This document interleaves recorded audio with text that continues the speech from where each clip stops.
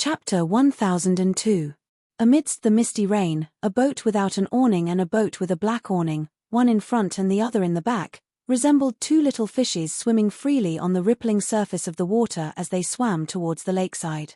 The boatman of the awning boat took off his shirt, revealing his tanned muscles as he wrung the water out of his clothes.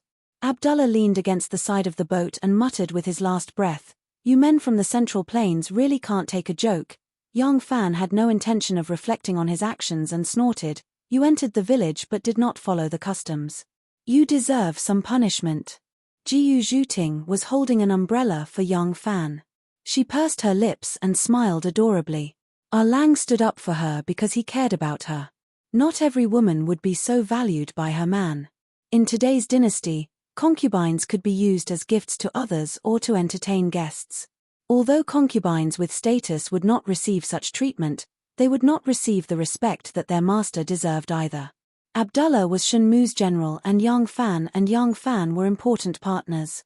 Today, Abdullah was punished by Young Fan just because he expressed his admiration and did not say anything unbearable. Jiyu Zhuting's heart was filled with sweetness. There were people waiting on the shore. A quick glance revealed that there were no less than a dozen of them. All of them were wearing straw raincoats and bamboo hats, standing ramrod straight. Among them were Abdullah's personal warriors, experts sent by Shenmu to greet Young Fan, Ren Wei, and a few of Young Fan's personal attendants. Young Fan furrowed his brows. Why did Shenmu choose such bad weather to meet us? Abdullah climbed up from the boat and crossed his arms. His face was a little green. He was not afraid of the heat, but he was very afraid of the cold. That dip in the lake had chilled him to death. Abdullah shivered and said, "I did not deliberately choose such a day. It just so happens that it is raining today." Young Fan smiled faintly. When the sharp bow of the boat was about to touch the wooden pier, the boatman tapped the bamboo pole lightly. The boat swung its tail like a fish and gently touched the shore on its side. Abbas, who was steering the other boat for Young Fan, knew how to push the boat, but his skill was very average. He did not know how to swing the boat when it reached the shore, and the tip of the boat crashed straight into the shore, causing him to stagger. With Young Fan's current condition, he could already walk, jog, and practice martial arts in the morning without any problems. Therefore, he could already ride a horse. However, Shenmu still sent him a carriage. It was a very wide carriage pulled by 4 horses. Abdullah climbed into the carriage in a flurry and said to Young Fan with his teeth chattering, "Please wait a moment, let me change my clothes." After a while, a pile of wet clothes was thrown out. Then Abdullah walked out of the carriage with his chest and stomach puffed out. The drenched chicken became a dog again. Abdullah invited Young Fan to get on the car. As soon as Young Fan boarded the car, he felt that the car was not as light as it looked. He gently buckled the car against the wall. Listening to the sound, it was indeed made of iron plates. The wheels rumbled and the carriage was escorted out of Longqing Lane by dozens of knights. Jiyu Zhuting took out a silk handkerchief and gently wiped Young Fan's rain-soaked cheeks. Listening to the sound of dripping rain, Young Fan said to Abdullah, "If Brother Shen has something to say, why don't you come to my Hushin Island? In this kind of weather, why go to Chang'an residence?"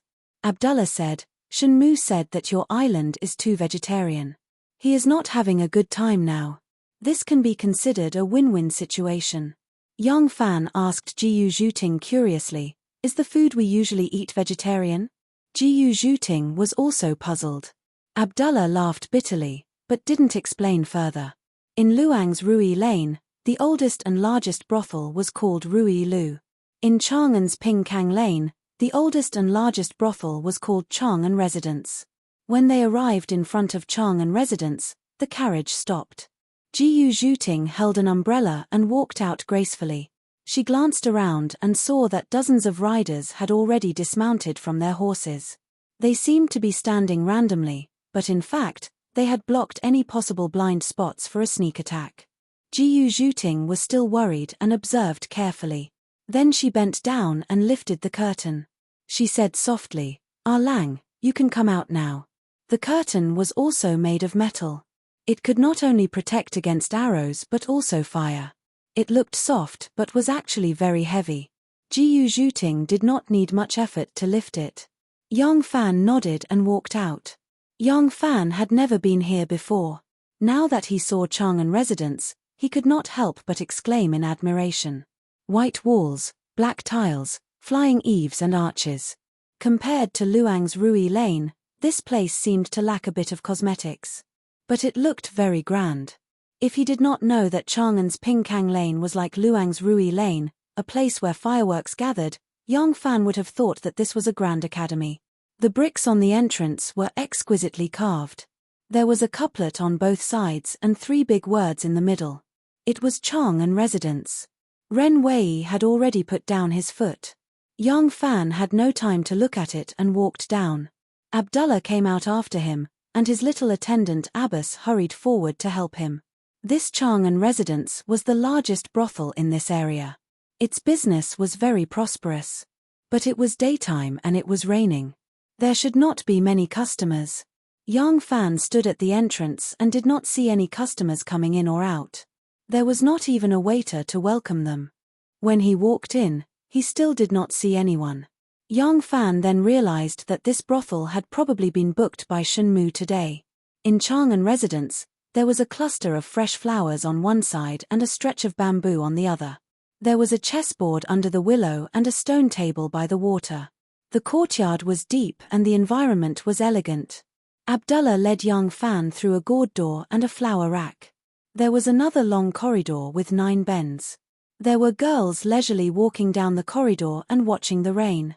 Seeing them come over, the young ladies smiled like flowers and curtsied, but they didn't swarm around them or act coquettishly. It made them feel as if they were bathing in the spring breeze and felt extremely comfortable. At the end of the corridor, there was an exquisite 2-story embroidery building. Abdullah signaled to Yang Fan. Yang Fan turned to Jiyu Zhuting, Ren Wei, and the rest and instructed, "Wait downstairs." It was not appropriate for him to bring Ren Wei and the rest to the brothel for a banquet. It was not like they were looking for a fight or a negotiation. Jiyu Zhuting was his personal guard and a girl. It was not a problem for her to go upstairs. But Yang Fan had already regarded her as his woman. It was even more inappropriate to bring her up. Yang Fan was meticulous. Jiyu Zhuting knew what he was thinking and agreed obediently. She put away the umbrella and entered the building with Ren Wei and the rest. Yang Fan went up the stairs and walked along the carved railings. He saw a large hall in front of him. The hall was decorated with flowers, but it did not appear luxurious or tacky. Instead, it had a kind of appropriate magnificence. Shenmu was sitting behind a table with 2 beauties on his left and right. Their eyes were like green jade and their hair was like a pair of golden fists. Impressively, they were 2 extremely enchanting and beautiful Huji. One of the 2 Huji took food and the other fed wine. Shenmu's hands were busy with the 2 beauties, but he did not stop eating and drinking. Yang Fan laughed. Brother Shen is hugging 2 beauties on each side and drinking wine with the beauties. How satisfying. Shenmu laughed and let go of his hands. His eyes were slightly tipsy, but he did not lose his shrewdness. He smiled at Yang Fan and said, "You and I have worked hard. Why are we here? Now that we have succeeded, we should enjoy it. Come, come, come. Please sit." When Yang Fan heard him say succeeded, his heart was moved. He slowly sat down at the table opposite Shenmu and asked, "They are willing to give in?" Shenmu smiled. "Yes. Yesterday, Zhang Yu accompanied the Zheng family's great-grandfather to see me." As Shenmu spoke, he patted the 2 Huji's plump buttocks and signaled them to leave. The 2 beautiful Huji's cheeks were flushed from his touch. Obviously, they were aroused. They thought that they were about to have sex with him but did not expect that when Yang Fan came, this seemingly affectionate but actually heartless guest immediately chased them out. When the 2 girls' big blue eyes glanced at Yang Fan, they could not help but have a trace of resentment. Yang Fan's scalp went numb from their stares. "Shenmu and I are not brothers or heroes. Why are you looking at me like that?" The 2 Huji retreated and the hall was suddenly empty. Only then did Yang Fan realize that Abdullah did not follow them. He had stopped at the entrance of the building and now there were only him and Shenmu upstairs. The curtains on the 4 walls were gently blown by the wind, bringing with it a trace of moisture from the spring rain, making people feel a bit melancholy. But Shun Mu seemed to be in high spirits. He drank another mouthful of wine and said, "The succession hall is now in the hands of the two of us." When this happened, they had already lost the courage to break off with us. Moreover, we have given them hope. Even if they are unwilling, they know that if they choose to cooperate with us, their loss is far smaller than breaking off with us.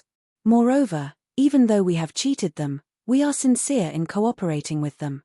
They also understand this. If this is still not enough to make them willing to give in, once the news of Second Zhong being in charge of education spreads, they will have no choice but to seriously consider it. Haha, even though we cannot afford the loss, we are willing to throw caution to the wind. They can afford the loss, but they do not dare to use decades or hundreds of years of degradation as the price. This is called the barefooted are not afraid of those who wear boots. It is indeed good news. Young Fan smiled happily. He poured a cup of dragon paste wine and raised it to Shun Mu. Even though he knew that reconciliation was the wisest choice for the aristocratic families, he could not be at ease if he did not receive accurate information. These days, he had bought a house and gone sightseeing. It seemed that he no longer had any scruples. In fact, he had deliberately put on an act. Only now did his taut heartstrings finally relax. Shun Mu smiled and raised his cup, clinking it with him from a distance and draining it in one gulp. He then stared at him and said, "What do you plan to do next, Erlang?" The two of them had already communicated many times. Moreover, they had done such a big thing together. There was no need to be tactful or probing. Thus, Shun Mu went straight to the point. The current situation between the two of them was like two allies who had chosen to advance and retreat together in battle. As for how to divide the fruits of victory, that was already decided before the victory. There was no need for further discussion. However, the strategy to be adopted after the victory could not be discussed in advance. Because victory was victory, defeat was defeat. If they lost, they would suffer a crushing defeat. If they won, they would seize power. There was nothing to discuss. However, there were too many variables in how far the war would go, how much damage would be caused, and what the final outcome would be. There was no way to plan in advance. Young Fan understood that Shun Mu was asking him and testing him. Even though he had already made a plan for this and consulted the opinions of the Sky Observation Division, he still seriously thought about it and slowly said, "One word, steady. We can't learn from Qin Shihuang. The first thing we need to do next is to restore our relationship with the aristocratic families and win their trust. After all, our roots are with them. Not only do we share many common interests, but we will also be inseparable in the future. We must use sincerity to make them understand that we only want independence and not to break away from them." However, they suffered a great loss this time. It will be a long process to win their trust. Shun Mu smiled. "I don't think so. The aristocratic family lords are all old foxes. I've always felt that people who are too old will lack the drive to move forward. But because of this, they tend to seek stability. Bravery will never happen to them. There is no eternal friendship or hatred between countries. It is the same between us and them." Young Fan said, "That's for the best. Also, we need to stabilize and manage the internal affairs. Right now, we are using strong methods to purge the dissidents and intimidate the heroes. We have indeed achieved our goal, but this kind of succession hall is unstable. We need to manage it carefully. Moreover, the obvious and hidden sects will henceforth be one family. We need to let them adapt to the situation." Shun Mu listened attentively. He slowly sipped his wine and said, "Then what does Erlang think about the situation in the court? After all, no matter if it's our succession hall or the other aristocratic families, because we are too large, the slightest movement from the imperial court will have a great impact on us. The reason why the aristocratic families established the succession hall was to deal with the changes from the imperial court, war, and turmoil.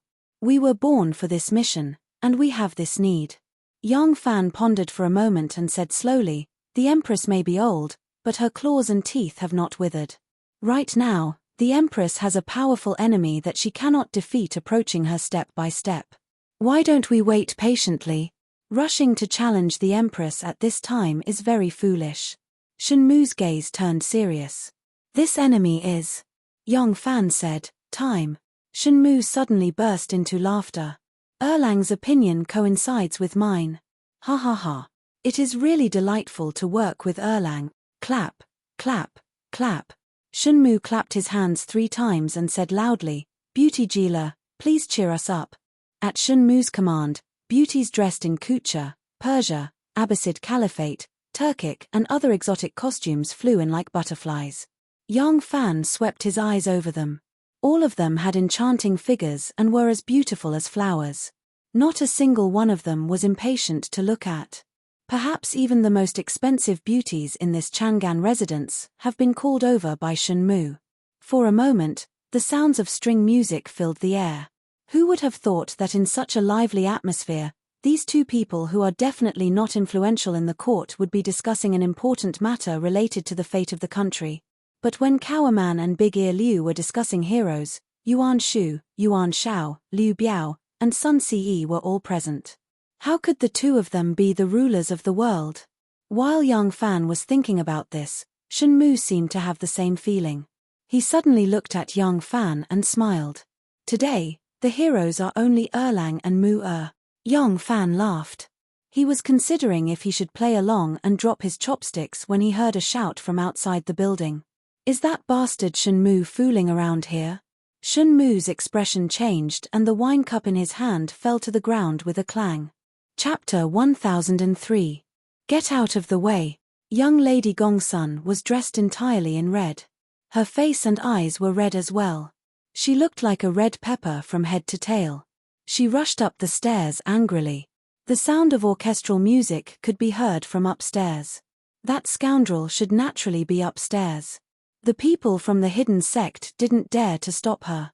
Their dissolute sovereign had countless love debts and he especially liked to provoke the young ladies of influential clans. This wasn't the first time they witnessed such a scene. Furthermore, there were people among them who knew Gongsun Lanji. They didn't dare to meddle in this matter. "Shen Mu!" Gongsun Lanji yelled out sternly. She lifted her sword and leaped, appearing in the middle of the hall nimbly. When she saw the situation in front of her, she was startled. There were many people in the hall, but there were only 2 men. The rest were all women. There were only 2 men. One of them was Yang Fan, and the other was an Arabian. Gongsun Lanji recognized him as Abdullah. Abdullah was wearing a loose Arabian national robe. He was sitting cross-legged on the banquet, leaning against the beauties and beaming with joy. There were 7 to 8 beauties surrounding him. Yang Fan, who was sitting opposite him, was also surrounded by 7 to 8 beauties. They surrounded him and covered his face with kisses. Gongsun Lanji looked around and couldn't find any traces of Shen Mu. She couldn't help but be startled. She didn't have a harmonious relationship with Yang Fan. Furthermore, Abdullah was Shen Mu's trusted aide. Hence, she only cast a glance at Yang Fan and walked towards Abdullah with large strides. She glared at him and asked, "Where's Shen Mu?" "Ah, it's young Lady Gongsun." Abdullah was hugging a Persian beauty with blonde hair and blue eyes. His large hands were rubbing on her voluptuous bosom. He beamed with joy and said, "I didn't expect to be fortunate enough to meet young Lady Gongsun here." "Ha ha ha. You mean Shen Mu? I didn't see him today." Gongsun Lanji glared at him and looked around. She strode over and pulled the curtains open. There was naturally no one behind the curtains. Gongsun Lanji looked out of the window. There was no one outside. Shen Mu didn't know martial arts. If he was here, he wouldn't have been able to escape in time. Furthermore, this empty hall couldn't hide anyone. Gongsun Lanji's anger gradually subsided. For the past few days, she had been trying to force Shen Mu to marry her. However, Shen Mu had rejected her at first and then disappeared in the end. This made Miss Gongsun so angry that she almost died. As a female martial arts fanatic, Gongsun Lanji had a lot of prestige among the Chang'an Rangers. She issued an order to arrest her fugitive husband. The Chang'an Rangers all joined in to help him gather information. Today, Yang Fan went to Pinkang Lane in the rain. Because it was raining, there weren't many pedestrians. Someone discovered his whereabouts and told Gongsun Lanji. Gongsun Lanji knew that Yang Fan and Shen Mu were a pair of scoundrels. However, She also knew that young Fan had always been clean and self-respecting and rarely appeared in romantic places. She immediately suspected that it was Shun Mu who invited him. Thus, she hurried over. Who knew that it was Abdullah here? Gongsun Lanji saw that Shun Mu was really not here. Her jealousy disappeared and her anger gradually subsided. She wanted to turn around and leave. Young Fan held a beauty in his arms and said lazily, "Miss Gongsun, listen to my kind advice. A woman should act like a woman. If you weren't so fierce, Shun Mu wouldn't have run away from you." Gongsun Lanji glared at him and said angrily, "It's none of your business." She glared at young Fan. She saw that young Fan's face was full of lipstick marks and that he was holding a woman with disheveled hair and untidy clothes. The woman's face was buried in his arms. She looked really ugly. She blushed and said hatefully, "I didn't expect you to pretend to be honest all the time. Without junior sister to control you, you are so promiscuous. When Xiaoman arrives in Chang'an, I will tell her." Young Fan patted the plump buttocks of the beauty in his arms and proudly said, "My virtuous wife is gentle and virtuous. Even if she knew I went to the brothel, she wouldn't act like you." Gongsun Lanji was extremely angry. But she knew that young Fan wasn't bragging. Her junior sister was completely subdued by young Fan. It was impossible for her to go against this stinky man. She could only spit at him and said angrily, "There is no good man." Gongsun Lanji didn't even say a word of apology after disrupting the drinking party. She took her sword and left. The sound of the stairs went far away. Based on Gongsun Lanji's lightness skill, she shouldn't have done this. It was obvious that she did it intentionally out of anger. As soon as the footsteps disappeared, the beauty in young Fan's arms immediately sat up straight. She parted her long hair and said with lingering fear, "This wild girl, I was almost scared to death by her." Young Fan shook his head disapprovingly and said, "Miss Gongsun is good in other aspects but her temper is really unbearable. Brother Shun shouldn't have provoked her." Shun Mu took off the woman's gown draped over his body and shook his head, sighing, "What's the use of saying all this now?" Young Fan looked at him and said, "Why? Don't tell me you've already." Shun Mu replied, "I haven't." Young Fan was curious, "Since you didn't harm her body, why can't you end it?" Shun Mu leisurely let out a long sigh and said, "She is deeply in love. How can I bear it? I waved my sword and cut off the thread of love." Young Fan unhappily said, "What a pitiful person, there must be something hateful about her. I'm leaving, I can't be bothered to see your irritating face." Shun Mu said, "It was not easy for me to escape today, why are you leaving just like that?" Young Fan said, "If you want to seek pleasure, don't you still have Abdullah to accompany you? Since Miss Gongsun has already left, are you still afraid that she will come back?" After giving the order, Jiyu Zhuting immediately went upstairs to fetch young Fan. Actually, young Fan's injuries are more or less healed and there is no need for her to take such care of him. But how can Jiyu Zhuting be at ease? Jiyu Zhuting saw that young Fan's face is full of lipstick marks and quickly took out a handkerchief and wet it with water from the basin at the corner of the wall. She carefully wiped it off for him before helping him up by his arm. Shun Mu saw Miss Gu's gentle and virtuous appearance and thought about himself, Yong Shuarao, Li Chichi and Gongsun Lanji. None of them are easy to deal with. He could not help but exclaim in envy, "Look at Erlang, he taught his women so well. Why is it that none of my women are as gentle and obedient as him?" Abdullah said with a smile, "There is a saying in my place, female slaves can be bought and sold freely, but free women are the shackles around men's necks. I have told you this before, but you did not listen and insisted on provoking these women that you should not provoke. Now you know what is troubling you." Shun Mu hurriedly asked with a thirst for knowledge, "Then does the saying in your place say that once a man is shackled, how can he undo it?" Young Fan boarded the carriage. After the carriage started moving, he explained to Jiyu Zhuting in a soft voice, "Shun Mu is a playboy by nature. These few days, he was chased by Miss Gongsun to the point of hiding. Today, he finally managed to escape and unexpectedly, Miss Gongsun caught wind of the news and chased after him. The kiss marks on my face were deliberately created by putting on an act to help him cover it up." Jiyu Zhuting twisted the corner of her clothes and lowered her head, "Langjun need not explain to me. I will not interfere in Langjuan's matters." Yang Fan gently held her soft hand and happily said, "Today, after seeing Miss Gongsuan's arrogance, I finally know how good my Ting-er is." Jiyu Zhuting seemed to be angry and happy as she rolled her eyes at him and faintly said, "Could it be that Lang does not think that I am good usually?" Yang Fan smiled and said, "You are good usually, but compared to Miss Gongsun, my Ting-er is even more adorable." As Yang Fan said this, he lied down on the bed and used Jiyu Zhuting's round and firm thighs as a pillow. Today, he only drank a few cups of wine and was not drunk. But with a pair of warm jades behind his head and her faint body fragrance in his nose, he unexpectedly felt a little tired and could not help but yawn. Jiyu Zhuting said with distress, "Lang's body is not fully recovered yet. Young Master Shen dragged Lang out for your own pleasure. Lang, please rest." Yang Fan grunted and leaned into her arms again. This was the second time that Yang Fan used Jiyu Zhuting's thighs as a pillow. Jiyu Zhuting's feeling was different from the last time. That time, she was inexplicably surprised. Now that her heart belonged to someone, she felt a kind of quiet and satisfied happiness. The carriage was rumbling. Yang Fan really fell asleep in the drizzle. Jiyu Zhuting gently woke him up when they reached the island in the middle of the lake. "Lang, we are back on the island." "Yes. It's easy to fall asleep listening to the rain." "What a good sleep."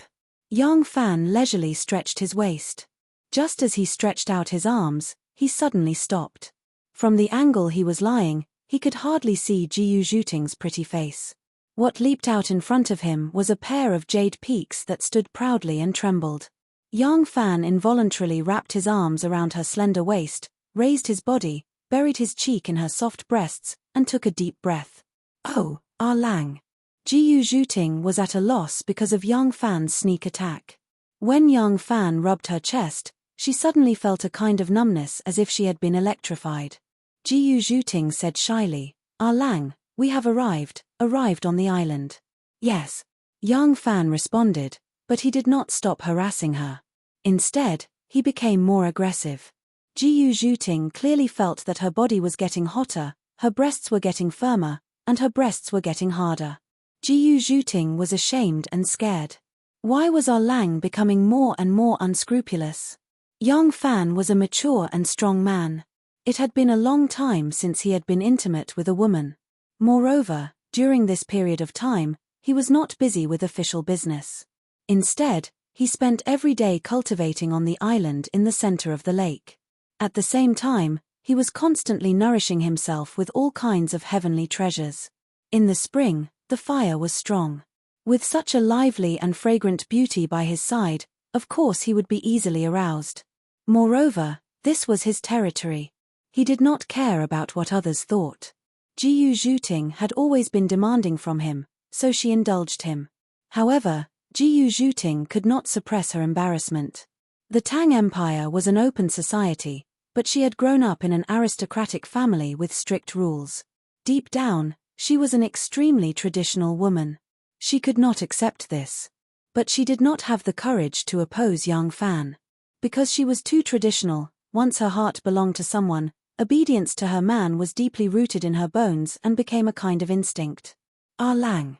She could only beg in a low voice. Yang Fan let go of her. Although his desire was like a tide at this time, he still cared about Jiyu Zhuting's feelings. He could hear the embarrassment in Jiyu Zhuting's voice. He whispered in Jiyu Zhuting's ear, "Then go back first. But when we get back, don't look for excuses. Today, you can't escape." Jiyu Zhuting's body went limp as he bit her ear and his hot breath blew on her face. Now, she just wanted him to get off the carriage so that no one would find anything strange. So she just nodded with a red face. At this time, she heard someone laughing loudly outside the carriage. "Haha, Lang is back. I have been waiting for you for a long time." Yang Fan's eyes stared blankly. "I have so many brothers. Why didn't I know?" Chapter 1004. As soon as the curtain was lifted, Yang Fan saw Dugu Yu's high-spirited smiling face under the dripping eaves. The ones who benefited the most from the turmoil of Chang'an were, of course, Wu Zetian and the obvious and hidden sects who plotted behind the scenes and used Wu Zetian's hands to achieve a great victory. But other than them, there were many others who benefited from it, and the Dugu family was undoubtedly one of them. Of course, the benefits they obtained were not directly reflected in political power. Shun Mu and Yang Fan had consciously prevented them from getting too involved in the struggle for power, which would only complicate the situation in the future. But the economic benefits and the rise of the large families would inevitably have a negative effect on politics. The power and influence they possessed had greatly increased compared to before. This was an objective fact. Yang Fan and Shun Mu had no choice but to let it develop. Yang Fan and Shun Mu, who were born in the commoner family, instinctively did not want to see the large families monopolize power and influence the politics of the court. Logically, they also understood that being born in the commoner family did not necessarily mean that the officials would be honest. The children of the commoner family were not necessarily more talented than the children of the large families. Thinking that only based on class had always been foolish. And in the past and present, even if the millennium-old families were gone, the political families would still exist. They might not have existed for 1,000 years, but they still had influence over several generations. As long as the structure of the family, kinship, and society did not change, as long as humans still had emotions, such things could never be avoided. Yang Fan and Shun Mu were not arrogant enough to think that they could sway it. This was simply the most basic emotion that originated from humans. If you had the power and resources that others did not have, would you invest them in your own children? Would you wholeheartedly cultivate them, support them, and hope that they could go higher than you? Shun Mu and Yang Fan were both smart people. Knowing that they could not go against the natural order, they would not act against it. Instead, they would adapt to it. Moreover, they still needed the support of the Guanlong families, especially since the emperor was about to move the capital. Guanzhong was the foundation of the Guanlong families. After 7 or 8 generations of operation, their power was deeply entrenched. Even the imperial power could not uproot them.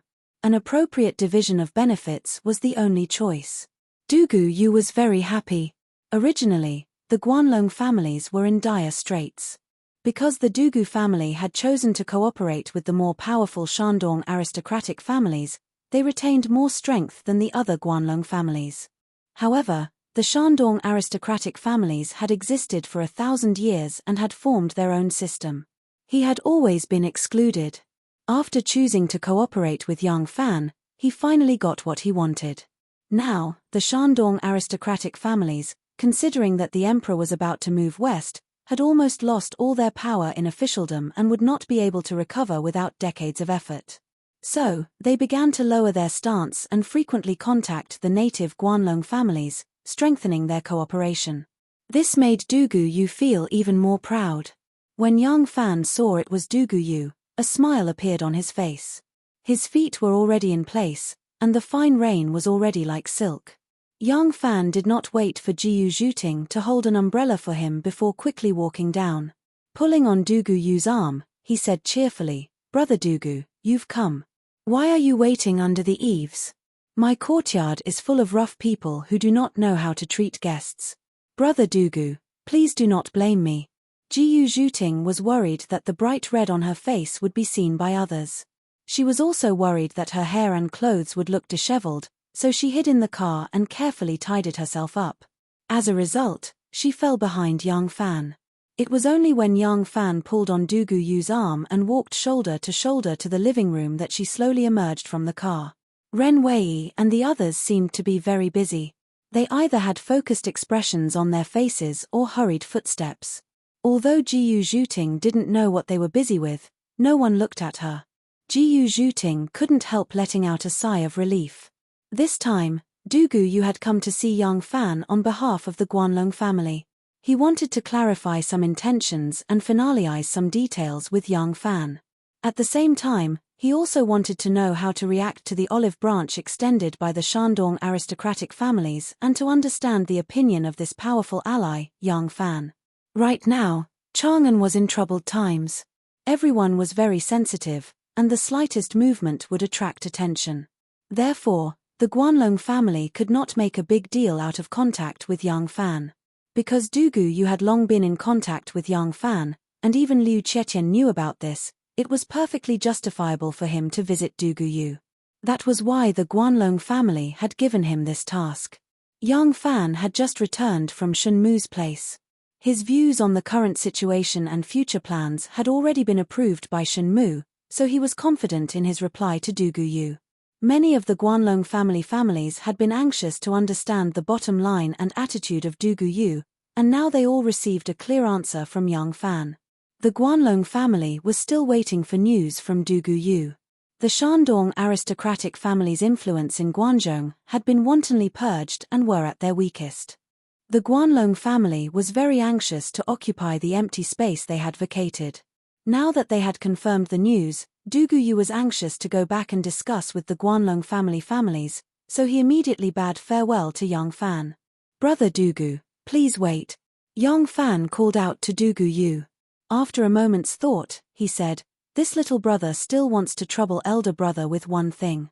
Du Guyu sat back down and happily said, "There is no trouble between us. Erlang, feel free to speak your mind."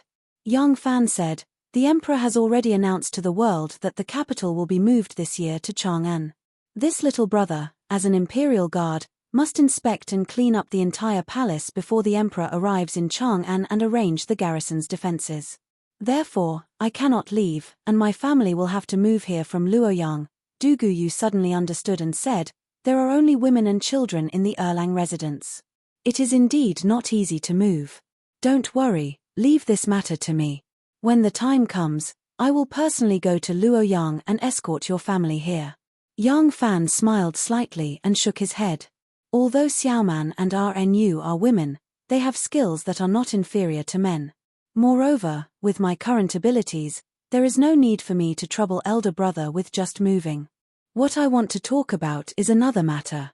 Of course, this is also my family. Du Guyu's eyes turned and thought, "Does Erlang have an mistress?" He replied cautiously, "Just tell me.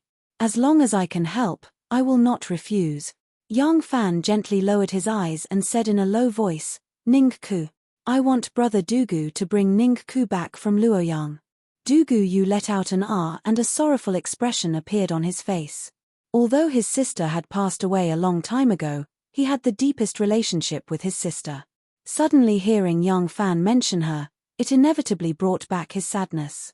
Yang Fan said in a low voice, "I have bought land by the Longqing pool and am building a new house. I want to bring her back." Du Guyu was silent. Yang Fan said, "Things are unpredictable. Although Ning Ku is extremely smart, he could not predict the emperor's move of the capital. Now that I am in Chang'an, how can I leave her alone in Luoyang?" Du Guyu hesitated and said, "Erlang, you and Ning Ku have no status. I am afraid." Yang Fan shook his head and said, "Status? Ning Ku is unmarried. After his death, his coffin should be transported back to Chang'an and buried in the Dugu family's ancestral house. But she didn't. Why? These are Ning Ku's last words. I can't disobey. You should know very well why she wants to stay in Luoyang, brother-in-law." Du Guyu's body shook and his eyes turned red. After a long silence, he nodded hard and said, "Okay. I will handle this matter."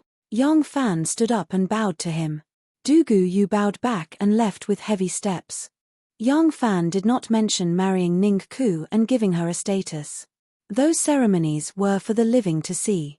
It was enough for him to remember this woman in his heart for the rest of his life. There was no need to show it to others. Moreover, if he really wanted to marry Dugu Ning Ku publicly, it would cause a lot of trouble. There must be some people in the Dugu family who were not willing to marry their eldest daughter to a married woman. Even if it was a ghost marriage, they would take the opportunity to challenge Du Guyu's authority again. And Yang Fan did not want to embarrass Xiao Man.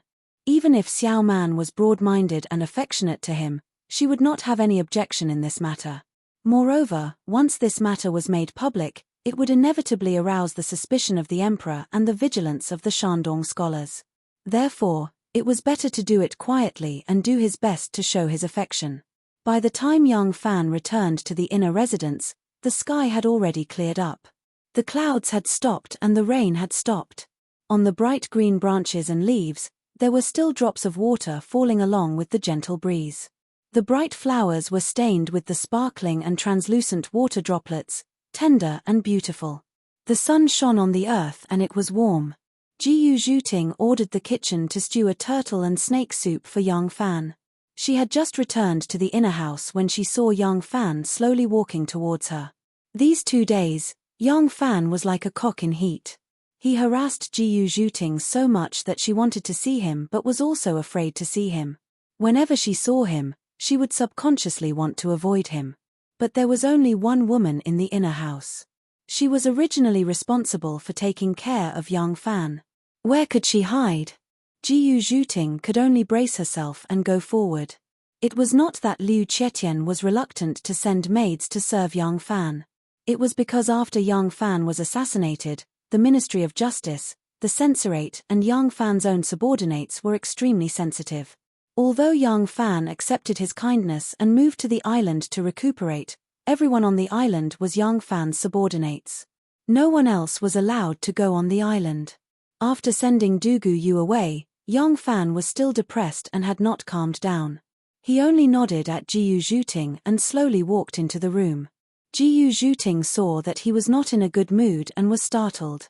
She thought that Dugu Yu had bad news to tell young Fan and quickly followed him in.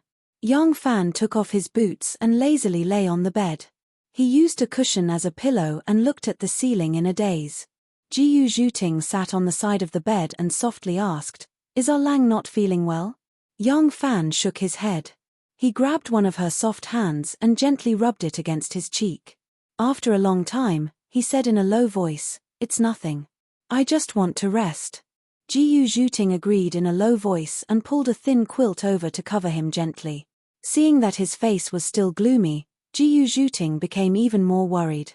She bit her thin lips and her pretty face blushed before she spoke. She mustered up her courage and said, Lang, if you are tired, you can return to the inner room to rest. I will wait on Lang to sleep." Young Fan looked at her in surprise and a trace of a strange smile slowly appeared in his eyes. Jiyu Zhuting was embarrassed by his stare. She blushed and lowered her head. She said, "The inner room should be quieter." This was a little too obvious. Young Fan mischievously asked, "Although it is quiet, are you not afraid that Lang's injury has not healed?" This was also one of the reasons why Jiyu Zhuting shyly declined. It was just that at this time she was offering herself as a pillow, it was inevitable that she was flustered and did not notice young Fan's teasing. Thus, she lowered her head and shyly replied, I heard that when you serve a man, you don't need to tire yourself out." The smile in young Fan's eyes deepened. "Oh? You know?" Jiyu Zhuting blushed and said, "How would I know? This is what I heard when I was dealing with people in Jianghu." But she quickly glanced at young Fan and said, "But Lang must know. Lang can teach me." She gathered her courage and said this. Her pretty face was tender and beautiful, even more beautiful than the sunset glow on the horizon. Young Fan could not help laughing quietly. He gently pulled Jiyu Zhuting into his embrace like a little kitten. Young Fan gently kissed her smooth cheek and softly said, "What a lovely person. I'm very lucky. I'm lucky that I didn't miss you again." At this time, young Fan did not have the impulse. He only wanted to hold her soft body. However, Jiyu Zhufan misunderstood and thought that young Fan wanted to have her here. She was as nervous as a beau. Young Fan sensed her nervousness and deliberately teased her, "Don't worry. It is almost evening. There will not be any big brother or third brother coming to make trouble." This made Jiyu Zhuting's misunderstanding even deeper. She blushed and closed her eyes, making a mosquito-like sound in agreement. She then heard Jiyu Da's excited voice ring out from the courtyard, Sister, our house's blueprint is out. Quickly come and take a look." Young Fan was stunned and muttered to himself, "How could I forget that I still have a bunch of brothers-in-law and brothers-in-law?" Chapter 1005. As Young Fan went to Shunmu's banquet in Pinkang Square in the rain, Young Fan began to get busy. Chen Dong and Sun Yuxuan from the Ministry of Justice, Hu Yuanli, Shi Yu, Wen Ao from the censorate, and even the Chang and bureaucrats led by Liu Biantian kept coming to visit him. Many things needed the approval of Young Fan, who held the title of Loyal General of 1,000 horsemen and investigating and punishing officials, to deal with the aftermath of the purge. Zhong Changzong would also drop by every now and then. His intentions were pure and without any ulterior motives. He only wanted to express his concern and closeness to Yang Fan. These were only the interactions on the surface. Secretly, Yang Fan and Shen Mu had contacted each other a few times. Shen Mu even arranged for old Grandpa Zheng to meet with Yang Fan on behalf of the aristocratic families. These aristocratic families were millennium-old aristocratic families that had even experienced the change of dynasties. Although they were quite annoyed when they fell into the hands of the two juniors, Yang Fan and Shen Mu, they immediately adjusted their mentality once they realized that the truth could not be changed.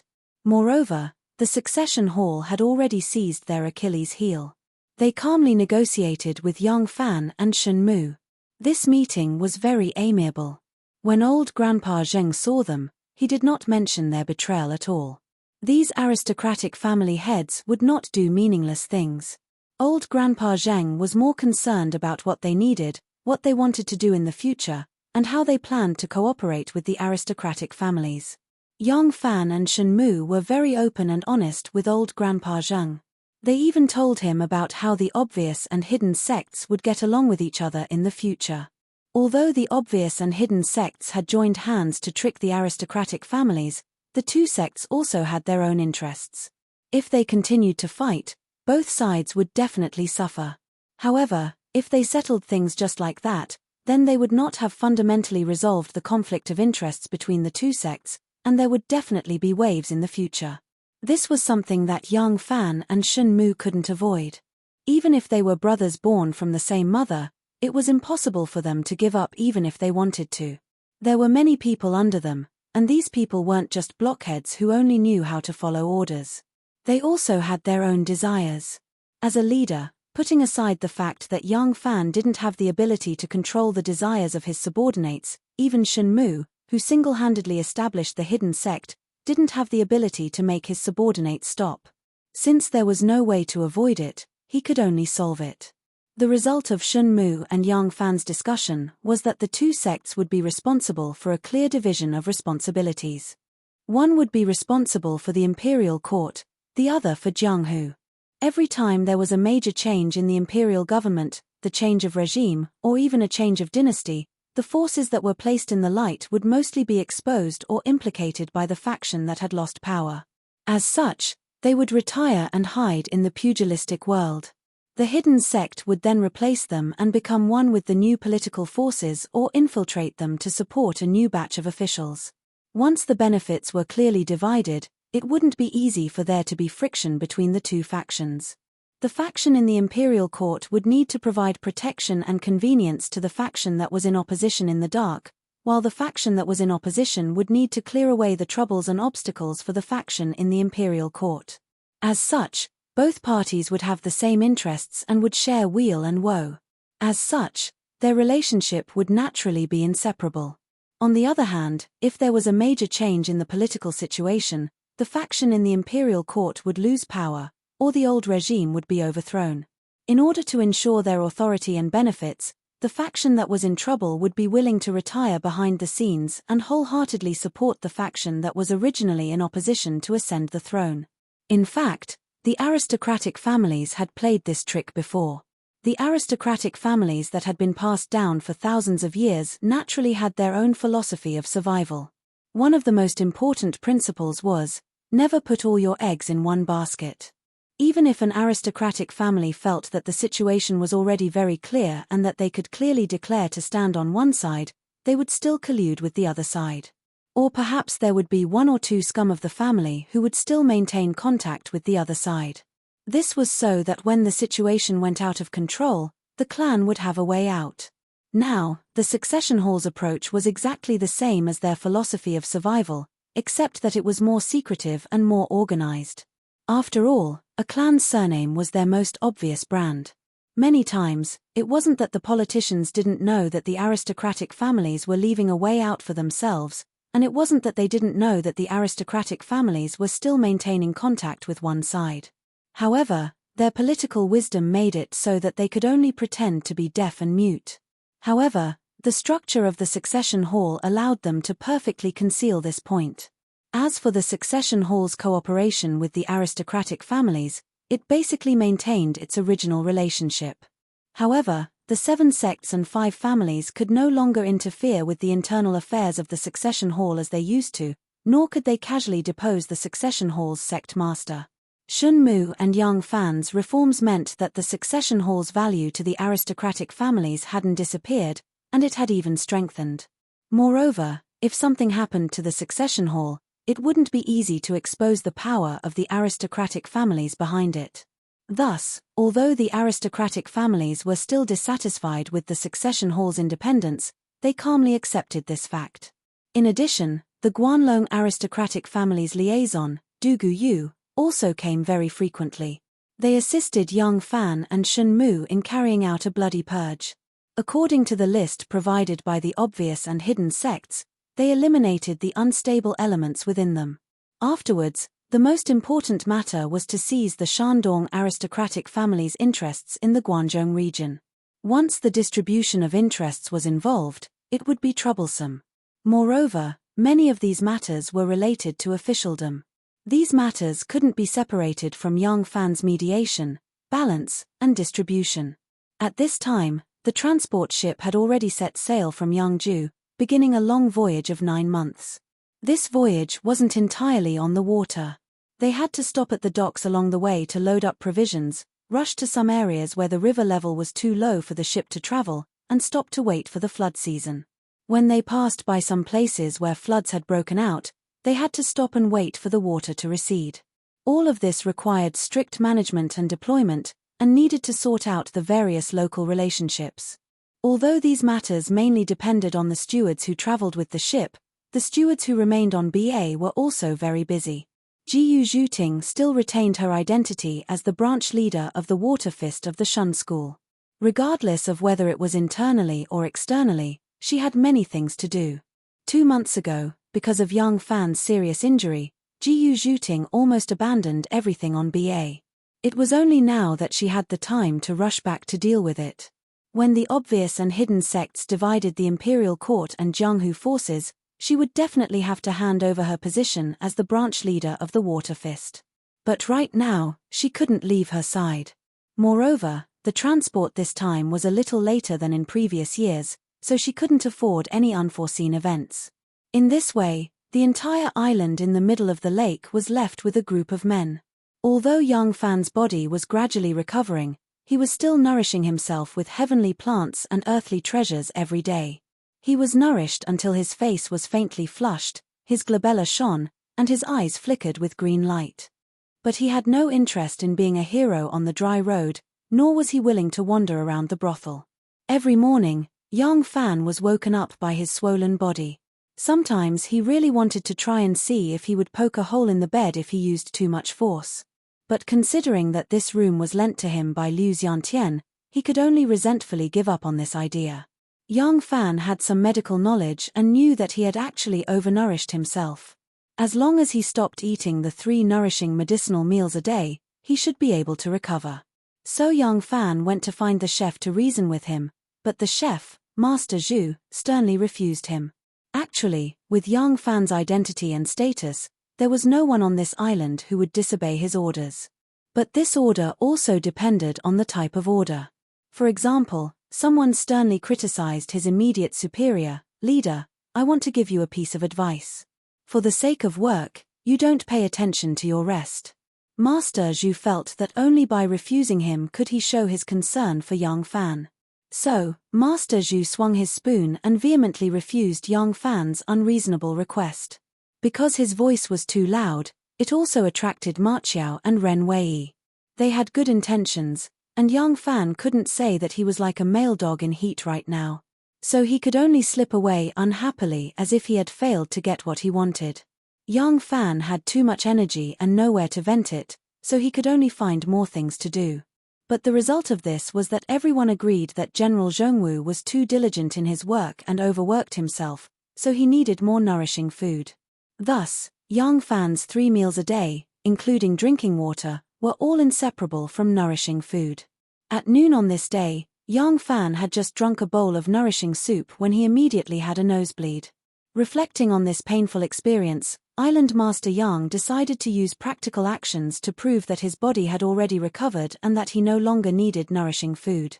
Thus, he brought Ren Wei and the others to the lawn. First, he practiced a fist technique, and when he felt that there was no discomfort in his chest, he brandished his saber. Island Master Yang was itching to have Ren Wei come up and experience the 18 drops of stained clothing that he hadn't practiced in a long time, when a woman suddenly appeared on the island. The woman was very beautiful. She wore a long dress, and her sleeves were wide.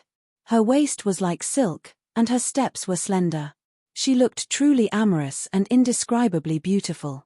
In truth, given Island Master Yang's current state, he would even feel coquettish if he saw a sow. The beauty was still far away, so Yang Fan sheathed his saber and stared at her.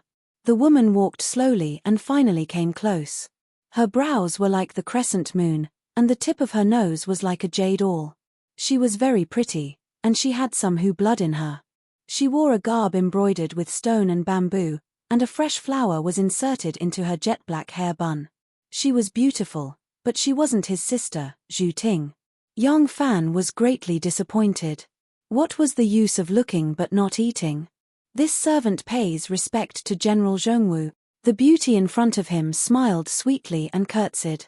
Her jade-green garb revealed a pinkish pair of breasts that contrasted with her snow-white skin and an alluring cleavage in the middle. It was very pleasing to the eye. Yang Fan's gaze seemed to be affected by gravity, and he continuously drooped down. He forced himself to fix his gaze on the beautiful smile of the lady, who was both happy and angry at the same time. He cleared his throat and asked, "Who are you, miss?" When the lady heard this, she faintly said, "Now that second brother has become a great general, you don't recognize me." When she said this, Ren Wei and the others looked at Yang Fan with a strange expression. Yang Fan wasn't a fool that would get himself into trouble. He immediately put on a stern expression and said, "This Yang and Miss really don't know each other. Why do you say that?" The lady wasn't afraid of him. She made a face at him and giggled. "This servant is Xu Xiaosao.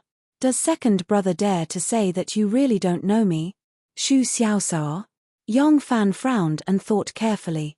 Suddenly, he cried out involuntarily, "Ah, it's you, aren't you?" Xu Xiaosao hurriedly gave him a look, and Yang Fan immediately shut his mouth. Yang Fan remembered that the reason he could remember her was because of her special name. Xu Xiaosao was an imperial maid in Wu Zetian's palace. When Wu Zetian was still the Empress Dowager, she was on duty in the Empress Dowager's palace. At that time, Yang Fan was the great horseman in the palace, standing guard every day with a halberd in his hand. That was why he knew Xu Xiaosao. One winter, it was snowing heavily. An imperial maid named Zhu Yuanbao teased Yang Fan when he was still a bald monk. It was Xu Xiaosao who helped Yang Fan out. Who knew that Xu Xiaosao would also tease Yang Fan and was seen by Xie Xiaoman, who was still prejudiced against Yang Fan at that time. This deepened her misunderstanding of Yang Fan. Since then, Yang Fan didn't have much to do with this Miss Xu Xiaosao. Later, when the imperial concubines and princesses went out to see the lanterns during the Shangyuan festival, some of the imperial maids would secretly escape. Wu Zetian felt that it was better to let them out. Every year, she would choose a batch of imperial maids to be released. Yang Fan thought that she had already been released to her hometown. Yang Fan saw the look in her eyes and knew that there was more to it. He immediately said to Ren Wei and the rest, "Disperse, I have something to say to this lady." Ren Wei and the rest dispersed, and the moment they left, Yang Fan said, "Miss Xiao Miao, a girl really changes 18 times between womanhood and womanhood. If you didn't mention it, this Yang really wouldn't have been able to recognize you."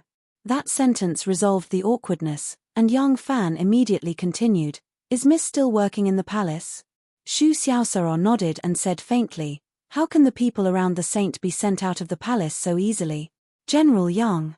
Xu Xiaosao's beautiful eyes quickly scanned the surroundings. Yang Fan understood and immediately said, "Don't worry, everyone on this island can be trusted." Xu Xiaosao nodded and reached into her robes to take out something. She said in a low voice, "This is a secret letter, please open it personally, General." This thing was not kept in her robes, but kept close to her body. It was enough to show its importance. Moreover, she was someone by Wu Zetian's side. Yang Fan couldn't help but become cautious, forgetting to appreciate the graceful curves of her breasts when she reached into her robes. When she took out the letter, he quickly received it with both hands. Yang Fan hurriedly opened the secret letter and his expression changed immediately. Xu Xiaosaro clearly knew the inside story. Seeing Yang Fan's expression, she said, "It's all in the past. Daiji has followed the saint for many years. His relationship with the saint is even deeper than that of the princes and princesses. Since the saint has already forgiven Daiji, there won't be any more trouble. However, you must ensure that no rumors are spread." When Yang Fan heard this, he knew that this Xu Xiaosaro even knew about his relationship with Shanghai WN. If that was the case, she must be WN's confidant. He didn't hide it anymore and only asked in a low voice, "Has WN arrived in Chang'an?" Xu Xiaosaro said, "Daiji will arrive soon."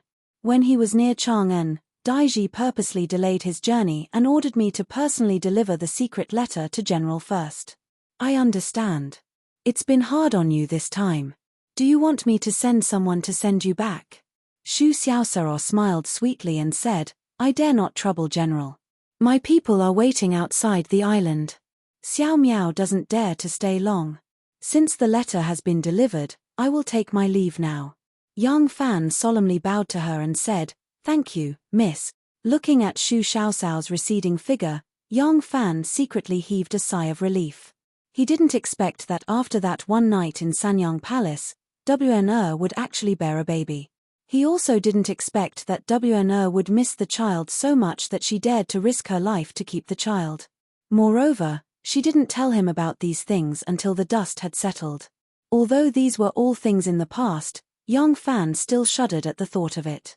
At this time, he still didn't know that Wu Zetian had injured WN in a rage. Yang Fan secretly rejoiced for a while. Suddenly, he remembered that WN would arrive in Chang'an soon and Zhong Changzong would be responsible for settling her down. Where would she live then? In such a big city like Chang'an, there would be plenty of places to settle Shanghai WN. Yang Fan wanted to take care of her personally. WAN had done so much for him. Now that she didn't even have a title, he didn't want WAN to suffer anymore. When Buchi was giving birth, she was kidnapped by young Master Jiang. When Anu was giving birth, he wasn't by her side. This time, no matter what, he had to fulfill his responsibility as a man and a father. Chapter 1006. Zhong Changzong had been living in the 1,000 horseman camp, which was filled with the elite soldiers of the imperial army. At the same time, Zhong Changzong's 2,000 steel cavalry were also stationed there. Of course, it was impregnable in terms of security. However, one could easily imagine how unsettled the camp was. Actually, after the purge, Zhong Changzong didn't need to continue living here. As the host, Liu Xiantian should at least show some appreciation. For example, he could invite Zhong Changzong to stay on the island in the center of Longqing Pool to show some hospitality. However, Liu Xiantian didn't do anything. Carefully thinking about Liu Xiantian's inhumane actions, it was actually very thought-provoking. Back when Liu Xiantian invited Yang Fan to stay in his private villa on the island, it was also because it was a critical moment of the purge. Liu Xiantian was in a hurry to express goodwill to Yang Fan and improve his relationship with the Ministry of Justice and the Censorate. Otherwise, he wouldn't have done this kind gesture. There was only one reason: the situation was unclear. Liu Xiantian was on the Empress Dowager's side. Before the Empress Dowager became the emperor of the Zhou dynasty, he had stayed in Chang'an. Now, the Empress Dowager had been the emperor for 10 years. Time and space had widened the distance between him and the empress. Strictly speaking, he was no longer the empress's absolute confidant. Liu Xiantian colluded with the local forces in Chang'an and secretly built his own power because of this sense of crisis. He was very cunning, like an agile snow fox. He would be able to smell the slightest disturbance in the court, and he would be able to smell the scent of unease. He was far away in Chang'an, but he knew everything that was happening in Luoyang like the back of his hand. He knew very well how many officials who had been deeply trusted by the empress had now become lackeys to be cooked. Thus, He had always been very glad that he could stay in Chang'an. Otherwise, he couldn't guarantee that he wouldn't fall in the treacherous political turmoil. Now, Chang'an was suddenly about to become the political center of the country. The political signal of the emperor moving the capital was, return power to Li.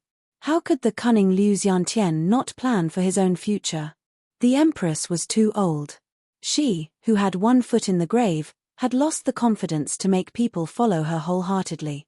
Every step Liu Biantian took required careful consideration. He needed to consider the changes in the political situation of the court in the next few years. The emperor would definitely come from either the Li family or the Wu family.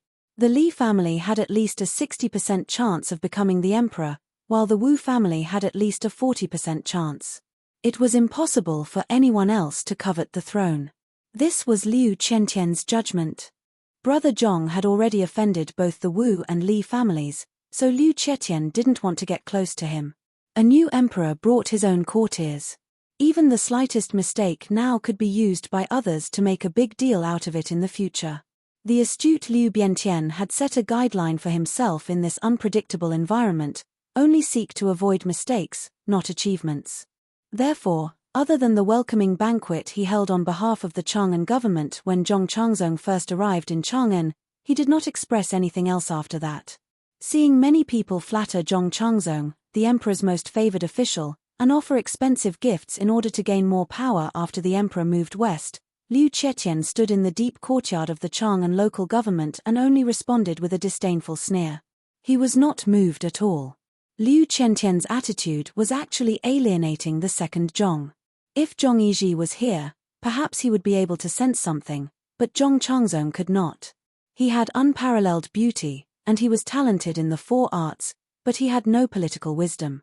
Faced with the stream of flatterers, Zhong Changzong had completely ignored Liu Qiantian.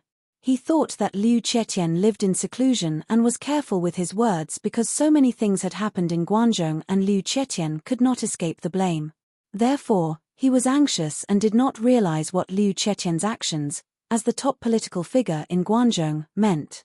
Fortunately, there were people who constantly went to the 1,000 horsemen camp to give gifts and banquets. Otherwise, Zhong Changzong would not have been able to stay in the 1,000 horsemen camp.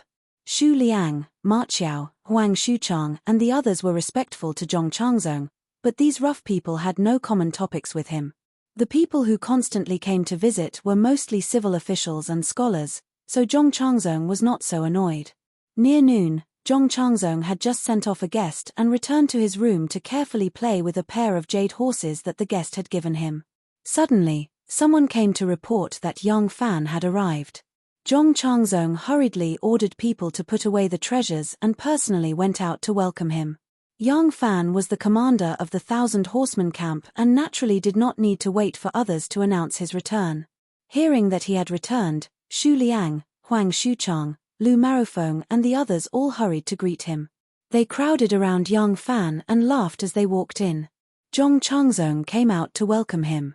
Seeing Yang Fan, he smiled and said, "Erlang is back. Forgive me for not welcoming you earlier." Yang Fan joked, "Speaking of which, I'm the host here, and Liu Lang is my honored guest. Today, I'm the one who's being rude, and the host has to be the guest." Zhong Changzong laughed and quickly took Yang Fan's arm into the room and sat down with him.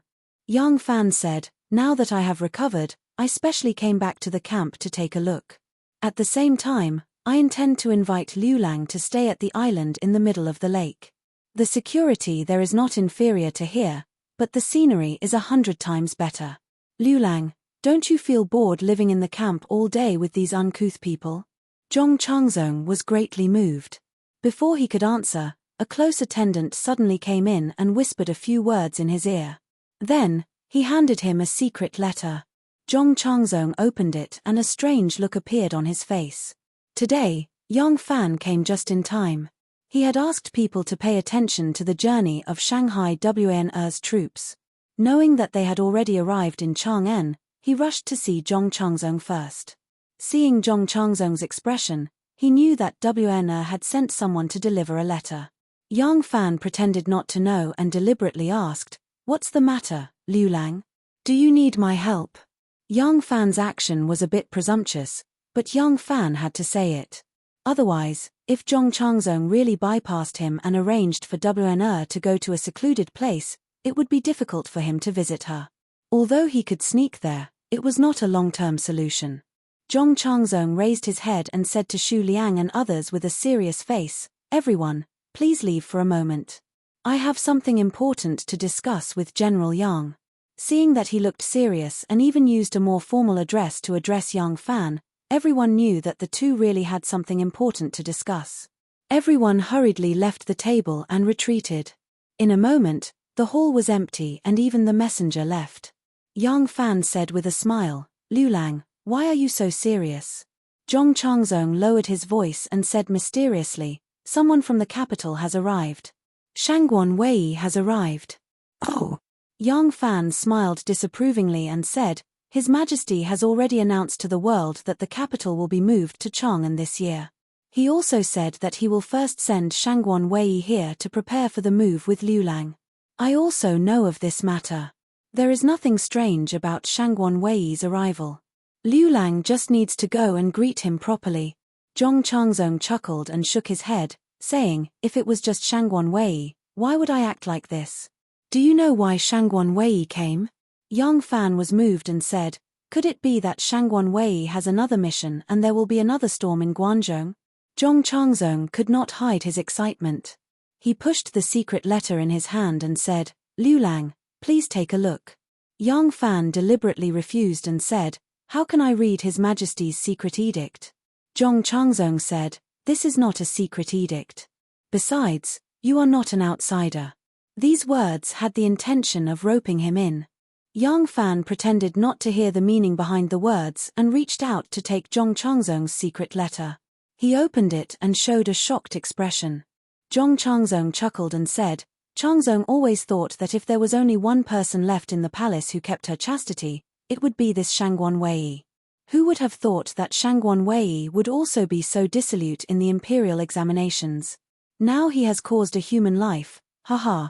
Zhong Changzong had always admired Shanghai WNR's talent. Adding on that during the development of the two powers, WNR had always restrained and given in to them, so the two had a good personal relationship. Now that he had suddenly heard of such a romantic affair, Zhong Changzong only expressed an instinctive interest as a man but did not say anything too excessive. Yang Fan held the letter and felt slightly sad. He knew how much Shanghai WNR treasured her reputation. But he also knew that if he did not ruin his own reputation, it would be difficult to dispel the female emperor's wariness and murderous intent. WNR had made the most correct move. This was to protect their child. What moved Yang Fan was that before this, WNR had not revealed anything to him. In this world, the hardest thing to guess was the human heart. In the eyes of the emperor, killing one person and keeping one person alive were common things. When the emperor was unhappy, a few words of criticism could cause her to kill her own grandson and granddaughter. Although WNR was by the emperor's side and could grasp the emperor's mood at any time and choose the best time to reveal the truth, she did not have the confidence that she would be safe. If the emperor really wanted to kill her, then it would be one corpse and 2 lives. The reason she did not let him know before she was out of danger was to protect him to the greatest extent possible. Although Yang Fan had learned of the news yesterday, thinking of WNR's good intentions today, his heart was still moved. "WNR, I have owed you too much. I fear I will not be able to repay this love in this lifetime." Zhong Changzong saw that Yang Fan was staring at the secret letter in a daze and knew that he was stunned by the news. He was a popular person in front of the emperor, and his status could not be lower than Shangguan Di's. There was no harm in teasing her a little. With Yang Fan's status, he naturally did not dare to say too much, so he cleared his throat. Yang Fan came to his senses and quickly put down the secret letter. He complained, "Such a secret, 6th Lang should not have let me and when no." Zhong Changzong said with a smile, "I have never regarded Erlang as an outsider. What harm is there for a brother to know? I still want you to help me come up with some ideas on how to properly arrange the Shangguan system." As Zhong Changzong spoke, he could not help but feel a bit proud of himself. He did not ask Yang Fan to leave because this was someone else's territory. It was fine for him to ask someone else to leave, But if he asked this loyal general to leave, it would be too unreasonable. After reading the contents of the secret letter, he suddenly had an idea. He felt that letting young Fan and Wen know the secret was a good opportunity to improve their relationship. A common secret was the easiest way to improve the relationship between two people. Second Zhong used the emperor's favor and painstakingly managed to win over a group of henchmen in the court. But he did not make much progress in the army. So far, his greatest achievement was to place Lu Marofeng in the 1,000 Horseman Battalion. He and Zhong Yizhi had always wanted to pull young Fan, the commander in charge of the Central Armed Forces, to their side. Today's action of not acting like an outsider was naturally to express goodwill and rope him in. When young Fan appeared here today, he had also fully considered Zhong Changzong's possible reaction. He had also prepared at least 2 sets of contingency measures. But it was clear that the first move was effective in dealing with Zhong Changzong, a political incompetent. While Zhong Changzong was feeling proud of himself, this matter had become young Fan's lead. Young Fan said regretfully, "I didn't look at the almanac when I went out today. I've come to the wrong place." Zhong Changzong laughed proudly and pointed at him. "Look at how scared you are. Don't worry." The sage meant that as long as you don't make a fuss, it's fine. You are also the emperor's confidant. What is there to be afraid of? Young Fan smiled bitterly. "In short, this is muddy water." Zhong Changzong laughed. All right. Don't complain. Where do you think we should arrange for her?" Young Fan asked in return. "What do you plan to do, 6th Lang?" Zhong Changzong held his chin and thought for a while. "How about letting Shangguan Dai live in Gunya Temple? It's very secluded there. I can take care of her nearby." Young Fan thought for a while and frowned. "That's not appropriate." Zhong Changzong asked, "What's wrong?" Young Fan said, "Gunya Temple is a royal temple. It specially takes in the concubines who haven't given birth when the late emperor passed away. Moreover, the temple is located in the Forbidden Garden and has little contact with the outside world. 6th Lang must have thought of this place for this reason." Zhong Changzong nodded. "Exactly." Young Fan said, "But because the Bhikkhunis there are all concubines of the late emperor and have seen a lot of things, I'm afraid they will notice something. Moreover, the sage made this arrangement. Obviously, Shangguan Dai is of great use. Shangguan Dai is here with the sage's order to prepare for the relocation of the capital. Won't people be suspicious if she lives in Gunya Temple?" Zhong Changzong also felt that his idea was not very mature after hearing young Fan's words. He said, "Then in Erlang's opinion, what should we do?" Young Fan said, "First, this place must be remote and quiet. It's difficult for ordinary people to come in contact with it. Only then can the secret not be leaked to the greatest extent. Second, this place must be elegant and in line with Shangguan Dai's identity. It must let people know that she came to Chang'an with the sage's order and not to be placed under house arrest or banished." Third. Before young Fan could finish, Zhong Changzong's eyes lit up. He blurted out, "The island in the middle of the lake." Young Fan was startled. "The island in the middle of the lake?" Zhong Changzong said excitedly, "That's right. The island in the middle of the lake meets this requirement." Young Fan was stunned for a while. He nodded and said, "That's right. The island in the middle of the lake is indeed a suitable place. How about this? My body has recovered and I don't need to stay on the island to recuperate. I'll move out of Longqing Square and return to the 1,000 Horseman camp today. Liu Lang and Shangguan Dai can live in Longqing Pool." Zhong Changzong was not willing to live alone with Shangguan Wanna. Everything he had came from the emperor. Now that he knew Shangguan Wanna's private affairs were not clean, he would certainly think of avoiding suspicion.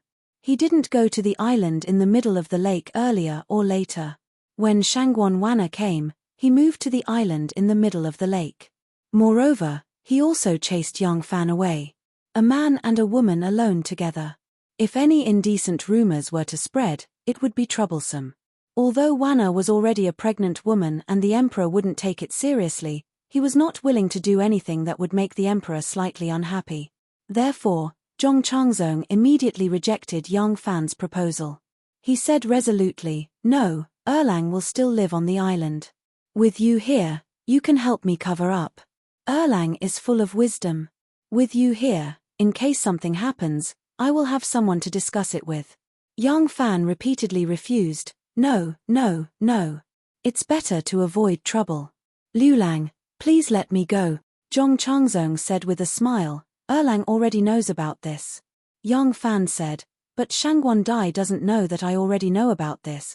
Zhong Changzong said, Shangguan Dai doesn't know, but I know. Yang Fan stared at him and said gloomily, you're really careless in making friends. Zhong Changzong laughed and cupped his hands. Thank you, Erlang. I'll remember this favor. Chapter 1007. Shanghai Wan arrived in Chang'an. When Zhong Changzong picked up Shanghai Wan and sent her to the island in the middle of the lake in Longqing Square, the news spread in Chang'an. As soon as the news spread, the officials in Chang'an were greatly relieved.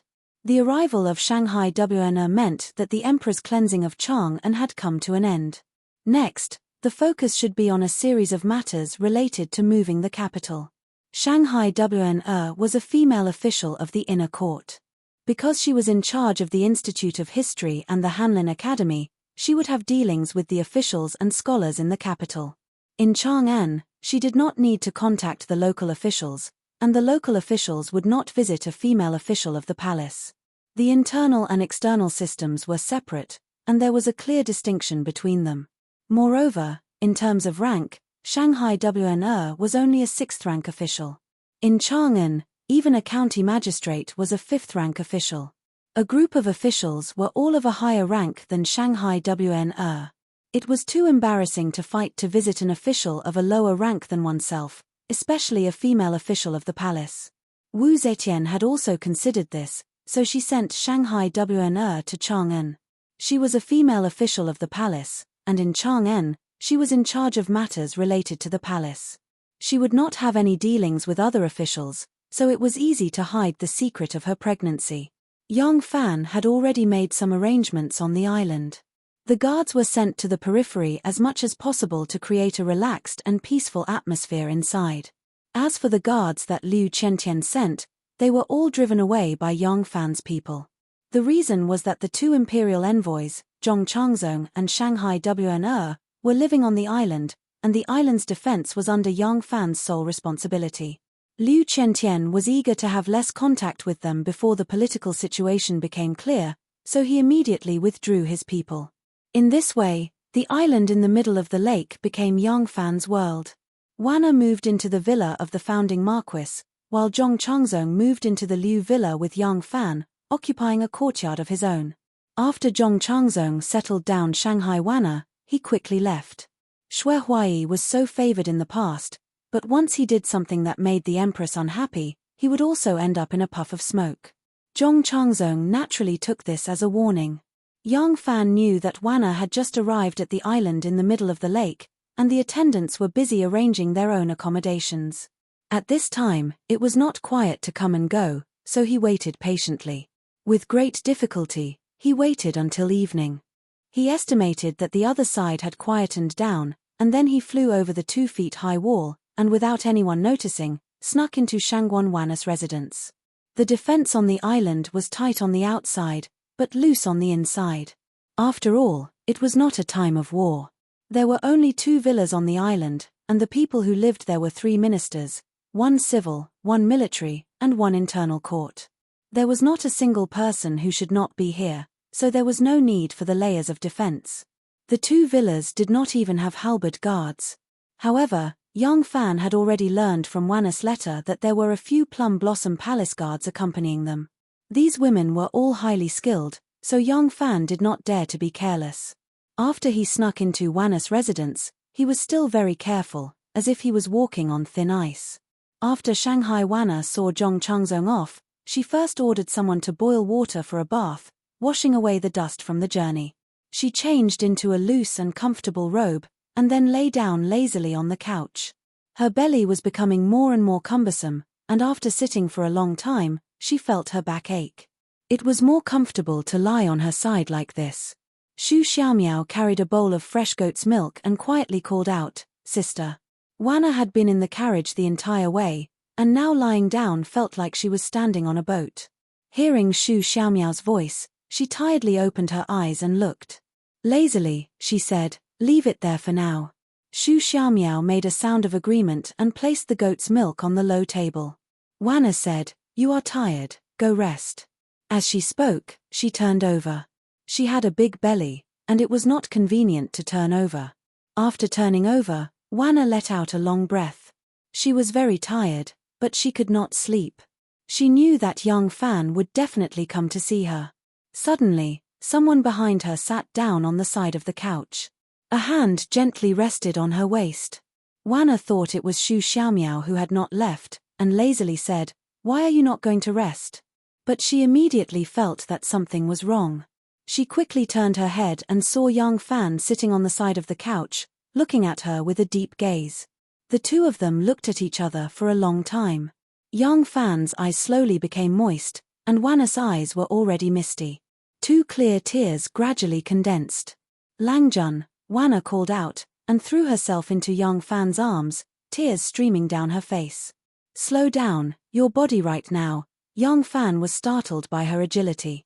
He was afraid to touch her body, so he was a little flustered. It was not until Wanna threw herself into his arms, and hot tears wet his shoulder that young Fan's frozen arms slowly came down, and he gently hugged her. Wanna lay in young Fan's arms. Young Fan used his chin to gently rub the wet, soft hair on her head, which gave off the fragrance of honey locust. He softly said, "I'm sorry to trouble you."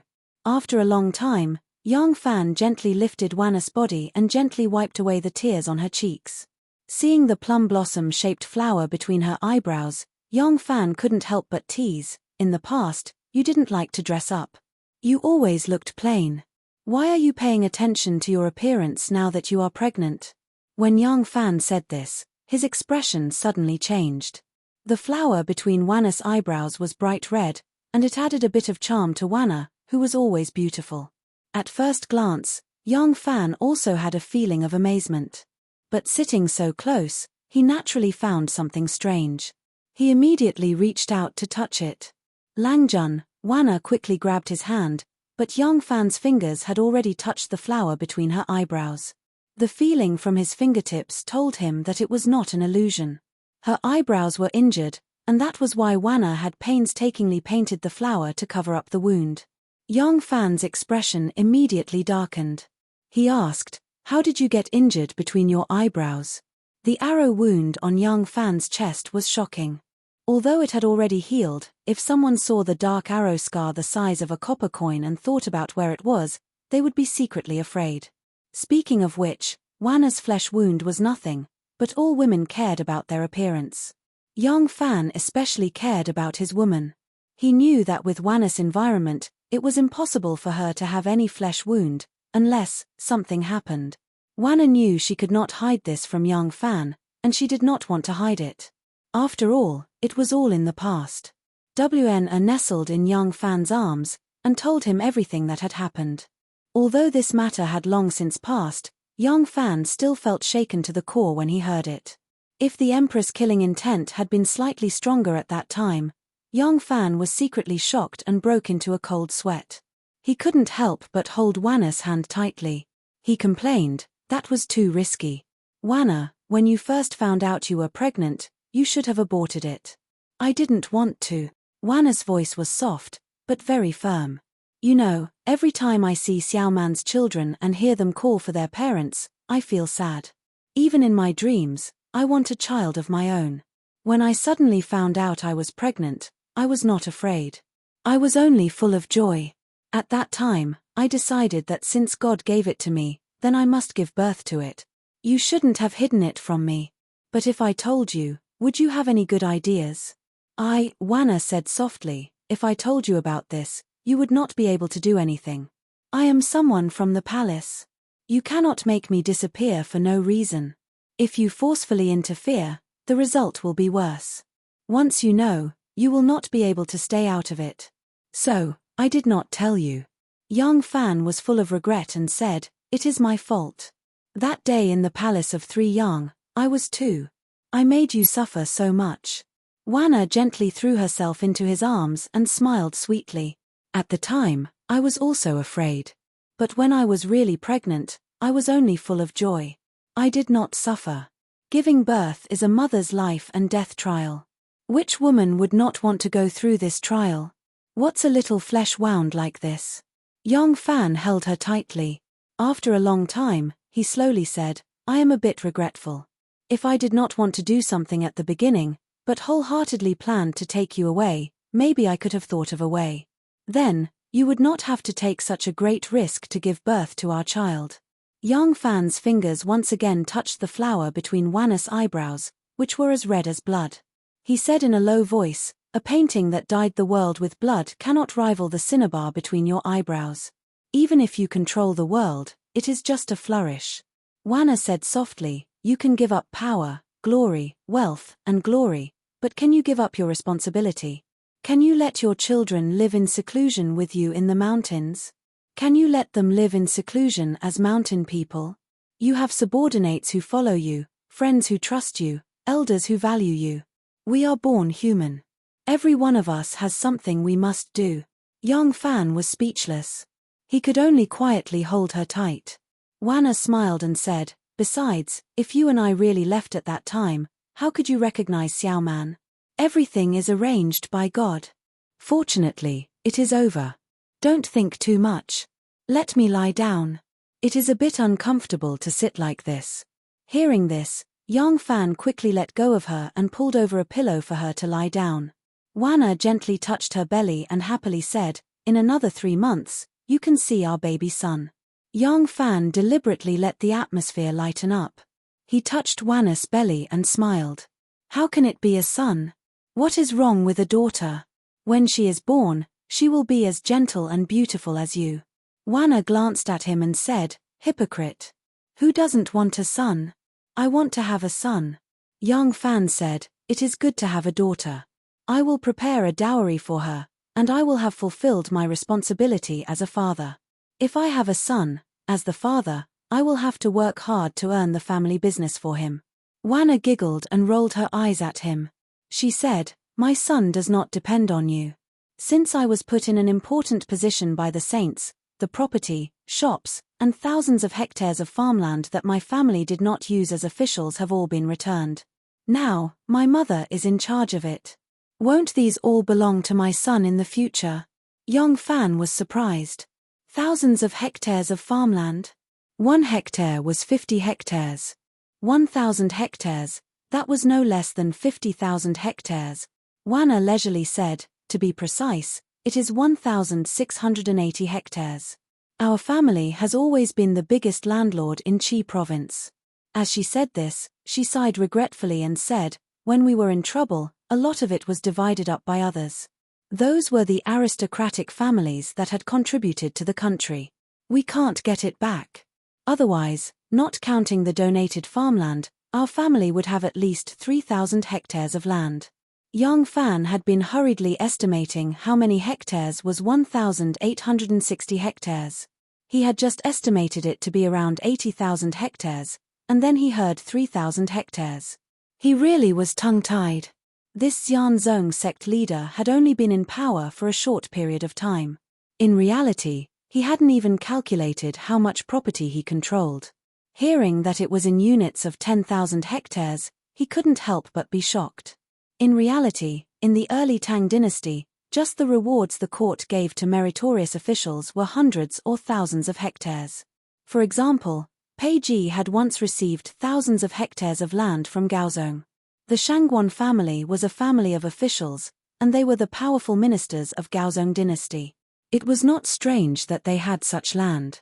When the Shangguan family was at its peak, if they added on the land of the farmers that had submitted to them, the Shangguan family probably had tens of thousands of hectares of land. If it wasn't so, how could those prestigious families influence the local government and influence the court? Hearing this, Young Fan suddenly thought of a problem. If Wanna really gave birth to a son, then all of Wanna's dowry would be left for her son. Xiao Man's son and Anu's son, could his shops compare to 80,000 hectares of farmland? As a father, the pressure was as great as a mountain. Wanna didn't know that by casually showing off her property, she had put such great pressure on her man. She hugged Young Fan's arm and said coquettishly, as soon as Zhong Changzong left, I was waiting for you to come. Why did you only come now? Is Zhong Changzong bothering you? Yang Fan came back to his senses and replied, he did not spend too much time at my place, but you have quite a number of people here. I saw in your letter that you even mentioned that there were internal guards accompanying you, so you were very careful. I had arrived a long time ago and had been hiding in the dark. I only dared to show myself after Xiao Miao left. Wanna smiled and sighed. It's hard on my good husband. A great general has to be a little thief that climbs over walls and burglaries. Yang Fan glared at her. Wanna giggled and said, don't worry, the internal guards accompanying you are only Gao Ying and Lan Yiqing. You don't have to worry about those two. You just have to be careful not to encounter the other guards. As for the inner chambers, there are a total of 8 palace maids, with Xu Xiaomiao as their leader. You don't have to avoid them. Yang Fan was surprised. You mean? Wanna gently raised her round and cute chin and smiled sweetly. I've been waiting for an imperial edict since I was 14. It's been 20 years now. If I still can't make a few confidants, won't I let you look down on me?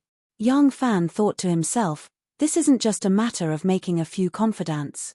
Although the emperor relies on you and wants to protect you this time, the people he sent must be chosen by the emperor. In the end, the people he chose are almost all confidants that Wanna can entrust her life to. Just how much power does she have in the palace?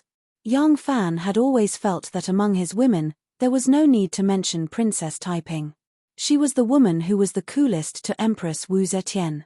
She was talented and wise. As for Xiao Man, not only was she skilled in martial arts, she was also good at managing money. Nu was a know-it-all. She was good at music, chess, calligraphy and painting, poetry, singing, dancing with knives and swords, cooking, and even the art of war. He really didn't know what she didn't know. Jiyu Zhuting was a Jianghu heroine. Once she entered Jianghu, she was a dragon among men. Only Wanna, although she had the reputation of being able to weigh the world, Yang Fan had never been interested in poetry. Although she helped the emperor deal with government affairs, that kind of great ability to rule the world was too far from the life of a mortal. Yang Fan had never felt anything. In his impression, Wanna had always been a graceful woman with a temperament like water and a personality like a chrysanthemum. But today, he realized that to be able to sit in such a high position for 20 years, how could she be easy to deal with? Among the few beauties around him, the only one with great ability was probably Wanna. She controlled people well and handled matters well. How could she be the delicate and pitiful little girl in his heart? Yang Fan was sincerely convinced and said, in the past, I really looked down on you. From now on, I can only worship you. Wanna winked at him and said in a sweet voice, I have always let you bully me without complaint or regret. How could I have the ability to make you worship me? There is a Taoist saying that all living things reinforce and subdue each other. One thing must subdue another. I am the woman that you have subdued. Chapter 1008. It was a sunny day in May in Chang'an. It was a good day for an outing. A group of people escorted several carriages and quietly left Longqingqi's island. They first turned to the house that Yang Fan had set up on the left side of the lake. Yang Fan had paid enough wages and hired enough workers, so the house was built quickly. A courtyard was on flat ground, with connected houses, rockeries, ponds, and pavilions. Everything was beginning to take shape. Judging from the scale, it must be a big house as big as a noble's. The Yang family was not short of money. As long as it was not over the limit, it could be as luxurious as possible. Yang Fan did not disturb the craftsmen who were in the middle of their work. The carriages stopped to the side. Wanna had already been instructed by Yang Fan to know which courtyard was prepared for her. So, after the carriages stopped and the bamboo curtain rolled up, her bright eyes turned and found the place. Wana had never seen an elegant and beautiful courtyard, but this house meant a lot to her. It would be her home. Although she wasn't free right now and it would be difficult for her to spend a long time with her beloved, she was still filled with boundless joy as she looked at the elegant courtyard that was gradually taking shape. The carriages quickly left the construction site and continued south. The curtain was put down. Wana leaned on the soft cushion and stroked her bulging belly. She imagined that she and young Fan would sit in the flower bushes and bamboo pavilions, and the cute child would run and jump on their knees. She was a little dazed for a moment. Wan had been in Chang'an for more than a month. During this period, she had only met with a few eunuchs who stayed in the Chang'an imperial palace and asked about the renovation of the palace. In fact, it was not her but Xu Xiaomiao who showed up. Xu Xiaomiao said that he had measles and wore a dew hat when he met with the eunuchs. Only those who were very familiar with Wan could tell it was real. Nowadays, the imperial city and the palace were all under construction. The palaces in the palace needed to be repaired, the courtyards cleaned, and even the silt in the ponds cleaned. Chang'an was flattening the streets and cleaning up the city. Even the moat outside the city was being cleaned, so there were laborers and craftsmen everywhere. It had not rained in the past few days, so it was inevitable that dust was flying everywhere. Therefore, they did not roll up the curtain until the carriages and horses had left Chang'an. The place they were heading to was Fanchuan, which was once the territory of the famous Han Dynasty General Fan Kuai. Fanchuan, Tujiang, and Bashong were all located in the southern suburbs of Chang'an. The scenery there was extremely beautiful. Today's outing was Zhong Changzong's idea. After staying on the island for a month, Zhong Changzong started to feel bored. Although the island scenery was beautiful, looking at it every day made him feel bored. In addition, he had already given all the gifts he needed, and there were not many visitors. Zhong Changzong decided to invite young Fan to travel with him. Wan was about to give birth in a little more than a month. These days, young Fan accompanied her every day. They were very affectionate. At this time, how could he be in the mood to accompany Zhong Changzong? Zhong Changzong invited him again and again. When Wan heard about it, she became interested and wanted to come with him. Although Wan had a big belly, she was also a restless person. She could not do anything in the palace before, but now she had the opportunity to wander in the mountains and enjoy the wild, especially with young Fan accompanying her. Naturally, she wanted to go. Seeing that she was very interested, young Fan decided to go to Fanchuan. The carriage rumbled and suddenly, a dozen riders caught up from behind. The riders were dressed in bright clothes and riding fast horses. At first glance, one could tell that they were from a rich family. Young Fan and his group were originally traveling in a light carriage. The bodyguards had all changed into casual clothes, and at young Fan's request, they deliberately kept a low profile. Their appearance was even weaker than that group of people. The group of rich servants who came later were accompanying a young master. This young master was Du Wentian from the Du family of Jingzhou. The Du family was a Guanlong aristocratic family. Since the Wei and Jin dynasties, they had always been famous. Because the mansions of the Du family of Jingzhou and the Wei family of Jingzhou were both in Fanchuan, south of the city, there was a saying in Chang'an, Wei Du in the south of the city, go to Tian Kai Wu. Today, the Guanlong aristocratic family had completely declined, but a starving camel was still bigger than a horse. As one of the top aristocratic families in Guanlong, the Du family was still an extremely powerful family in Chang'an. Because of the Shanghai Wan, young Fan's carriages could not travel too fast. Therefore, when they heard the urgent sound of hooves behind them, young Fan's people consciously moved to the side of the road, wanting to let those people pass first. Du Wentian did indeed intend to pass the people in front of him, but when he got close, he couldn't help but slow down. With just one glance, he noticed the several women surrounding Wan's carriage. On the left and right were Jiao Ying and Lan Yiqing. Behind them, on horses or donkeys, were a few palace maids dressed in green. All of them had delicate features and graceful figures. As a man, the first thing he noticed was the women in this group, especially the beautiful women. Even older men were the same, not to mention that this young Master Du was originally a young man, and he was most fond of women. When they heard the sound of hooves, Jiao Ying and Lan Yiqing gently pulled on the reins and turned their heads to look. Both of them were dressed in tight clothes, with graceful figures and beautiful faces. Du Wentian was stunned when he saw them.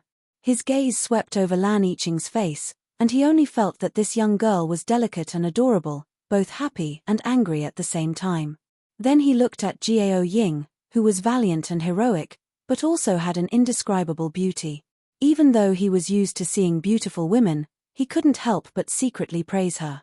When he saw the clothes of these two beauties and their position, he knew that they were the attendants of the woman in the carriage. If the attendants and maids were already so beautiful, then what about the master of the carriage? If the master was ugly, he definitely wouldn't have chosen a group of beautiful maids to serve by his side. Du Wentian's curiosity was piqued by the maids who knew the master. He whipped the horse faster and caught up to the carriage.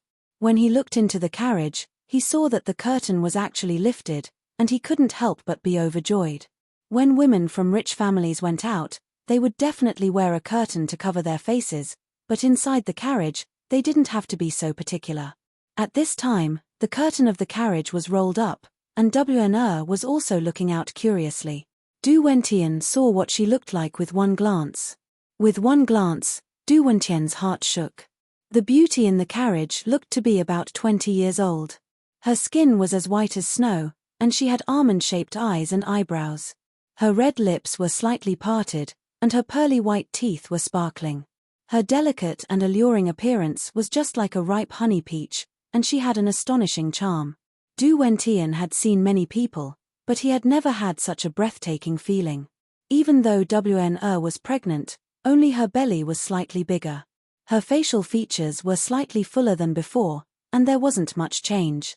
It was because of this that she was able to hide from Wu Zetian for so long. At this time, she was sitting in the carriage.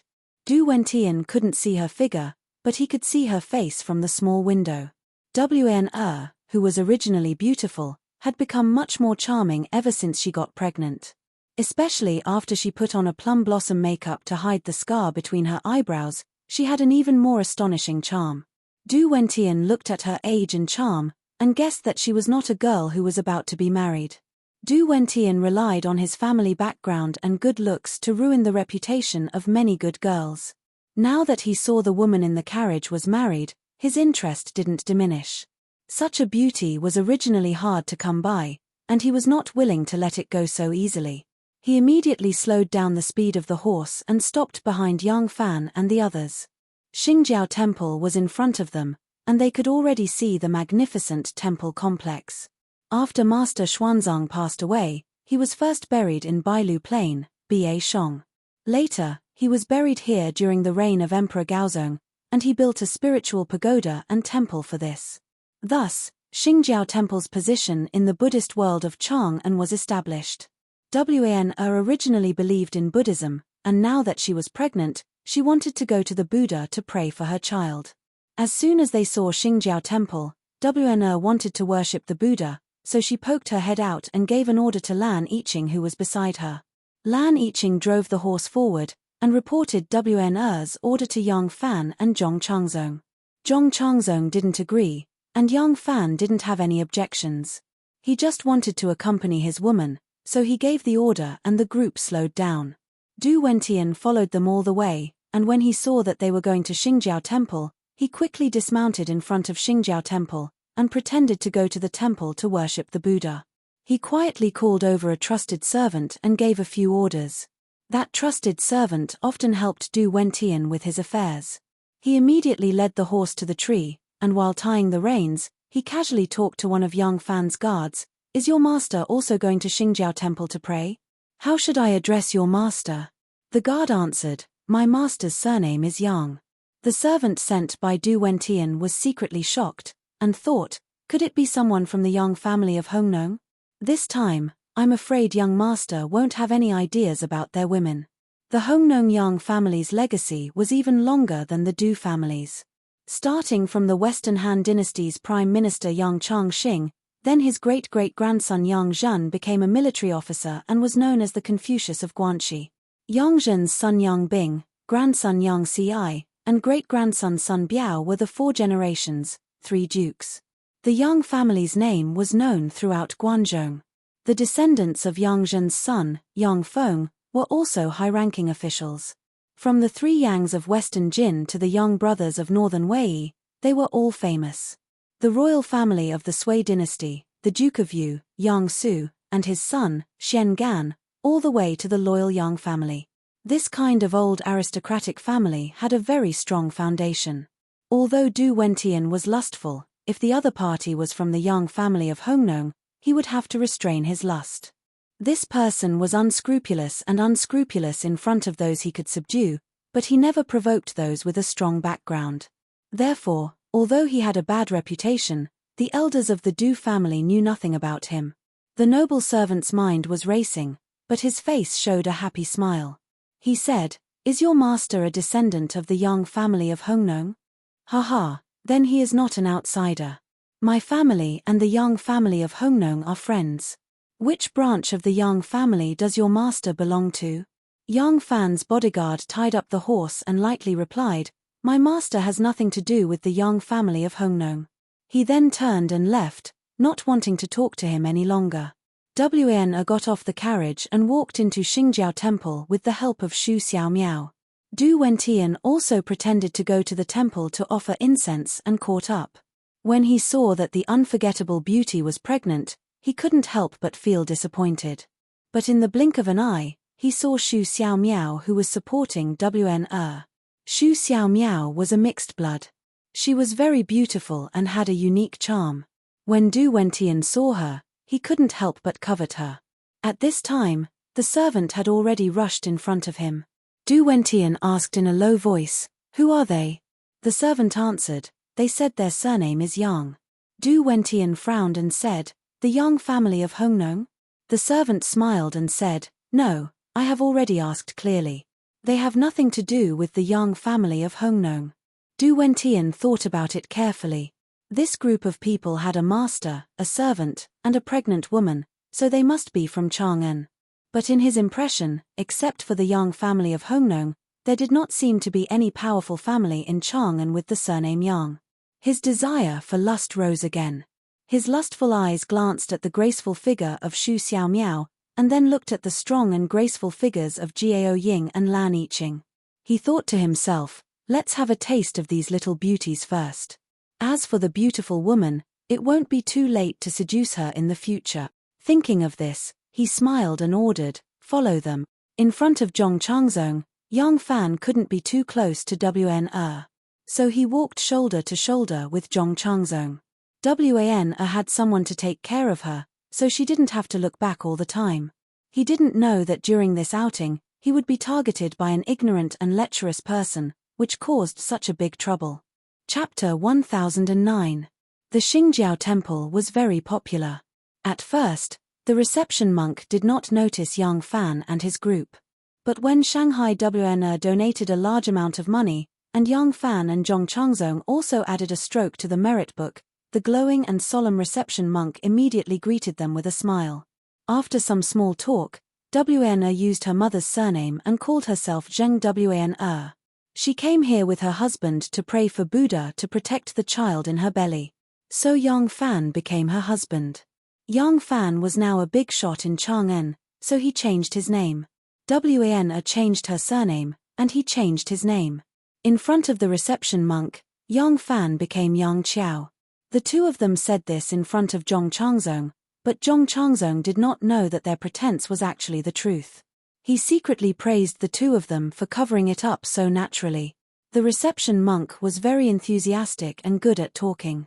Buddhism also needed to attract more repeat customers, so that the incense would be more prosperous. The reception monk politely offered to accompany the guests to tour the temple, and also asked the abbot to bless the female donor. Wan was a Buddhist, and Yang Fan also wanted good luck, so he naturally agreed. Du Wentian pretended to burn incense and worship Buddha, and at the same time, he asked someone to approach Yang Fan and his group and eavesdrop on their conversation with the reception monk. He learned that the person's surname was Yang Qiao, and his wife's name was Zheng Wan.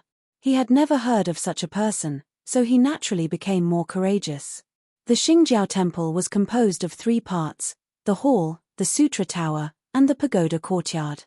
Although Yang Fan and Wan donated a large amount of money, they could not go deep into the hinterland, so they mainly toured around the hall area. After leaving the Grand Hall, they first went to see the 18 Arhats Hall, and then to see the Diamond Sutra carved on the wall. Wan was very interested in it, and she also listened to the reception monk's explanation with great interest. Although the reception monk was a bit unscrupulous, he had a deep understanding of the sutra, and they got along very well. Although Yang Fan found it boring, as long as he accompanied Wn he was not impatient. Zhong Changzong impatiently followed the receptionist monk, blindly listening to his explanation of some Buddhist scripture. He called out to Yang Fan, took a few imperial bodyguards, and called a young acolyte to lead them on a leisurely stroll. The reception monk accompanied Yang Fan and Wanna as they walked around the front of the temple. When they arrived at the east room behind the main hall, he stopped and said to Yang Fan, "The abbot's place is not good. Please go to him. Please wait here for a moment. I will go and invite the abbot, master." Yang Fan nodded to thank him, and was about to go with Wn to the room. Yang Fan smiled. There were many pines and bamboos in the yard. It was quiet and pleasant. In the middle of the pines and bamboos, there was a wall with 1,000 Buddha statues carved on it.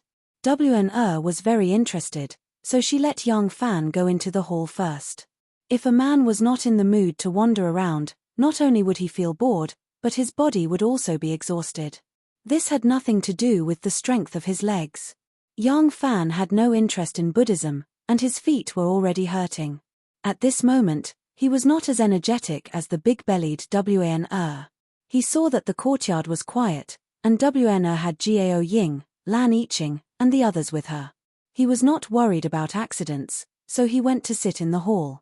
Du Wentian had been quietly following behind Wn.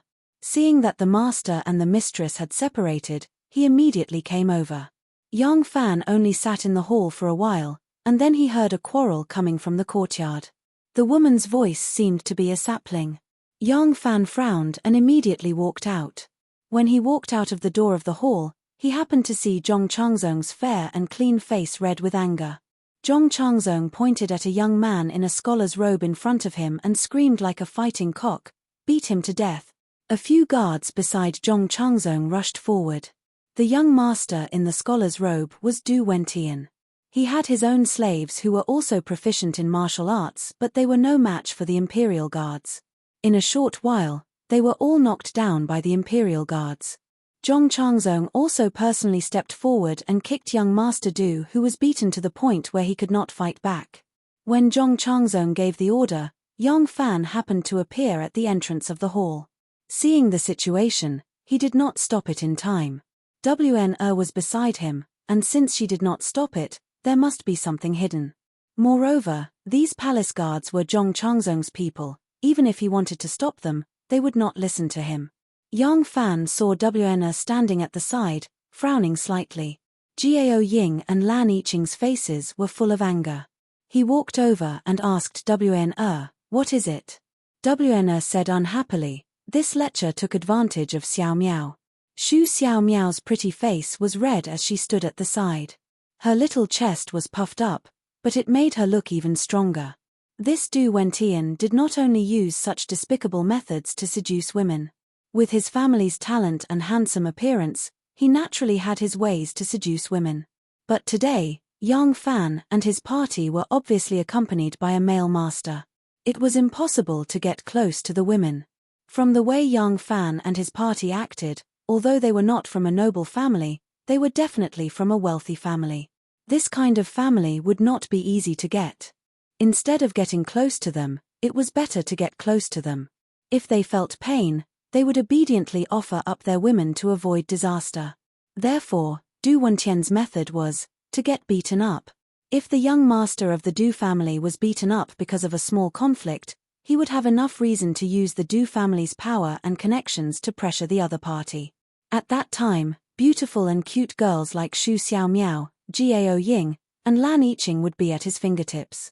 Unless their family background was similar, who would offend him for a few pretty maids? In addition, this was also a test. The information his subordinates had gathered was not very detailed. This could also be used to find out more about the other party.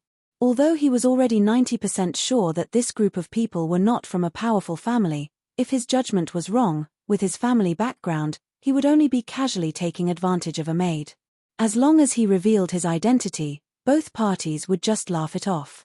Having made up his mind, Du Wentian took advantage of the moment when Xu Xiaomiao walked past him to relieve herself and pinched the girl's perky buttocks.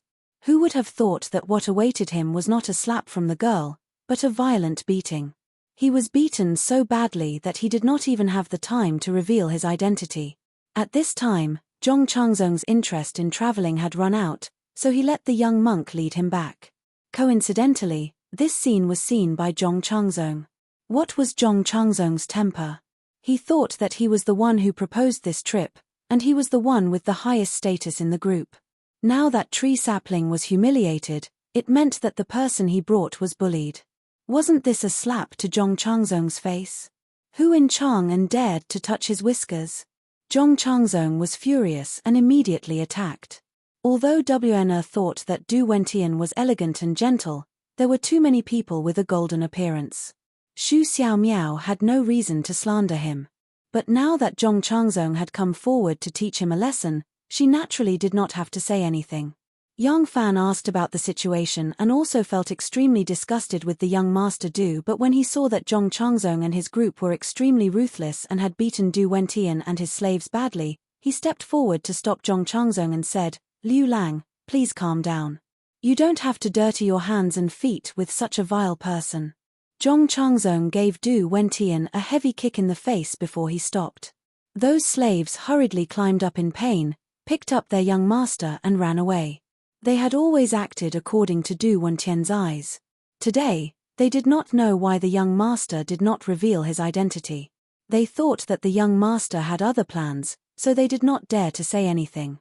But they did not know that Du Wentian had long wanted to reveal his identity. But as soon as he made his move, he was punched in the nose. He almost fainted from the pain and could not speak at all. The slaves of the Du family dragged Du Wentian away. Zhong Changzong was still angry and said, "If it was not for Erlang's words, I would have cut off his cheap hand and tongue today." Yang Fan laughed and said to Xu Xiaomiao, "Who asked you to be so beautiful that even I want to talk to you? No wonder that libertine was lustful. Now that Liu Lang has helped you vent your anger, quickly come forward and thank him." Xu Xiaomiao felt a little shy after being praised by him. This little girl had fallen in love with Yang Fan when he was still a bald little monk. Even though she now knew that he was Shanghai WNR's lover and it was impossible for her family to be with him, she was still happy to receive his praise. Xu Xiaomiao slowly came forward and bowed to Zhong Changzong to thank him. Zhong Changzong felt that he had gained face, so he laughed and let it go. Yang Fan did not take today's matter to heart. After all, it was the young master who was in the wrong first. So what if he was beaten? It was good to teach this lecturer a lesson. Not long after, the abbot of Xingjiao Temple came and gave WNR a blessing. Then they left Xingjiao Temple to continue sightseeing. Du Wentian was carried by his slaves and hurriedly escaped from Xingjiao Temple. They only stopped when they reached a forest. They wiped the bloodstains and bandaged his wounds. Du Wentian spat out a mouthful of blood on the ground. He felt that his two front teeth were loose. He touched his nose and immediately screamed. The bridge of his nose was swollen to a frightening degree. Zhong Changzong's kick had not held back at all. Du Wentian did not dare to go home in this state. He spat out another mouthful of blood. He bared his teeth and said with hatred, "Take me to the city to heal my wounds. Chen Jiao, you follow them. You must find out who they are and where they live. If I don't take revenge, I am not a man." Yang Fan and the others left Xingjiao Temple. After walking for another 10 miles, they saw a silver river flowing around the forest. The forest was green. Further ahead was a gentle hillside. In front of the sparse forest was a rather flat meadow. The green grass was like an exquisite carpet. The sun shone through the branches and leaves on the open grassland in the forest. The light and shadow were mottled, and there was a kind of tranquil and peaceful atmosphere. Zhong Changzong was a hot-tempered person, but his temper came and went quickly. He had already forgotten what happened in Xingjiao Temple. Seeing the beautiful scenery in the forest, he excitedly said, "Let's rest here." Yang Fan and WNR also liked this quiet and wild place. The two of them nodded and the guards and maids started to get busy. They set up tents in the forest and spread out felt mats on the grass. Some people set up stoves to make a fire, some people fetched water to cook, and some people gathered materials from the ground to pick up some mountain food and wild fruits. They also brought a few jars of good wine. They had a picnic and a feast. But what kind of status did these three have? Young Fan was a bit better. He didn't want to be a burden when he traveled and wanted to be free and unfettered. Wan grew up in the palace, and Zhong Changzong came from a noble family. Both of them were people who never got tired of eating fine food. When they traveled, it had become a habit for them.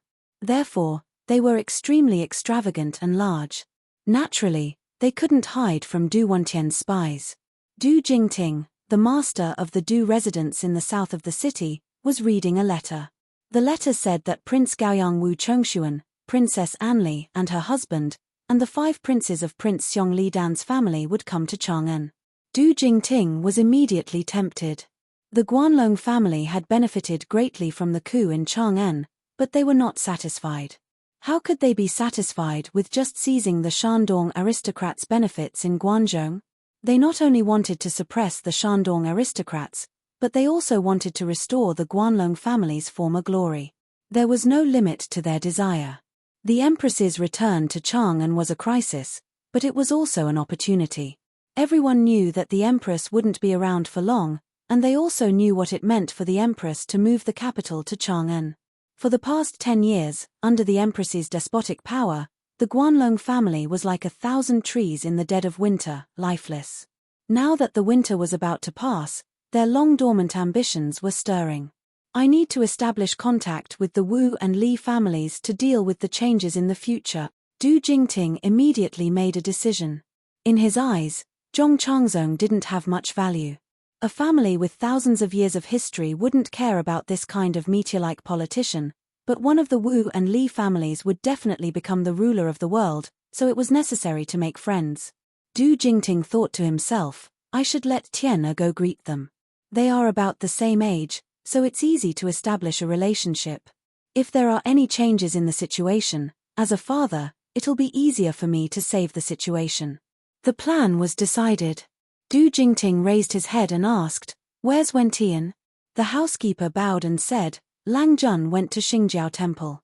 Du Jingting frowned and ordered, Go find him quickly. I have something important to tell you. Chapter 10:10. Chen Jiao was a servant of the Du family and was loyal to the Du family. He was about the same age as Du Wentian and had been Du Wentian's companion since childhood. Therefore, he was deeply trusted by Du Wentian. After watching the other servants escorting the young master to Chang'an City, Chen Jiao went to look for traces of Yang Fan and the others. The 5th month of the year was already past the best time to go for an outing. Although there were many tourists on the Fan River, most of them were in groups of 3 to 5. There weren't many families like Yang Fan's group. This Chen Jiao was quite persistent. As he searched, he asked around. Finally, he found Yang Fan's group. Chen Jiao was very clever. He watched from afar and did not approach them. Occasionally, he would see 2 or 3 tourists wandering around and he would go over to talk to them. From afar, it was even harder to tell that he was following them. In the evening, Zhong Changzong, Yang Fan and the others returned after they had enjoyed themselves. Chen Jiao carefully followed behind them. When they entered Chang'an City, it would be easier for him to follow them. Chang'an City was under construction everywhere. Craftsmen and laborers were all over the city. It was inconvenient for pedestrians to go in and out, and the streets were crowded. No one could find Chen Jiao hiding among them. Chen Jiao followed Yang Fan's team all the way to Longqing Square. He did not feel anything until Yang Fan and the others' carriages arrived at the Longqing Pond and drove along the only road to the island in the middle of the lake. Chen Jiao was stunned. As a local of Chang'an and often traveled with the young master, he certainly knew where the island in the middle of the lake was. He also knew who was living there. Chen Jiao did not dare to act rashly. He only watched from afar until Yang Fan and the others' carriages all landed on the island in the middle of the lake. Chen Jiao then turned around and slipped away. Du Wentian moved into the mansion of the Du family in Chang'an and invited a famous doctor who was good at treating bruises and injuries to treat him. He was gnashing his teeth and cursing Yang Fan and the others when Chen Jiao hurried back.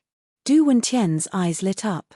He immediately jumped up and asked, "Did you find out their identities and residences?" Chen Jiao wanted to say something but hesitated. Seeing this, Du Wentian immediately waved his hand to dismiss all the maids in the hall. Chen Jiao then moved in front of him and whispered, "Lang Jun, I'm afraid we've kicked an iron plate this time. We really can't afford to provoke those people." Hearing his words, Du Wentian calmed down a little.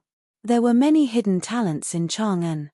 Even if the Du family was in its heyday and was known as the heaven-quenching ruler, it could not cover the sky with one hand, not to mention now. Did that group of people really have a great background? Du Wentian hurriedly said, "Cut the crap and tell us where they came from." Chen Jiao told him in detail how he followed Yang Fan and the others. Du Wentian could not help but be stunned. Chen Jiao whispered, "Lang Jun, the family's master is surnamed Yang. The young man who ordered people to beat you is even more beautiful than a woman." Du Wentian slowly took a breath and only felt that his loose teeth were a little sore. He said, "Yang Fan surnamed Yang? The beautiful young man is Liu Lang Zhong Changzong?"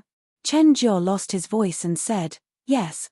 When the man surnamed Yang went to stop the beautiful young man, he called him Liu Lang." In this era, friends who were familiar with each other often called each other by their seniority. When Du Wentian attended a gathering of friends, there were always 5 or 6 Dalang and Erlang, but Liu Lang and Chilang were not rare. Therefore, when he heard Yang Fan call Zhong Changzong Liu Lang, he did not think much about it. However, although there were many Liu Lang in Chang'an, there was only one living on the island in the middle of the lake in Longqing Square. For a moment, Du Wentian was dumbfounded. Chen Jiao looked at the young master sympathetically and knew that he could not get back at him. Chen Jiao comforted him in a low voice, "Fortunately, they do not know who we are. It was just a..." He looked at Du Wentian's nose, which looked like a clown with plaster. He did not say a small conflict, so he changed the topic and said, "Lang Jun, let's just forget about it." What else could he do if he did not forget it? In Du Wentian's view, if that General Zhongwu really wanted to deal with him, it might not be impossible. But if it was Zhong Changzong, he really had no chance. Yang Fan had kept a very low profile in Chang'an this time. Although the turmoil in Chang'an was planned and led by him, not many people knew the inside story. Many people only knew his name because of the assassination attempt. Everyone knew that it was because this unlucky guy had taken the blame for someone else and almost lost his life with an arrow. This had infuriated the imperial court and caused a great purge in Chang'an. Because of this, Hu Chenxian of the censor and Chen Shenlang of the Ministry of Justice, who had been saved by him, regarded him as a friend and often visited him. As for Yang Fan's identity as the head of the Xian clan of the Succession Hall, most of the descendants of the aristocratic families in Shandong knew about it. But only important figures like the clan leader and the leader of the Guanlong family knew about it.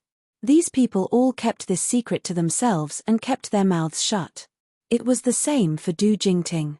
His son Du Wentian naturally did not know the details. Du Wentian dejectedly sat back in his chair and waved his hand weakly. Chen Jiao understood and was about to bow and leave when Du Wentian suddenly stood up in shock. This sudden movement affected his wound and caused another wave of pain. Du Wentian hurriedly held his nose and said in a low voice, "If that person surnamed Yang is Yang Fan and that beautiful youth is Zhong Changzong, then, who is that beautiful pregnant woman Zheng Weina?" The master and servant looked at each other, their eyes gradually revealing a look of inconsolable shock.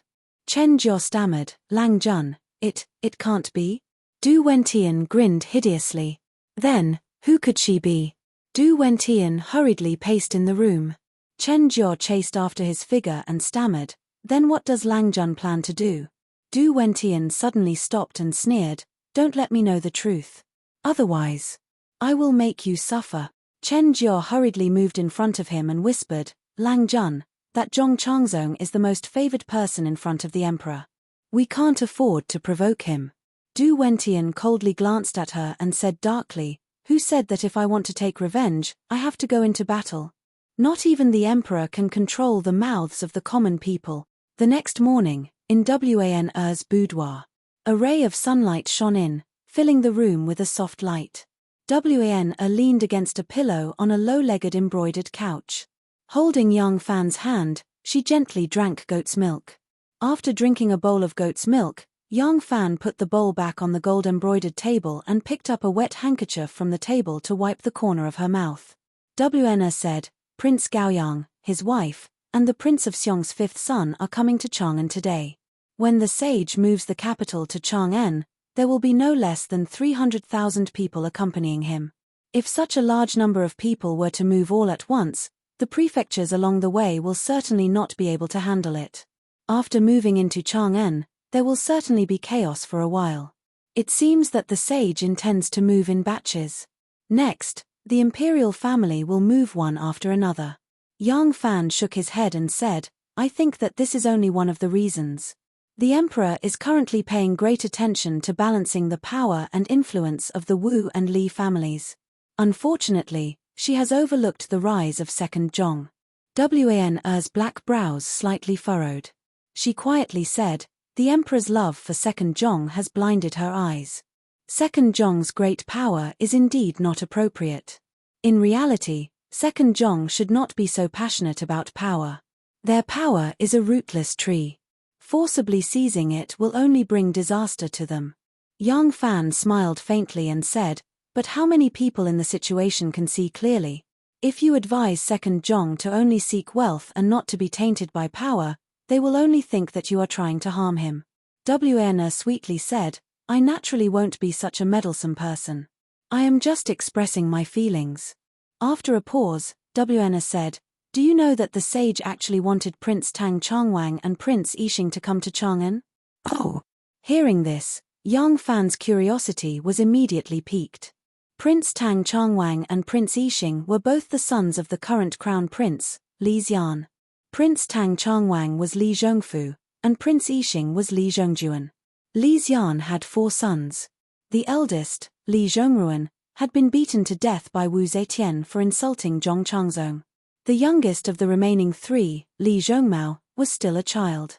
Only Li Zhongfu and Li Zhongjuan had grown up. Yang Fan also felt that having the crown prince's sons move to Chang'an first was a positive political signal to the world. Their statuses were more important than the Prince of Xiong's sons in politics. However, the empress had sent the 5 sons of Li Dan, the Prince of Xiong. Now that Wan mentioned it, he understood that there must be a reason. Wan said, Anla heard that the sage wanted to send her husband to Chang'an, so she begged Wu Chongshuan to bring her along. Wu Chongshuan had always doted on and feared Anla. He did not dare to disobey and naturally agreed. The sage was very unhappy when she heard this, so she sent the Prince of Xiong's son instead. Anla was the crown prince's daughter. Wu Zetian had originally wanted to send Wu Sance's son and the crown prince's son to Chang'an as representatives of the royal family. But once Princess Anla came along, as the crown prince's daughter, she broke the balance. So the empress sent the Prince of Xiong's son instead. Yang Fan frowned and said, didn't she just give birth? Wan smiled bitterly and said, so what? Anla gave birth less than half a month ago, and then she called her friends out of the city to play. This Anla has always been willful and unruly, but Wu Chongshuan just happened to listen to her and listen to her. Who could do anything to her? Yang Fan thought to himself, she's not just willful and unruly. She's clearly short-sighted and doesn't care about the big picture. What a stupid woman. She was born with such a good body for nothing. Yang Fan could imagine that Li Guo'er's actions were just because she was willful and unrestrained, or perhaps she still had some vanity to show off. After all, in Luoyang, her status as a princess was nothing, and there were many people with higher status than her. But in Chang'an, before the Son of Heaven and the other powerful ministers and relatives arrived, her status would be the most respected. But once she made this request, Wu Chongshuan would naturally not dare to disobey, and Wu Sanci would certainly be happy to see it happen. Once the ship was already on the ship, her parents could only mourn behind her back. They had always been cautious around the empress and did not have the courage to persuade their daughter to change her mind. If they did, their intentions would be too obvious. Not many people knew about this family affair. Wan, who was in the emperor's presence, knew everything, but how could outsiders know? The officials outside could only speculate that the emperor planned to have the Prince of Liang, Wu Sanxi, and the Prince of Xiong, Li Dan, control the military and government respectively, and then have the crown prince, Li Xian, control the monarch, forming a tripartite balance of power. In this way, the officials who were loyal to Li Tang would most likely submit to the Prince of Xiong. Who understood the difference between real power and false reputation better than them? This was originally an excellent opportunity for the Crown Prince's faction to make a name for itself, but it had unexpectedly helped the Prince of Xiong. Li Xian having such a stupid daughter was truly a misfortune for his clan. Wan saw him tilt his head in thought and asked with a smile, "What are you thinking about?" Yang Fan came to his senses and sighed. Wan, if we have a daughter, we have to teach her well. If we have a daughter who wastes the family's fortune, she'll really anger father and mother to death. Wan giggled and rolled her eyes at him. "You're so annoying. How can you compare my child to Anli? If I have a daughter, she'll definitely be an obedient and adorable little lady." Yang Fan laughed and brought over a plate painted with gold and silver. On the plate were cherries that had been washed by spring water, bright and glistening. Yang Fan picked up a ripe cherry that was so red that it was almost black and offered it to her. Wan opened her plump red lips and sucked the cherry into her mouth. Her nimble tongue even took the opportunity to lick the tip of his finger, overflowing with charm. Yang Fan was captivated by her gaze, and then he saw that her lips were wet with cherry juice. They were moist and glistening, extremely alluring. He couldn't help but feel his heartstrings sway. He couldn't help but bend down and kiss those tender and alluring red lips. Pressing his teeth against her, he hooked out her little tongue and began a lingering kiss. An uncontrollable moan came from the bottom of Wan's throat. Wan was also aroused by his kiss. She couldn't help but wrap her arms around his neck. Although Yang Fan had recently stopped taking supplements, his desire was still aroused. Wan and Yang Fan had been husband and wife for a long time. Whatever Yang Fan could feel, she could naturally feel. Wan quickly retracted her body and giggled. "Langjun, you're up to no good again. I don't dare to serve you now." Yang Fan glanced at her belly with hidden bitterness and said, "I know. In this big world, this little guy is the biggest." Wan giggled and made a mischievous face at him. She said, "Well, you have to be jealous of your own child." She bit her lip and suddenly said, "Langjun, you've been in Chang'an for almost a year. Have you never touched a woman's body?" Yang Fan was startled. Suddenly he cried out in grief, "Isn't that so? If you didn't mention it, I would have forgotten. I have 3 beautiful wives in vain. Now I've been a monk for almost a year. This is really a great injustice." Wan softly snorted and glanced at him. She said, "What about Miss Jiyu? She's like a delicate flower by your side. Haven't you plucked her?" Yang Fan did not hide Jiyu Zhuting's matter from Wan.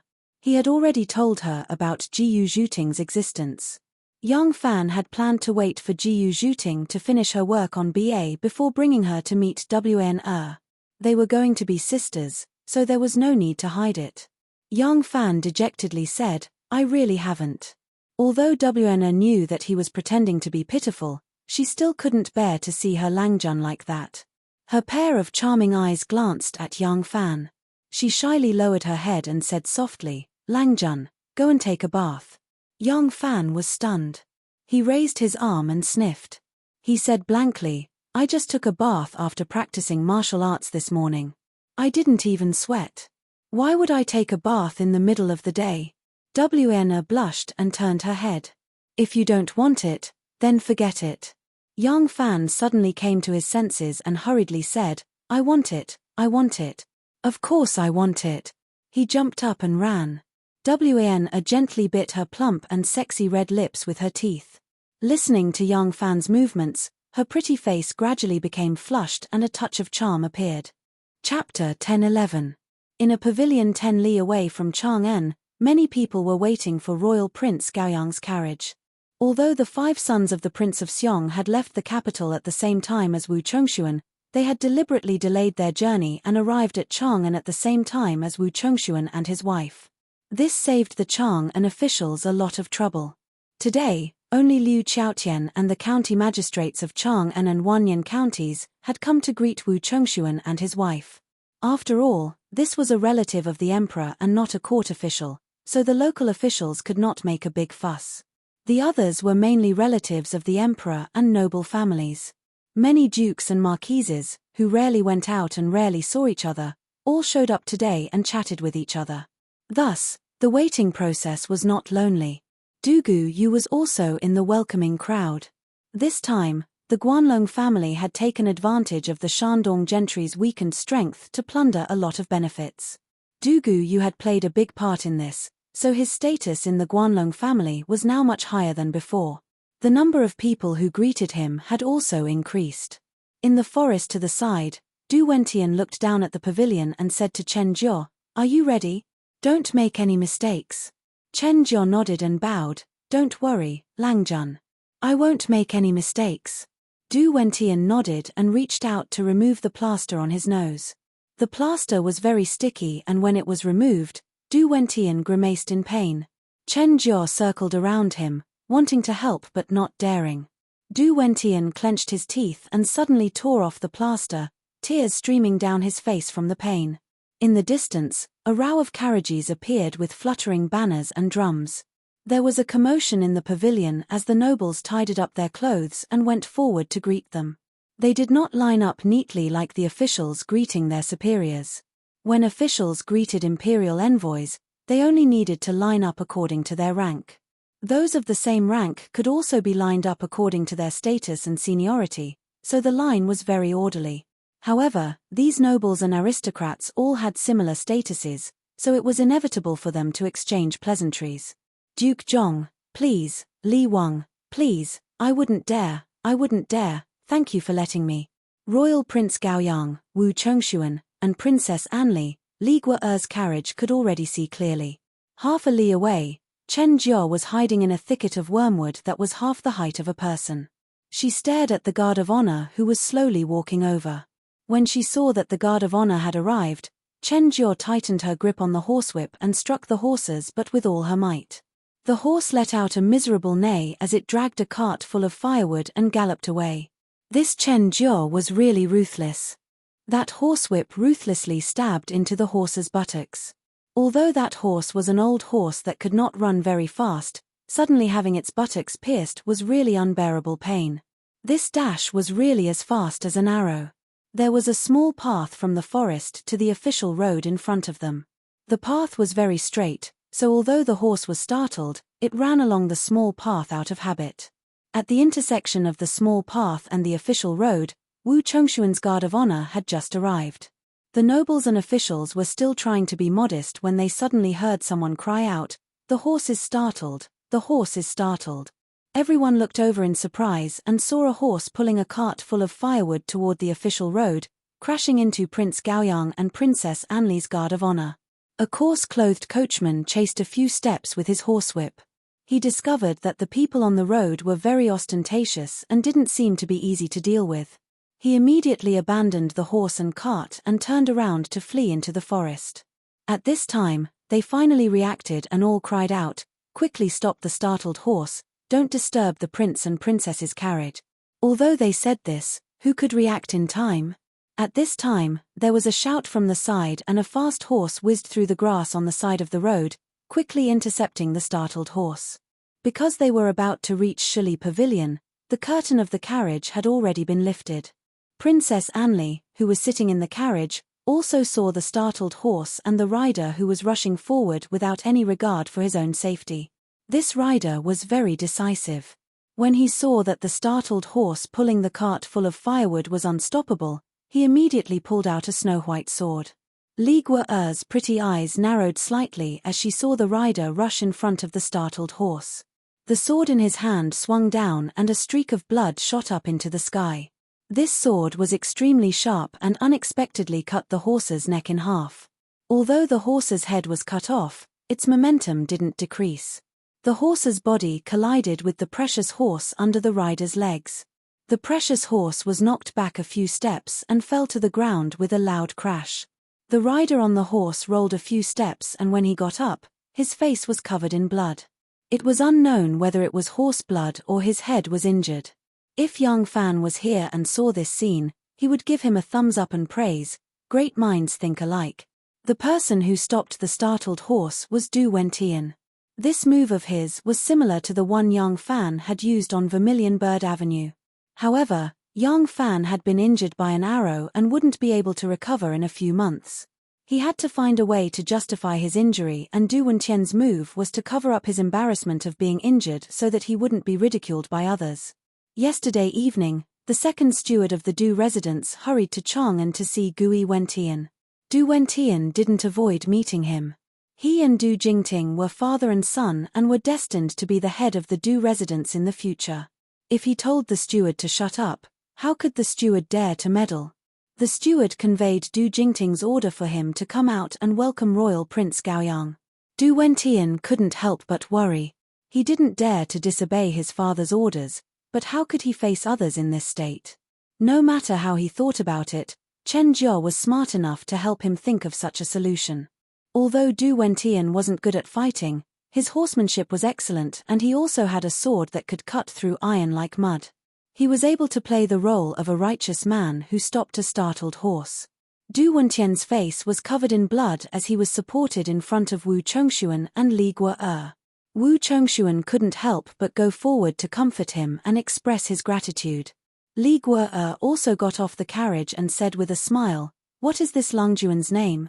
Du Wentian was covering his nose with a handkerchief and mumbling in response to Wu Chongshuan when he suddenly heard a sweet voice. He looked over and was immediately stunned. In fact, it wasn't just him. When Li Guo walked out of the carriage, not only were many young people dazed, but many middle-aged men were also stunned. She wore a jade-green gown and her figure was graceful. Her breasts were soft and her waist was thin, and her curves were graceful. Her skin was as white as snow and as smooth as jade. When the sun shone on her, it was as if she was emitting a soft and bright halo. She was so beautiful that she didn't look like a mortal woman, but more like a fairy who had descended to the world. Even the history books, which had always been concise in language, rarely described her appearance, and would not add any comments. When mentioning Princess Anle, there was a special note: her beauty moves the world. One could imagine her unparalleled beauty. Now that she had appeared, she had stunned the entire audience. There were more than one or two people staring at her without blinking. The Princess Anle of today was no longer the Li Guo who had been buried in the mountains for 16 years. She knew how beautiful she was.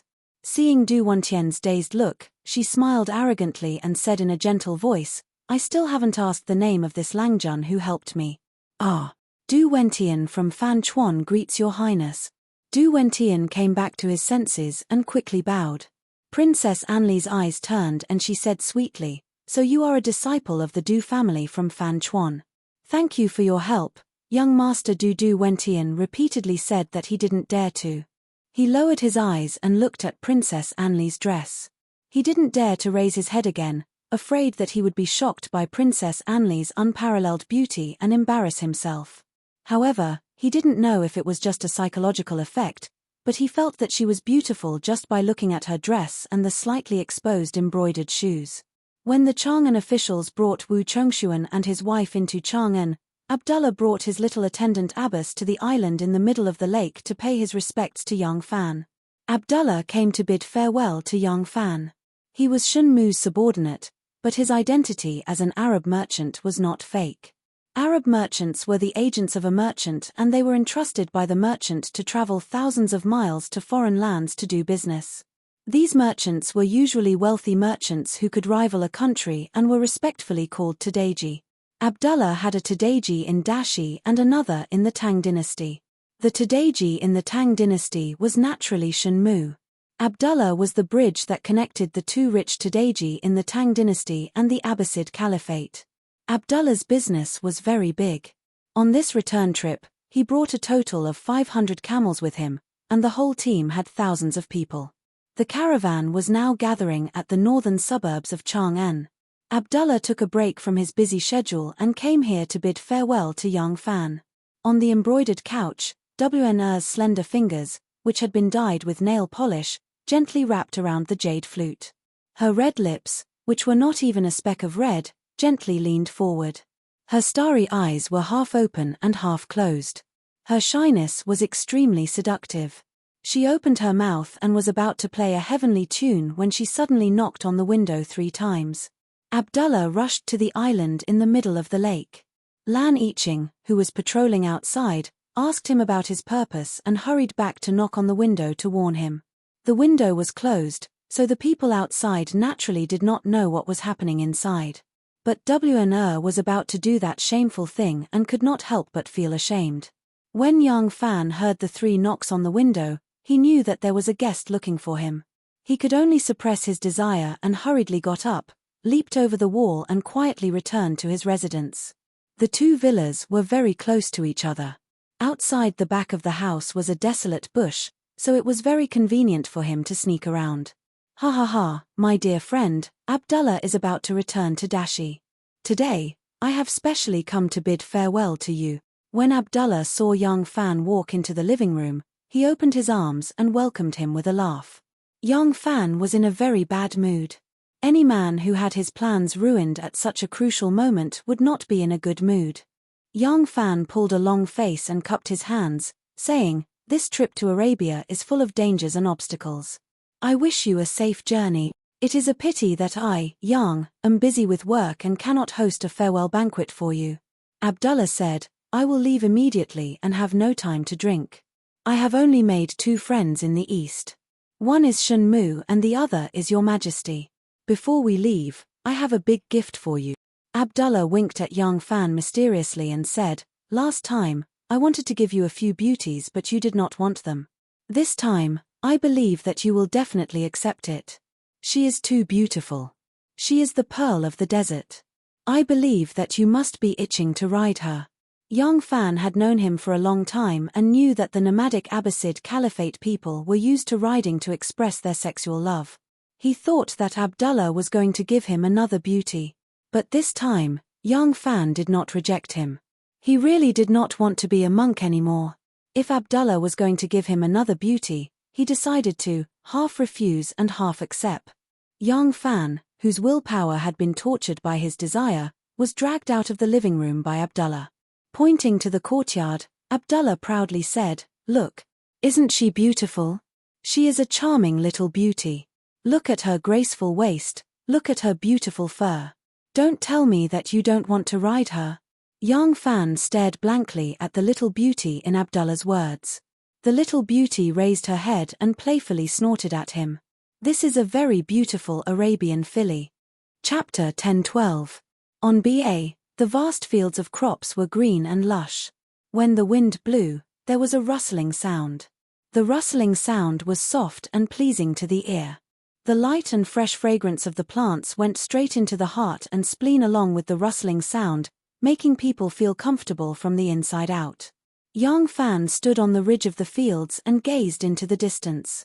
Next to him was an old elm tree, under which his little Arabian beauty was calmly grazing. The purebred Arabian horse was the royalty of horses, and its physique was also the most beautiful. It had a handsome head, a broad forehead, short ears, bright and spirited eyes, a long neck, a round buttocks, well-developed muscles, and tough hooves. Regardless of the color of its fur, its skin was black. The Arabian horse possessed astonishing speed and endurance. In 6 hours, it could run 250 li. This was a true divine steed that could travel 1,000 li in a single day. Moreover, it had a gentle temperament, sharp intelligence, and a rather high intelligence. It could easily understand its master's intentions. For example, right now, its reins were not tied. With a single order from Yang Fan, it docilely circled around the old elm tree, nibbling at the weeds beneath it. The lush green sprouts were just a few steps away, but it would not take a single step closer. Even in Dashi, purebred Arabian horses were considered treasures. Their owners would often bring them into their tents for protection. They only used female horses and did not trust foals. They only kept a small number of male foals for breeding. They would never mix their blood, much less sell them. Abdullah had not been bragging. The gift he had given to Yang Fan this time was truly priceless. Even 1,000 beautiful female slaves would not necessarily be willing to exchange their own Arabian steed for it. In the distance, a woman rode over. She was dressed in a snow-white robe, a silver-white sash tightly wrapped around her slender waist. As the horse galloped, the female rider straightened her back and shoulders, her slender waist swaying gracefully as she straddled the saddle, exuding an enchanting rhythm. When she got close, the woman tugged on the reins, and the maroon horse reared up. With a long neigh, the horse's hooves stomped heavily against the ground. Before the horse's hooves touched the ground, the female rider dismounted, her pearl-white, pointed satin boots firmly planted on the grass. "Ah Lang!" Jiyu Zhuting happily called out to young Fan. Her pretty face was flushed. Perhaps it was because she ran too fast, but it was not impossible to see young Fan's excitement. The blush made her face look even more beautiful. She really hadn't seen young Fan for a long time. At first, it was because she was too busy. Too many things had piled up in the days when she was not at BA's. Later, it was because Wn from Shanghai, had come to Chang'an. Compared to Xiaoman and Anu, she only felt that Xiaoman and her Langjun were childhood sweethearts, and Anu was younger and more talented than her. As for Shanghai Wana, she could only look up to her. In terms of background, she was the daughter of an aristocratic family. In terms of status, she was the female prime minister. In terms of talent and learning, she was the head of the Hall of History and the Hanlin Academy. She was the most talented woman in the world. In terms of fame, the difference between the two was like heaven and earth. Jiyu Zhuting's sensitive feelings of inferiority intensified. She felt ashamed of her inferiority and did not dare to meet him. Young Fan gradually understood. He knew that she was deliberately delaying and did not dare to leave BA's side. Moreover, Wana also wanted to meet this sister. Therefore, young Fan took the opportunity to ride the horse and came to BA's side. However, he did not go to BA's town. Instead, he waited in the fields. When Jiyu Zhuting received the news, she hurried over. Young Fan smiled and said, "Seeing you ride a horse is a wonderful enjoyment. I admit that my horsemanship is not bad, but compared to you, I can't look at it. My horsemanship is only average. How can it be compared to our Lang?" Jiyu Zhuting smiled bashfully. Just as she was about to reply modestly, she suddenly saw the Arabian horse grazing under the old elm tree. She could not help but exclaim. She hurriedly covered her mouth. Her beautiful almond-shaped eyes stared at the Arabian horse with dark green satin hair. She could not bear to look away. Young Fan whistled. The horse immediately trotted to his side and rubbed its nose intimately against him. Young Fan stroked the horse's maner. He smiled at Jiyu Zhuting and said, "What do you think of this horse?" Jiyu Zhuting nodded her head. She walked over and circled the horse twice. She asked doubtfully, "This is an Arabian horse?" Young Fan did not know much about horses. This time he rode a fine horse out of the city. Although he felt that this horse was fast and stable, as swift as the wind, it was indeed different from ordinary horses. But because he did not know much about horses, he did not think that it was anything extraordinary. Hearing Jiyu Zhuting's words, he could not help but ask, "You recognized it?" Jiyu Zhuting nodded and said, "In the past, during the 60th birthday of Tang Zhengkai, the governor of Yuju, Old Master Kui, tried to buy an Arabian horse as a birthday gift. Governor Tang was overjoyed and from then on, he regarded it as a treasure. However, Old Grandfather Kui's horse is a little mixed in color. It is not as beautiful as this horse." Young Fan knew that the Yuju governor's office governed 6 provinces: Yuju, Yi, Yang, Northern Yang, Ping and Tan. It had great military power and was a high official in the north. Fanyang Lu clan, Qinghe Kui clan and the other great clans of Shandong relied heavily on him. For the Tang governor's birthday, the great clans of Shandong would probably give him lavish gifts. During Young Fan's wedding, he had seen Xue Huai and Princess Taiping compete in wealth. The gifts given by the two could be considered priceless. Moreover, the great clans of Shandong had 1,000 years of history and relied heavily on the Yuju governor. With the intention to win him over, the gifts given by the governor would definitely be better than what he received. However, the Tang governor's gift of an Arabian horse showed how valuable it was. Only now did young Fan understand how valuable this horse was. This gift from Abdullah could not be said to be insignificant. Recalling how he was displeased when Abdullah interrupted his wedding, young Fan could not help but feel guilty. When Abdullah returns from Arabia, I must offer him a banquet as an apology. Young Fan saw that Jiyu Zhuting had been staring at the precious horse, as if she couldn't bear to part with it, so he smiled and said, "Let's try riding it." Jiyu Zhuting pointed at her own nose in surprise and asked, "Me?" Young Fan smiled and said, "Of course it's you." Jiyu Zhuting hurriedly shook her head and said, "No, no, no. This is our Lang's beloved horse. How could I dare to ride it?" Young Fan whispered, "It's just a horse. The one I want to ride is you." Jiyu Zhuting's pretty face immediately turned red. Although Ren Wei and the others had very consciously retreated when the two of them saw each other, there was no need to worry about this flirtatious words being heard by others. However, her face was still very tender, and she was so embarrassed that her face was completely red. Her pair of big watery eyes were wet. Seeing her embarrassment, young Fan did not continue teasing her. He smiled and said, "Come, try riding it. Horses are meant to be ridden. But this is a horse. A horse is also a horse. No matter how good a horse is, it is not as precious as you in my heart." "Are you saying that a man is not as precious as a horse?" Jiyu Zhuting bit her lips and nodded lightly. She pulled the horse over and leaped lightly onto its back. Her slender waist and long legs were in perfect proportion. The moment she sat on the horse, her fine silk trousers tightened around her thighs, revealing her smooth and round curves. Especially when her legs were clamped tightly around the horse's abdomen, her thighs tightened. Young Fan looked at that graceful curve and thought about the feeling of such a pair of round, slender, firm, and smooth thighs clamped around his waist. Little Er actually shook its head and wagged its tail. Recently, young Fan had really been extremely dissatisfied with his desires. Fortunately, Jiyu Zhuting kicked the horse's belly and with a light shout, the horse shot forward like an arrow, saving young Fan from making a fool of himself.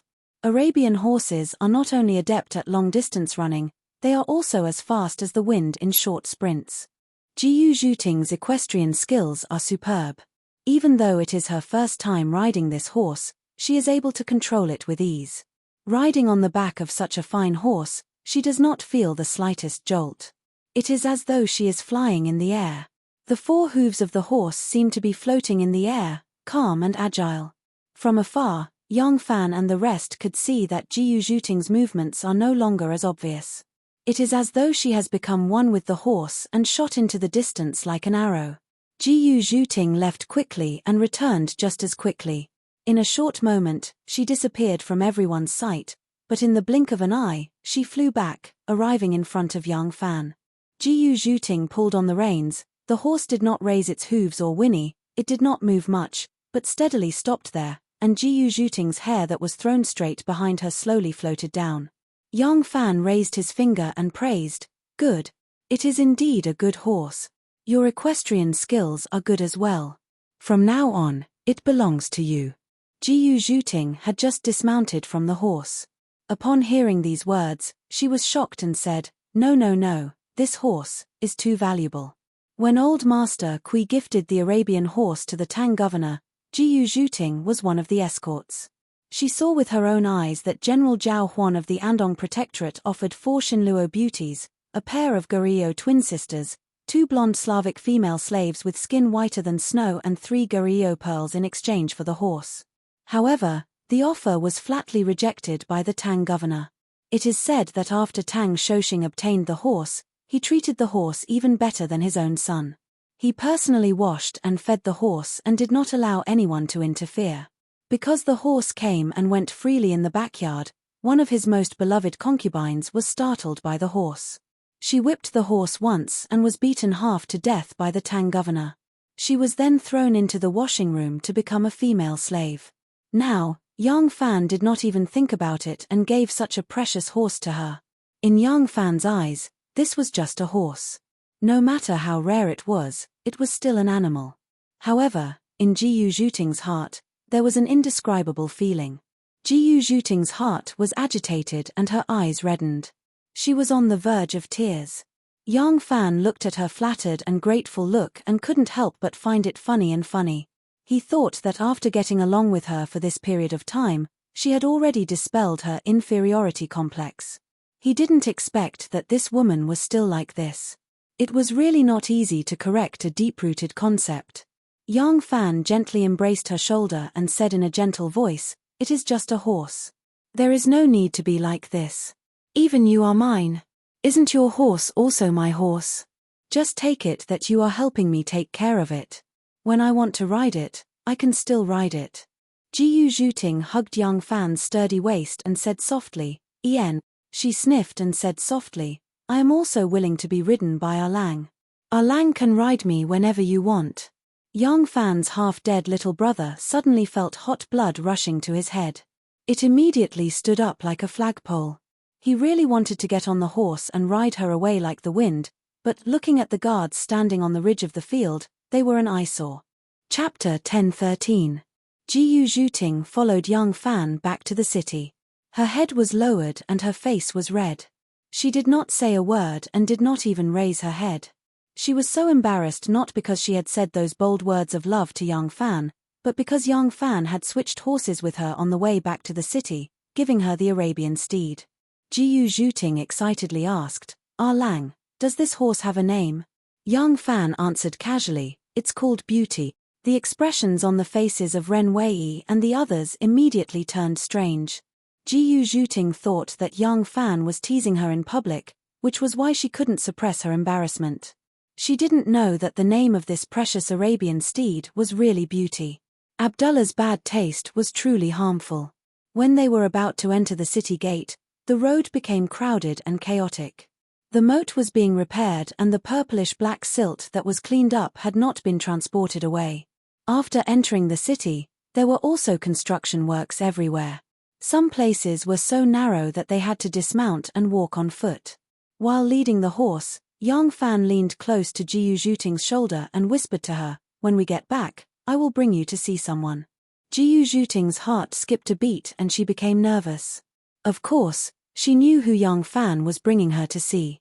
For a moment, Jiyu Zhuting was even more nervous than an ugly daughter-in-law meeting her parents-in-law. Seeing her pale face, Yang Fan could not help but chuckle. "What are you afraid of? She is not a man-eating tiger." Jiyu Zhuting quietly swallowed and whispered, I don't need to see her, right?" Yang Fan said, "She can't leave the palace often. This is a rare opportunity. Xiao Man and RNU have known her for a long time and they get along well. What are you afraid of? She is gentle and easy to talk to. Even if you avoid her this time, you will still have to meet her in the future. Besides, she also wants to see you." Jiyu Zhuting stammered, "But your servant only knows martial arts. I don't know anything about poetry. In front of her, I'm afraid I have nothing to say." Yang Fan couldn't help but laugh. This pitiful appearance was really lovable. Yang Fan comforted him, "Don't worry, she's not a sour and rotten Mr. Winter Roast. She doesn't recite poems when she's with me. Don't you know Kuju? She's a Kuju expert. You can talk to her about Kuju."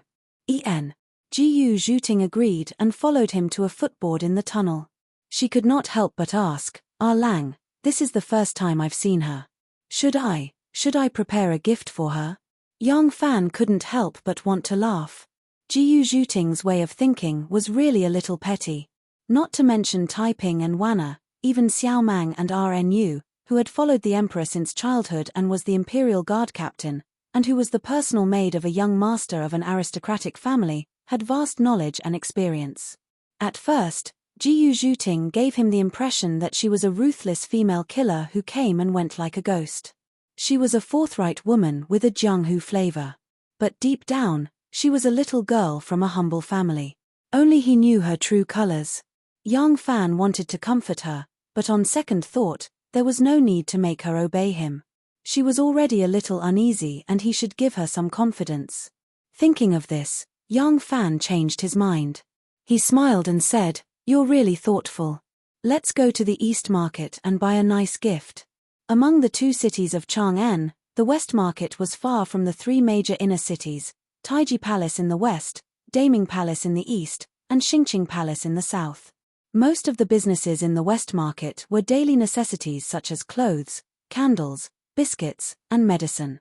It was bustling and more prosperous than the East Market, but most of the goods were ordinary. The East Market was close to the three major inner cities. Most of the people living around it were royalty and dignitaries. Therefore, most of the shops in the city sold expensive goods.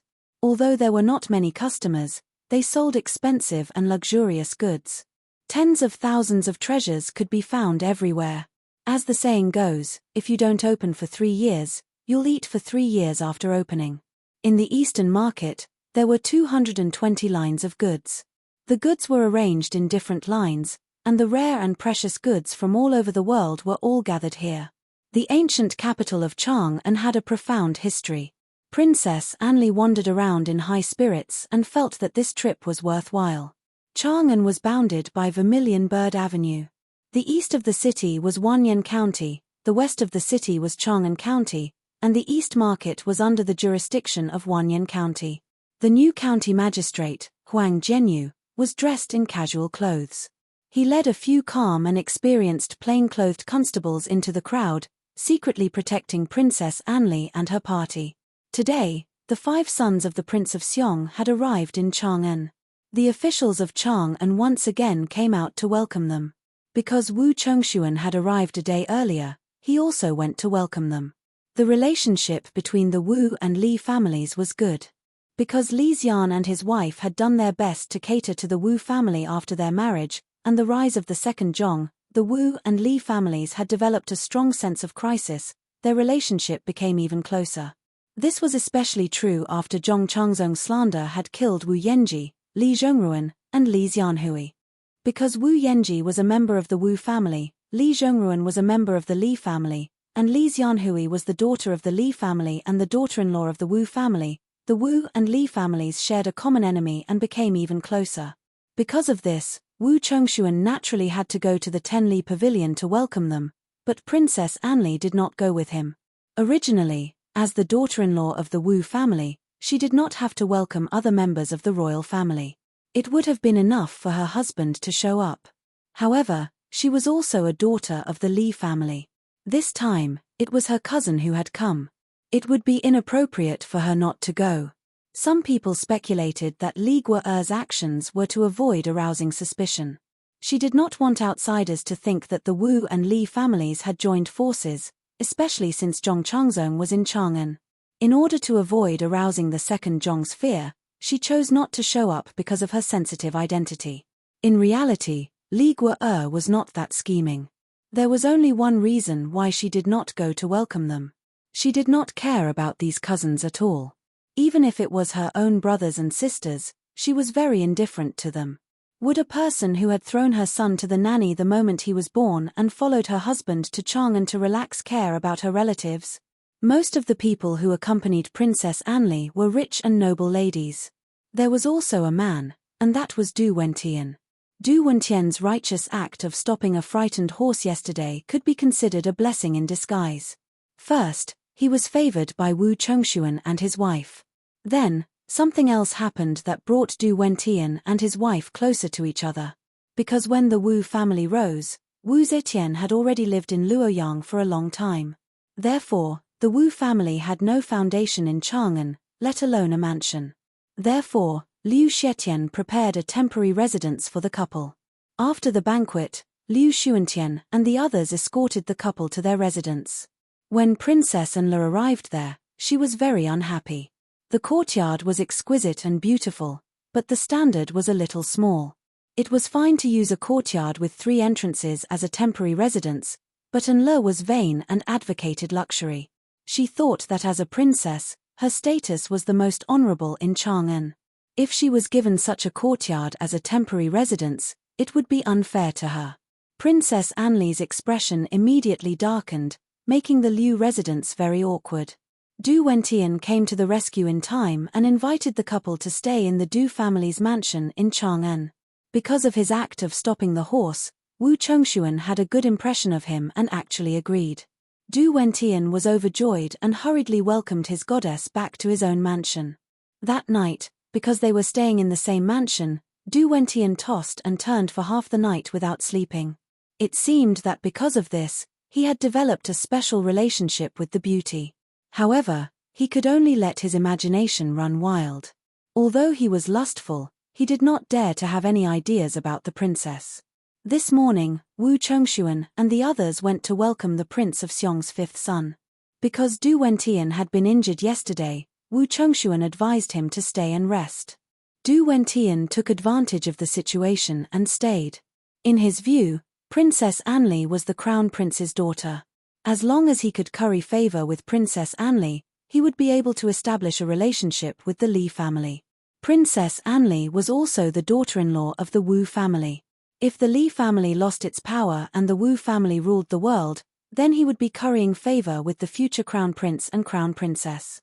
This was much less risky than being too close to the Prince of Xiong's fifth son.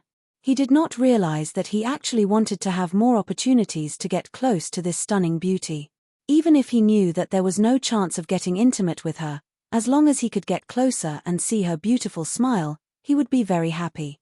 Just like this, he also followed Enle on her outing. Enle entered and exited shops that sold precious jewels and precious clothing.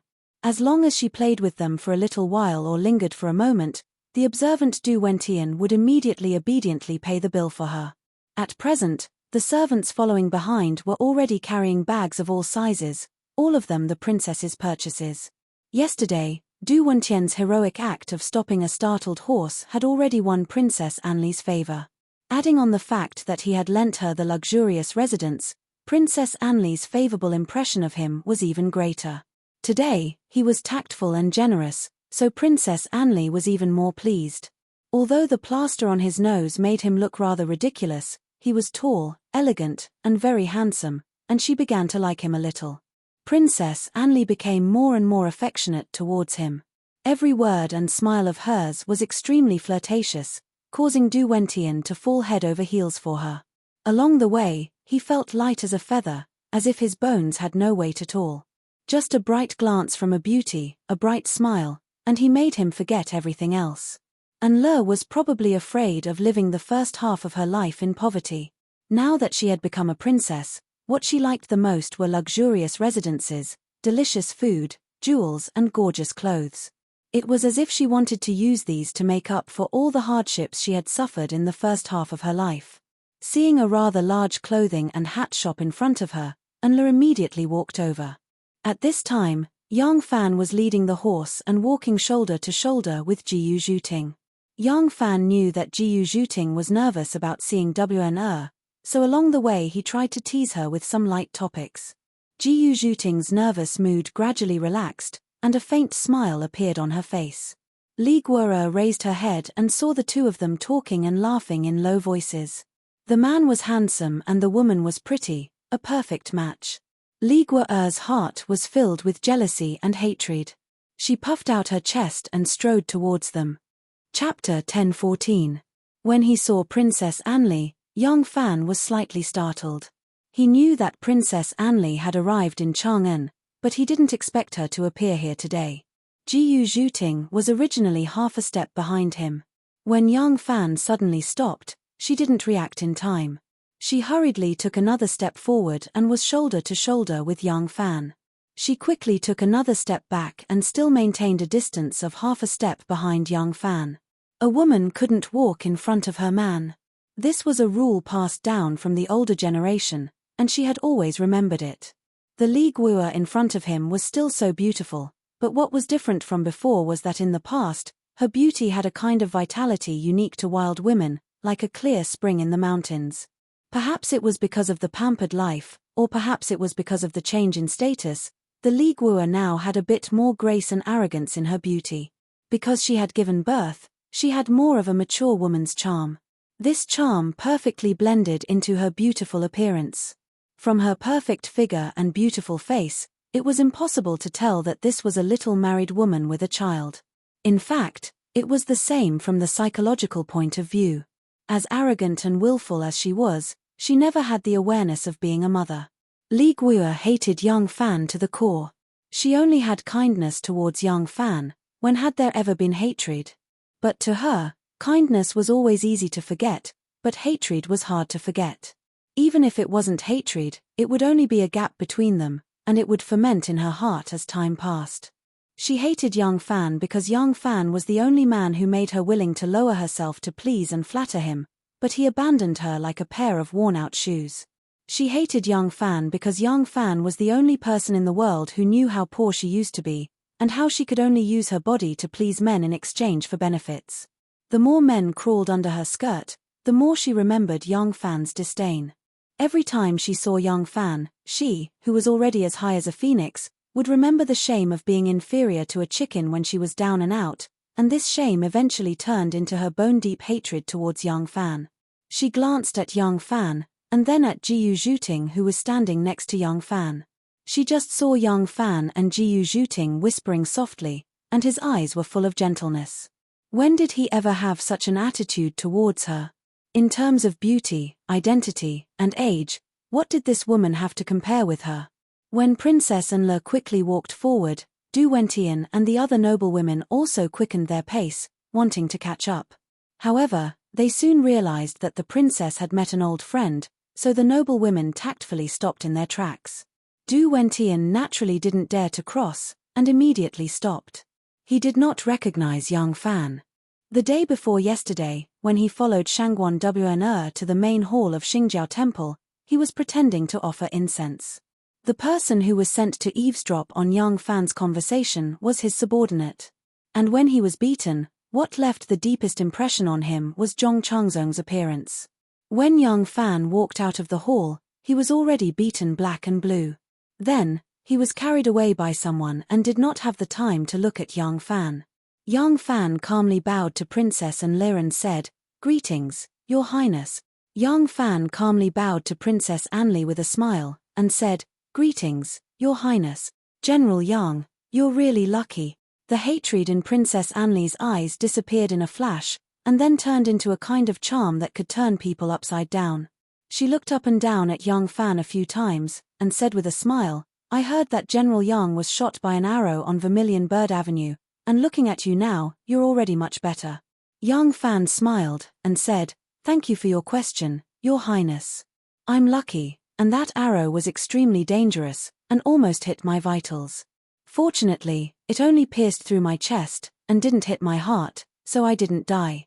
Princess Enle giggled, and said sweetly, "No wonder people say that good people don't live long, and scourges live for thousands of years." Jiyu Zhuting didn't know about the grudges between Princess Enle and Young Fan, and when she heard her words, she thought she was teasing. To use someone else's injury as a topic of teasing, it meant that the two were very familiar with each other. Young Fan already had many dealings with the royal family, and Jiyu Zhuting had also heard about his affair with Taiping. She immediately thought to herself, "Ah Lang and this princess, don't tell me. No, no." As if sensing Jiyu Zhuting's attention, Princess Enle's gaze shifted to her, and looked at her like she was looking at a commodity, and said lightly, "This is your woman?" Young Fan stretched out a hand, and put it on Jiyu Zhuting's shoulder, and said with a smile, "Yes, she is my woman." When Princess Enle said your woman, and when Young Fan said my woman, their tones were different, and they had already exchanged blows. Jiyu Zhuting didn't realize that when she heard Young Fan admit her identity in front of outsiders, she was both embarrassed and happy, as if she had drunk honey.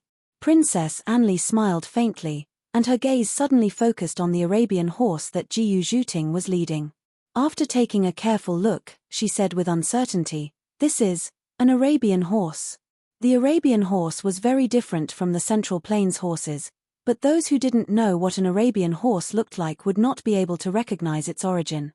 Unexpectedly, Princess Enle was able to recognize it in an instant. In fact, this wasn't strange. There were no princesses of the Tang dynasty who were weak and delicate, and most of the noble ladies knew how to ride a horse. When Enle had just returned to Chang'an, she was in a hurry to enter the upper class, and she didn't want to be looked down upon by the daughters of the nobles.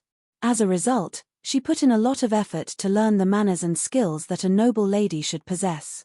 She was a woman who wanted to be superior to others in every aspect. Once, when she was traveling on horseback with a noble lady, she specially requested Wu Zetian to borrow an Arabian steed from the imperial stables division. It was a tribute that the envoy sent by the Kingdom of Abbasid Caliphate hoped to strengthen the trade between the two countries to the great Jew emperor. At that time, Princess Anli was being doted on by Wu Zetian, and the imperial horse supervisor was flattering her, recommending the horse to her, and introducing its abilities in detail. However, Princess Anli gradually incurred the disgust of Wu Zetian, and she didn't receive such treatment. However, she still remembered the characteristics of the Arabian horse, and as a result, she was able to recognize it at a glance. Yang Fan was surprised. "Your Highness actually recognizes the Arabian horse. Good eyesight." Princess Anli's eyes instantly lit up. None of the relatives of the royal family in Luoyang had such a horse. Back then, when she borrowed the Empress's horse, she was in the limelight, but it was a pity that it was a borrowed horse. She didn't expect Yang Fan to have one. On the horse, Anli said, "I like to ride horses. I wonder if General Yang is willing to part with it." Yang Fan shook his head. "My apologies. This horse is a token of love from me to Miss Gu." Princess Anli smiled, and her smile was charming, but her eyes were getting colder. "I have asked, and General Yang is still unwilling to part with it." Yang Fan said indifferently, "Your Highness, why must you snatch away someone else's love?" The smile on Princess Anli's face disappeared. She glared coldly at Yang Fan and said, "Yang Fan, don't be arrogant just because you're favored. What general or minister? In the end, you are just a dog reared by the royal family." Jiyu Zhuting felt deeply uneasy. As an assassin, she dared to assassinate a governor at the age of 13. If the order was for her to assassinate the emperor, she would also dare to do it. Deep down, she was a person who revered hierarchy and valued etiquette the most. However, she didn't fear the imperial power and dared to challenge the highest authority. It might sound contradictory, but it wasn't contradictory at all. When she jumped out of a circle, she could look down on all the rules in that circle. There was nothing that she needed to respect. When she jumped into a circle willingly, she had to follow everything in that circle. Now, she was no longer a female assassin. Her life had gained a new meaning because of him.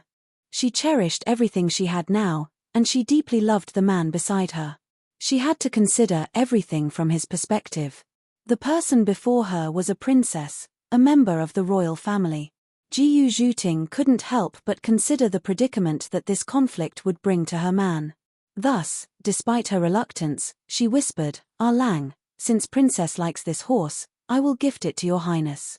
In any case, I don't usually ride a horse." Before Yang Fan could speak, Li Guo sharply said, "Who do you think you are? You don't deserve to say the word gift to me." She turned to Yang Fan and arrogantly raised her chin, saying, "I want you to give it to me." Yang Fan ignored her and turned to Jiyu Zhuting. "Ting you don't need to compromise yourself for anyone. Your man is able to achieve what he has today because he fought with his life on the line. He didn't do it because he wanted to flatter a princess." Li Guo was enraged by Yang Fan's sarcasm. She was a noble princess, and she was more beautiful than Jiyu Zhuting. She didn't understand why Yang Fan didn't care about her, but treated a lowly woman like a treasure. Li Guo was jealous and hateful. She blurted out, "Who is she? Status, identity, age, and beauty. How can she compare to me? She's just a lowly servant that shamelessly clings to the rich and powerful. She's worthy of you treating her like a treasure." Jiyu Zhuting's face turned as white as paper. She didn't fall in love with Yang Fan because of his power or status. However, the difference in status between them was an obvious fact.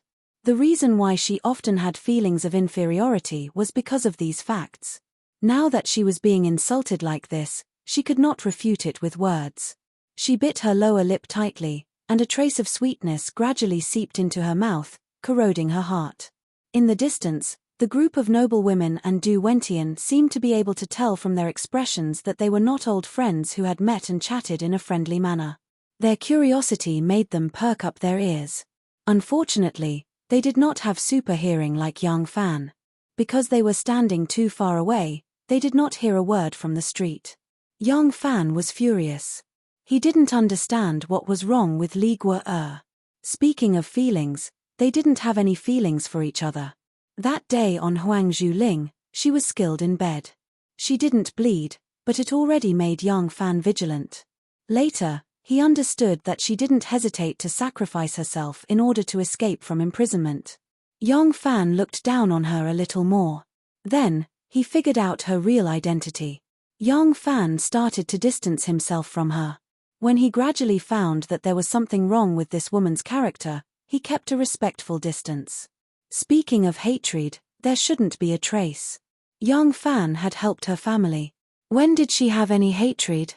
If it could be said that Yang Fan had used her and then abandoned her, then her love turning to hate could also be considered a reason. But Yang Fan knew that he didn't love her and she was only using him. After Princess and Le returned to the capital, Yang Fan was not ignorant of the various scandals that gradually spread. This woman would never firmly place her heart on a man. Since she was heartless, how could love turn to hate? But other than these things, he really couldn't think of how he had offended her to make her hold such a deep grudge against him. He didn't know that there really was a kind of person in this world. Zhong Kui was so ruthless that it was difficult to use common sense to guess. When Yang Fan had spied on Huang Zhuling, she had coincidentally been bitten by a poisonous snake and her life was hanging by a thread. Yang Fan had the heavy responsibility of rescuing the Prince of Luling. Even though he knew that saving this peasant girl could expose his identity, he still sucked the poison out of her to save her life. However, she took advantage of the moment when Yang Fan turned to leave to grab a sharp stone and fiercely throw it at the back of Yang Fan's head. Yang Fan dodged the attack and caught her. She immediately argued that it was because she didn't believe that Yang Fan was a herbalist and was afraid that he would harm her. At the time, Yang Fan had already picked up the medicine basket and was preparing to leave, so how could he have any ill intentions towards her? When had she ever cared about her chastity and reputation? The reason why she wanted to smash her savior to death was because she had taken Yang Fan's previous joke seriously. In order to conceal his true identity, Yang Fan had said that he was a herbalist, so he had taken her pearl of average quality as payment. The only reason why she wanted to smash her savior to death was to take back her pearl. This kind of person was extremely narrow-minded. She wouldn't care about the kindness of a gushing spring, but she would haggle over every ounce of hatred. This kind of person, just like when she was born, the heavens had stuffed a vicious air into her heart. How could she be treated as a normal person? Yang Fan was enraged. His face darkened, and he said word by word, "You're asking about the difference? Then let me tell you. The difference between you and Miss Gu is the difference between a whore and a woman." Gu Zhuting was stunned. She didn't think that Yang Fan would actually dare to insult a princess. That was a princess. And the reason why he was like this was because she had been insulted. Tears began to well up in her eyes. Princess Enle was also stunned. She didn't think that Yang Fan would dare to speak like this. She looked at Yang Fan in shock, and didn't know what to say for a moment. Yang Fan's face was as cold as ice, and he said coldly, "Commander Jiao Xing of the Yellow Bamboo Ridge, Brigade Commander Jiao, and a few of his team leaders are all dead. As far as I know, their trusted subordinates and soldiers also met with various accidents. I'm sure you know the reason best, Miss Ju Caia." Princess Enle took a step back, her face as pale as paper. Yang Fan smiled coldly, and said, "Your Highness, please open your eyes wide and take a good look at Miss Gu. What do you see in her eyes? It's a pool of clear spring water. It's filled with dignity, chastity, loyalty, and purity. But in your eyes, I only see greed, indulgence, vanity, and shamelessness." Li Guo'er felt as if she was struck by lightning, and couldn't help but take another step back. Yang Fan said disdainfully, "A body that can be sold at any time, no matter how beautiful it is, it will still stink. What do you have to compare with Miss Gu?" Princess Enle's lips trembled, and she couldn't say a single word. When Yang Fan revealed the secret and called out the name Ju Caia, it was as if her skin was torn off, and she was completely beaten black and blue in front of Yang Fan. For a moment, she lost the courage to clamor. Chapter 10:15.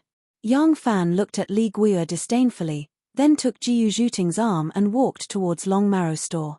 Long Marrow Store was not the oldest clothing store in Chang'an East City, but it was the most famous one. Seeing that Yang Fan had left, Du Wentian and the noblewomen gathered around. Du Wentian was very alert. Even though Li Guiyu quickly concealed her emotions and her face returned to normal, Du Wentian still saw a flash of resentment in her eyes. Du Wentian pretended to be curious and asked, "Your Highness, who is this person? He seems to be very familiar with Your Highness." Li Guiyu said lightly, "He is the loyal General Yang Fan." Li Guiyu's expression had completely returned to normal, without a trace of resentment. After saying this, she walked towards the Long Marrow Old store. She was not willing to be humiliated like this, and she did not have the self-restraint of a gentleman. As long as there was a chance, she would immediately take revenge. Du Wentian jumped in fright. Only now did he know that the person just now was Yang Fan, but when he saw Li Guiyu angrily walking towards the clothing and hat shop, he understood in his heart, this Princess Enle and that General Zhongwu were definitely not friends, there must be a grudge between them. Du Wentian rolled his eyes and immediately followed in. After knowing that the person was Yang Fan, he was worried that Yang Fan would recognize him. But he immediately realized that the relationship between Princess Anli and Yang Fan was not harmonious. This matter was becoming more and more interesting. As a young master of an aristocratic family, he had lived like a prince since he was young. He had never suffered such a big loss. His previous encounter in the Jujiao Temple was a painful experience that he had never experienced before. It was not that he did not want to take revenge, nor was it that he did not dare to, but he did not have the ability to. Now, he found a great opportunity in front of him, and now, he found that Princess Anli and Yang Fan did not seem to get along. If he used this princess, thus, he followed her in without any scruples. Of course, there was another reason. He was afraid of Zhong Changzong and Shanghai Wana, but he wasn't afraid of Yang Fan. He didn't know Yang Fan's true background, and a mere loyal general wasn't enough to make him retreat. Although Jiyu Zhuting had never visited a shop like this before, with her eyesight, she could tell the moment she entered the shop that the things in this shop must be very expensive, and not just ordinarily expensive. Sure enough, there was a young lady from a rich family buying something in the shop. The maidservant was settling the bill. The shopkeeper said the price was 18,000 coins, but there was only a pair of boots on the counter. Jiyu Zhuting could not help but pinch her purse worriedly. The monthly allowance that Yang Fan gave her was several times more than when she was working under young Master Jiang. In addition, she was now the helmsman of Cao Quan, so she also had an income. So, she, who had always been thrifty, had saved up a large sum of money. At least, in her eyes, it was a large sum of money. She even felt that she didn't need her parents, who were not well off, to help her buy a very decent dowry. But now, she found out that she would have to spend all of her savings in this shop in order to buy a decent meeting gift. "Tinga, what do you think of this half-arm?" Yang Fan saw that Jiyu Zhuting's eyes were fixed on a half-arm, so he stopped and asked with a smile. This half-arm had sleeves that reached the elbow, and waist length. The color was light white, and there were fine patterns on it, but it didn't look very obvious. The small lapel revealed a playful look. This kind of clothing material with hidden patterns was very laborious, so it was very expensive. But because of this, the clothing was even more beautiful. Jiyu Zhuting had never worn this kind of high-quality clothing material before, but she had seen this kind of clothing material on the young lady of the Kui family. The shopkeeper of the Long Marrow Old shop was named Xin Yu. Xin Yu came forward and said with a smile, "Customer has good eyesight. This half-sleeve is made of curling silk, and it is exceptionally exquisite. With the young lady's beauty, you will definitely look even more beautiful with this kind of good material." Curling silk, what is it like? It is not like silk and silk. It should be like the bright moon on Tiantai Mountain, a 45-foot waterfall spring. There is a wonderful writing in it, and the floor is covered with white fireworks and snow. This kind of fine texture and gorgeous patterns was produced in UDI. Because the production was limited, and it had to be used as a tribute to the palace, it could be said that it was hard to find among the common people. "This half-sleeve is not bad, I want it." Princess Enle barged in. She hadn't even seen what kind of clothing Jiyu Zhuting had taken a fancy to, so she said arrogantly. Jealousy and anger intertwined together, making her instinctively want to attack Yang Fan. In her heart, no matter what, Yang Fan would not compete with her in terms of wealth.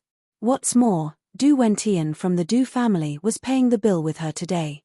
She wanted young Fan to lose face in front of her woman, and be even more humiliated than she was just now. Shopkeeper Shin hurriedly went over to her, and said with a smile, "Young lady, this half-sleeve costs 30,000. Princess Anla waved her hand, and said indifferently, "Wrap it up." Du Wentian immediately took a step forward, and ordered, "Pay up." Chen Jiao immediately walked up, and while taking out her money pouch, she said proudly, "No need to say the price, just wrap up the things that we have taken a fancy to, we can afford it." Jiyu Zhuting glanced at young Fan with a pitiful expression. Courage must be matched with ability.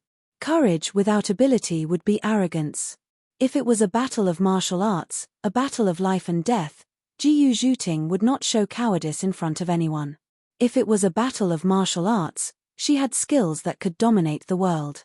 If it was a battle of life and death, she wouldn't care about her life. But if it was a battle of wealth, it was a battle of money. Young Fan looked at her pitiful appearance like a little girl, and felt both angry and amused. When he had first interacted with Jiyu Zhuting, he hadn't seen her expression like this. At that time, she knew that he had inherited the position of the sect master of Xian sect, but she dared to meet him with a sharp blade. She knew of Master Jiang's identity and background, but she dared to assassinate him without hesitation, just to get justice for herself. But now, young Fan quite enjoyed the feeling of this remarkable female assassin relying on him, so he smiled and didn't speak. Jiyu Zhuting bit her lip and continued to walk around the shop. Her gaze quickly locked onto a piece of silk. This was a silk piece of silk that had flower patterns woven from gold and silver threads. It really was very beautiful. But before the shopkeeper said a price, Princess Anla pointed at the silk and said loudly, "I want this silk as well." The shopkeeper had a smile and hurriedly said, "Little girl, this silk is 18,000. Princess Anla's chin rose slightly and she said disdainfully, "I said there is no need to discuss the price, Ben Gong. Ben Gong doesn't have the habit of discussing price, wrap it up." "Yes, yes, yes." The shopkeeper hurriedly agreed and ordered the worker to wrap it up. Chen Jiao hurriedly went forward to pay. At this time, it wasn't just the clever shopkeeper who saw that something was wrong. Even the noble matrons that followed Princess Anla also saw that something was wrong. It seemed that this princess was fighting with someone. A pair of soft-bottomed embroidered boots lined with silk, a knee-length jacket with a lapel and small sleeves, a silk-striped skirt, a plain silk scarf. Wherever Jiyu Zhuting's gaze went, Li Guerre would buy it. In just half an hour, almost half of the things in the shop had been swept away by her. Jiyu Zhuting's forehead couldn't help but drip with sweat. The rest of the clothes were even more expensive. From the goods that were just bought, she estimated that the lowest price of these clothes would be at least 50,000. It would be difficult for her to buy them all. Young Fan was undoubtedly a very considerate man. He could see Jiyu Zhuting's uneasiness. He couldn't bear to continue teasing his woman. He smiled and whispered to Jiyu Zhuting, "Tinger, just take whatever you like. Don't worry about money." Jiyu Zhuting whispered, "This is a token of my sincerity for you. You shouldn't use a Lang's money." Young Fan said, "Even you are mine. Isn't what's mine yours?" Jiyu Zhuting bit her lips and didn't say anything. Her heart was warm as if a drop of honey had dripped into it. It was slowly moistening and making her feel sweeter and sweeter. Young Fan didn't hesitate to have such a fierce conflict with a noble princess for her. She had already completely surrendered to him. She was so grateful that she didn't know what to do. Now that he was so considerate, she was even more grateful. She quietly looked at young Fan with eyes full of sweetness and tenderness. She didn't know why she was so lucky. She thought that the ultimate fate of an assassin was to die alone in some unknown corner. But now her fate had been completely changed by this man. She was really willing to do anything for him as long as he liked it. "Shopkeeper, may I ask about this Nichang moonlight dress?" Jiyu Zhuting politely asked the shopkeeper. As she expected, before she finished asking, Li Guerre proudly said, "Wrap it up." Du Wentian waved to Chen Jiao, "Pay." After saying this, Du Wentian quietly took out a handkerchief and wiped his temples.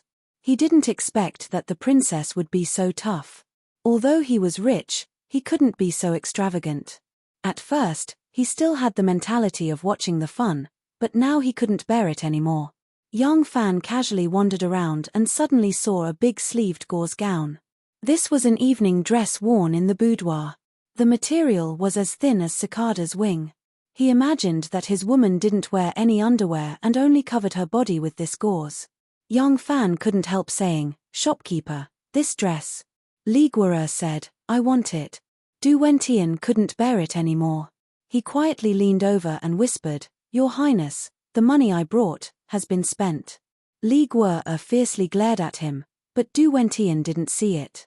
He lowered his head, very ashamed, but his heart was not without resentment. Today, he knew that he would be accompanying Princess and Le to the Eastern Market, so he specially brought money. But Li Guo'er was not throwing away money, she was simply extravagant. Even if he had a mountain of gold, he couldn't afford to spend like this. Li Guo'er ordered her maidservant coldly, "Pay up." Young Fan looked at her and smiled. He turned his head and said to shopkeeper Shin, "Old shopkeeper, this dress, I think it's just ordinary. Do you have better clothes in your shop?" Until now, Shin Yu had not seen him buy a single piece of clothing. As a man, he had brought his female companion to go shopping, but he had been slapped in the face like this, and yet he could still be so calm and composed. He could not help but feel contempt in his heart, but he was an extremely shrewd businessman, so naturally, he would not show the slightest contempt in his attitude. But even if he didn't show it in his attitude, his behavior couldn't be picky. He politely smiled and said, "Our shop has a treasure. Because we are afraid that it will gather dust, we don't display it outside. Would you like to see it?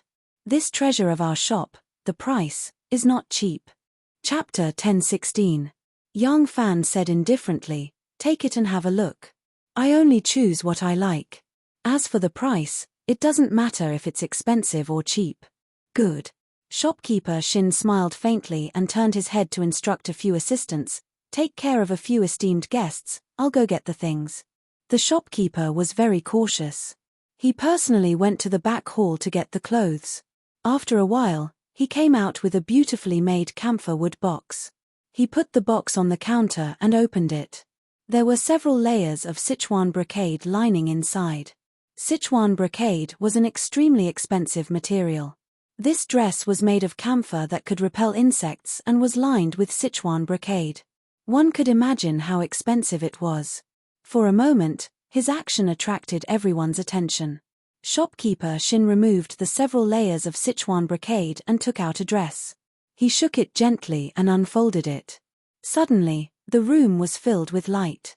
The light reflected by the dress was like rippling waves. With the slightest movement of the dress, the walls, the clothes, and the faces of the people in the room seemed to be flowing gently. There was a moment of silence in the shop. Everyone was stunned. Young Fan couldn't help but show a surprised look. Although he didn't know much about clothes, he could see that the dress was gorgeous. He didn't expect that this shop would have such a treasure. With a proud expression, shopkeeper Shin announced in a clear voice, "Dear customers, this is the treasure of our store, this monofilament jade birdcage skirt." Young Fan moved closer to Jiyu Zhuting's ear and said, "This dress is good. Buy it." Jiyu Zhuting noticed that every item in this shop was priceless, but this dress was so dazzling that it was obvious how precious it was. She could not help but whisper, "Ah Lang, this dress. I'm afraid it's worth hundreds of thousands of yuan." Young Fan said, "Money is not a problem. I want this one. Buy it." Jiyu Zhuting hesitated and said, "Do you really want to buy it?" Young Fan said, "Of course. Otherwise, you'll lose face as a man." While the two of them were whispering, the noble women had already started talking at once. "Oh my God, what kind of material is this? There's a hint of red in the purple, and there are hundreds of birds in the light. It's really amazing. Purple? How can it be purple? It's obviously emerald green." "It's not all emerald green, there's also a hint of red. It's obviously gold and silver," the shopkeeper said proudly. "To tell you the truth, the first difficulty of this dress is that it needs to be made from the feathers of hundreds of birds, which is as difficult as reaching the sky. It takes several years of work. Another difficulty is that it needs to be made from the feathers of hundreds of birds. Another difficulty is that it needs to be made from for the clothes of hundreds of birds. Thirdly, it was not only the feathers of 100 birds that were used to make clothes, but the feathers of various colors had to be pieced together to form a picture of 100 birds.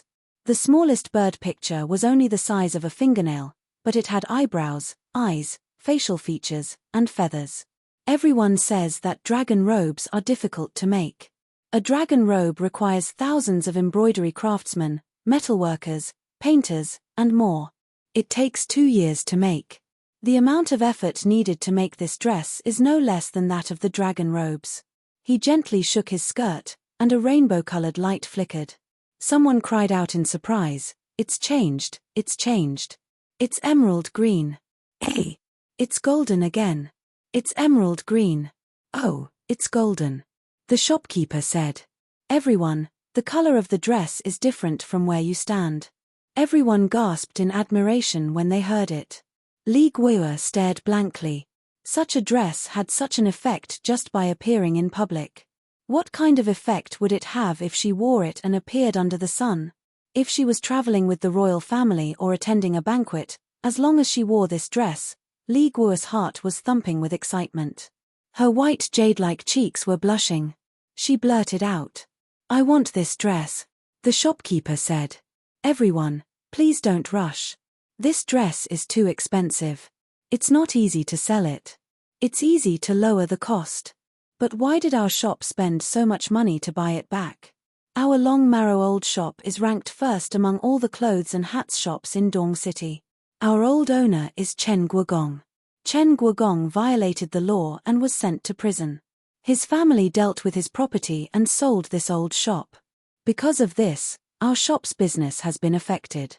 Now we can't be the first in Dong City. Our new owner spent a lot of money to buy this dress back. It's not for money, but for fame.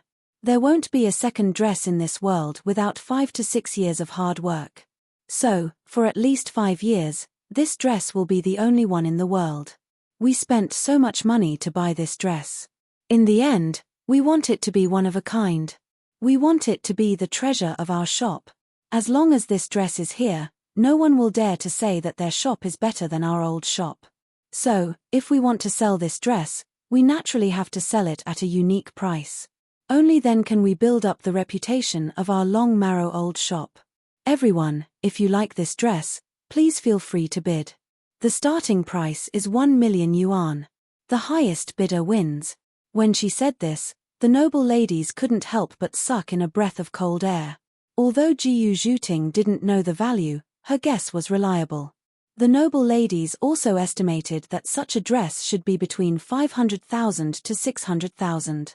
The wealthiest among them could only sigh when they thought that a dress would cost 500,000 to 600,000. But they didn't expect the shopkeeper to double the price and ask for 1 million yuan.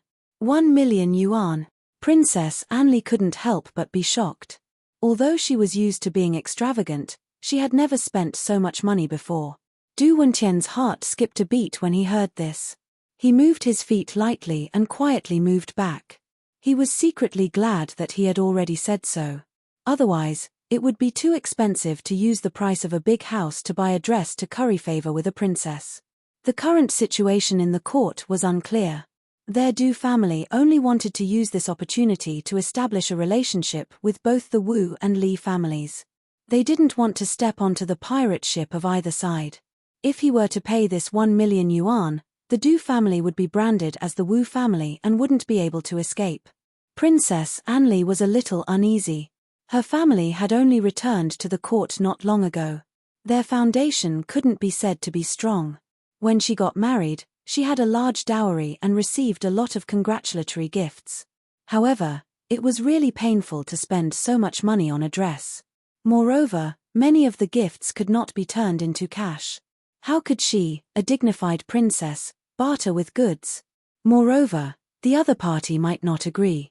However, she really couldn't let go of this dress. Everyone loved to be beautiful, and she especially loved to be beautiful and wanted to be in the limelight. When she thought of wearing this dress and showing off in front of the royal family, Princess Anli was so excited that her entire body trembled. She wanted to obtain this dress at all costs.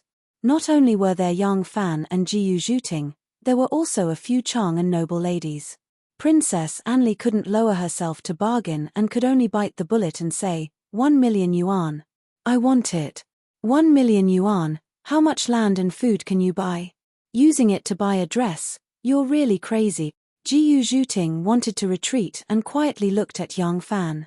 Yang Fan calmly nodded at her, his eyes full of encouragement. Courage returned to Jiyu Zhuting. She raised her voice and said, Shopkeeper, I want this dress. 1,010,000 yuan.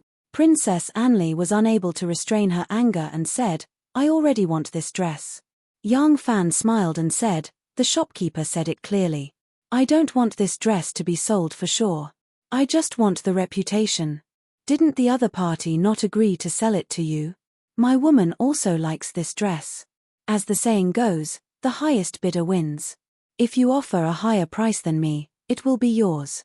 Princess Anli was provoked by him and said loudly, 1,010,000. Yang Fan said to Jiyu Zhuting in a low voice, 100,000, 100,000. Jiyu Zhuting glanced at him with a pleading look in her eyes. She didn't want to spend so much money from Yang Fan.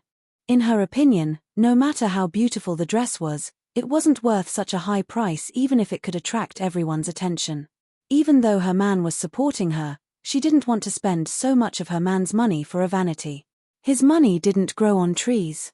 Yang Fan smiled and whispered in a voice that only she could hear, Good girl, is your man's face not worth a dress?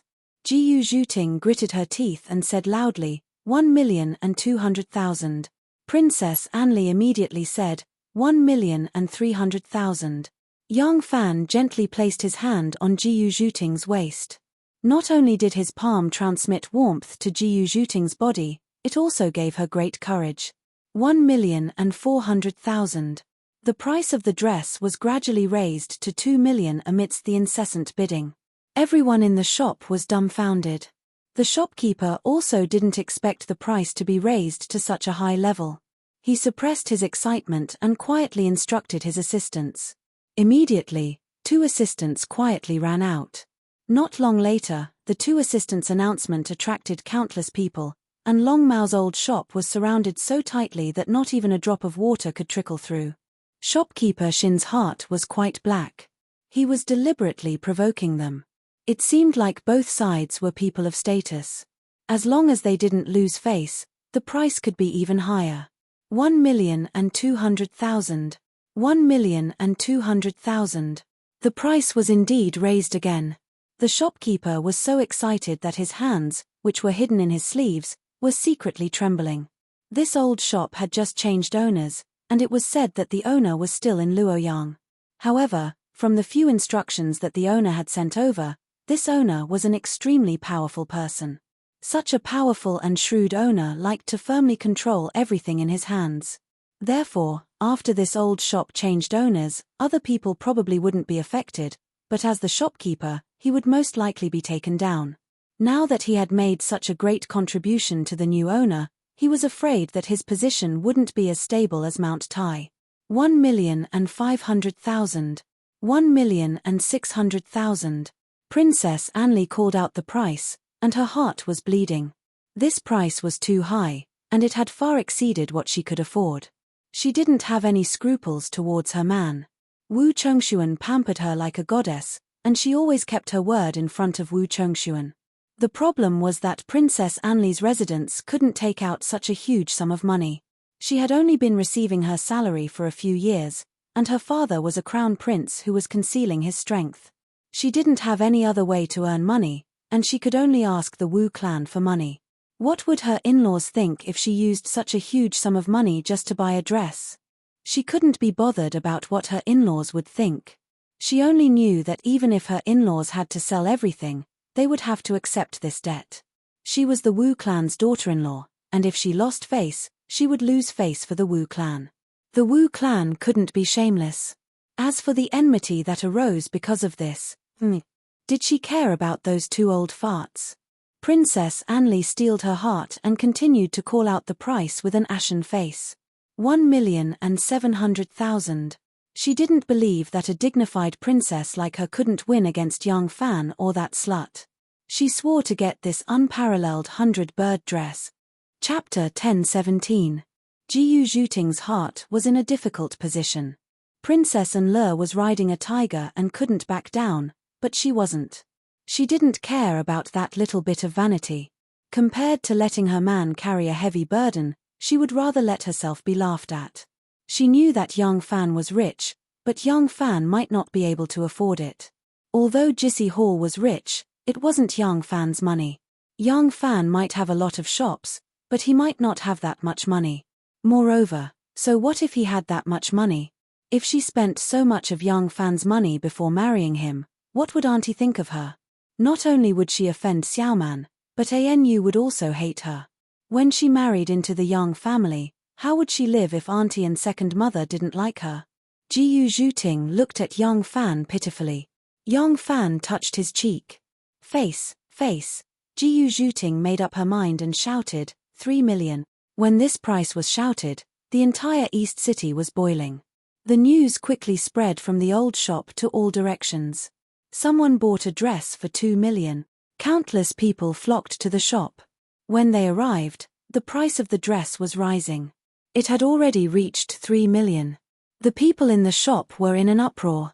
The workers' faces were all red. After today, which clothing shop in the world dared to say that it was more famous than Longmarrow Old Shop?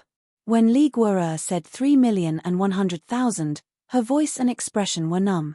She didn't expect this result. If she knew it earlier, she wouldn't have stepped into this shop. She wasn't worried about the anger of her in-laws, nor was she worried about her husband's embarrassment. She was worried that if the other party raised the price again, the Wu family wouldn't be able to come up with so much cash.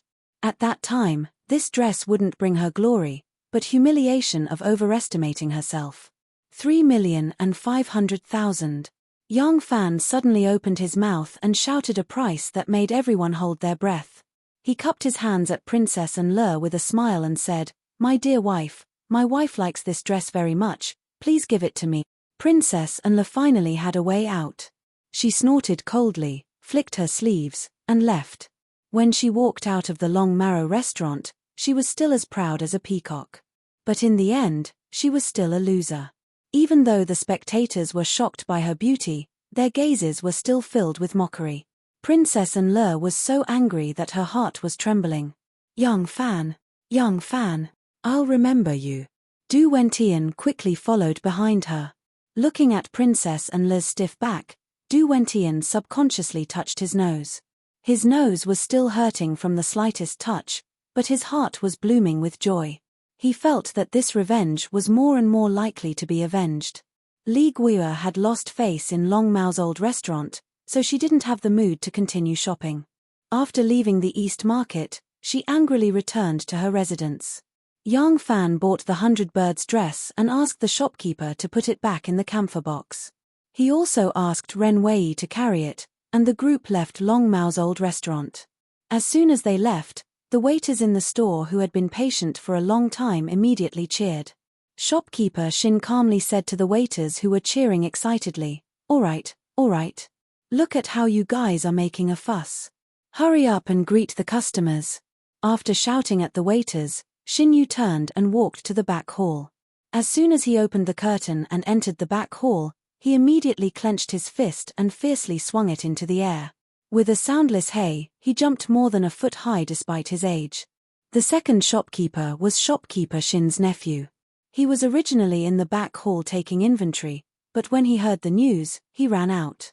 As soon as shopkeeper Shin returned to the back hall, he immediately followed him and happened to see this scene. The second shopkeeper said excitedly, "Uncle, this business is going to be big, ha ha ha. The reputation of our Longmarrow restaurant has spread far and wide in Chang'an. No. In the whole of Chang'an, no one can compare to us in glory." Shopkeeper Shin was beaming with joy, but he still pretended to be reserved and said, Quickly send a waiter to report to the owner." The second shopkeeper was stunned and said, "Uncle, isn't our owner still in Luoyang?" Shopkeeper Shin glanced at him and said, "Do you believe it? This store was bought by the Dugu family. I reckon that the owner is the Dugu family. However, Because this store was originally the property of Minister Chen, the Dugu family didn't want people to think that they were taking advantage of the situation. On the day of the transfer, I was watching from the side. I saw it clearly. It was written on the contract that our owner's surname is Xie. Her name is Xie Muwen. It's obviously a woman's name. Tell me, who would let a woman be the head of the household? Our owner might be the madam of one of the branches of the Dugu family. Listen to me and report the good news to the Dugu family. All right, I'll get someone to. No, I'll go myself. The second shopkeeper changed into a new set of clothes and rushed out the door. In this short time, the news had already spread, and many people were rushing to Long Mao's old store. There were also many shopkeepers and waiters from other stores standing in front of their doors, gazing at Long Mao's old store from afar with envy. The second shopkeeper walked on the street. Although no one in the crowd rushing to Long Mao's old store knew that he was the second shopkeeper, his chest was still very high. After Princess Anli angrily returned to her estate, the noble ladies who had accompanied her for a stroll dispersed. As witnesses of today's fight for the riches, they could not wait to share what they had seen and heard with others, especially when the noble princess was the one who suffered a loss. This satisfied a certain entertainment mentality that was not known to outsiders. They embellished the news and spread it. Chang Ningho, Huang Jianyu, was the first to hear the news. Liu Zitian had accepted the lesson of being humiliated by Princess Anli yesterday and had arranged for a rather large residence for the Prince of Xiong's fifth son. The residence was right next to Marquis Huang's estate, so the banquet was held at the Huang residence. Wu Chongshuan was drinking with someone when the Marquis of Chang Ningho suddenly laughed and said, "Wu Royal Prince, did you know that Her Highness Princess Anle is going to buy a magnificent 100-birds dress from the Long Maro shop in the Eastern Market today? This matter has caused a sensation in Chang'an." Wu Chongshuan was already 60 to 70% drunk. Hearing this, he shook his head and said with a smile, "Anle loves gorgeous clothes the most. The Fu has already purchased no less than 100 pieces of gorgeous clothes, but she still enjoys it. There is really no helping it." Marquis Huang laughed. "That's right, 3 million to buy a dress. Such extravagance is truly astonishing." Wu Chongshuan's vision darkened and he sobered up from his drunkenness. He stammered, How much?" Marquis Huang slowly extended 3 fingers. 3 million. For a moment, the entire hall was silent. Wu Chongshuan was both shocked and angry. He slammed his wine cup down and shouted, 3 million? How is that possible? Even if that dress is made of gold, how can it be worth 3 million? This is clearly an unscrupulous merchant harming people. Anli has always been naive, so she must have been tricked. "No, I have to go back." Marquis Huang laughed. Slow down. Royal Prince Wu, I only said that Her Highness wants to buy that dress for 3 million, not that she has already bought it. What are you so anxious about? This dress really isn't made of gold. Who can wear a dress made of gold?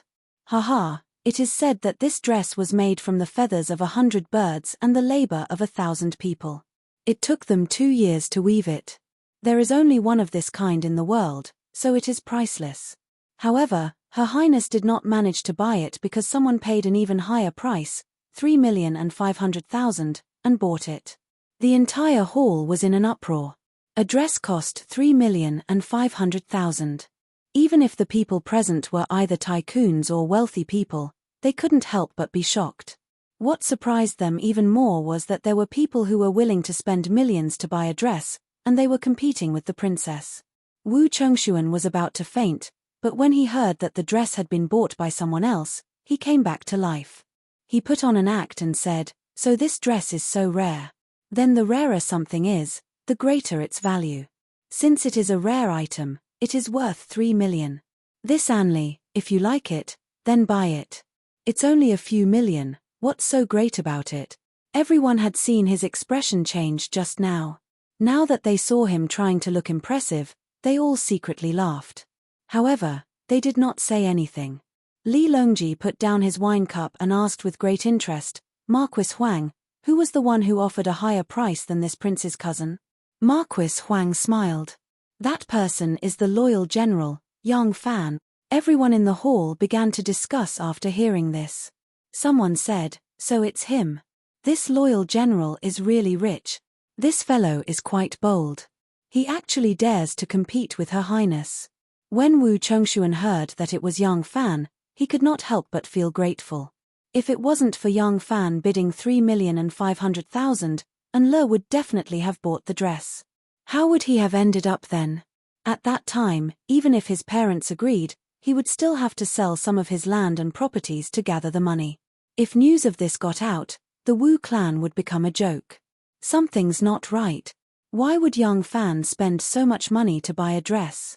Could it be that he saw that my wife liked this dress, so he threw 1,000,000 to give it to Le to win her favor? Wu Chengxuan suddenly became suspicious. He had always treated Princess Le as a living treasure and was always worried that she would make him wear a green hat. The princesses of the Li clan were usually restless, and Le was astonishingly beautiful. It was no wonder that Wu Chengxuan was so vigilant. However, he didn't know that he couldn't keep an eye on her. Princess Le, who was like a treasure to him, had never tightened the sash on her slender waist. It was just that Yang Fan didn't care when she threw herself into his arms. At this moment, Marquis Huang said, "I heard that General Yang had brought a beauty along with him. This dress was to be given to that beauty. I didn't expect a general like General Yang to be so protective of the fairer sex." Li Dan's eldest son, Li Chengqi, laughed and said, "Haha, General Yang owns dozens of shops in the 3 cities of Luoyang and is extremely wealthy. Naturally, he is extravagant. It's just that throwing 3 million is really quite extravagant."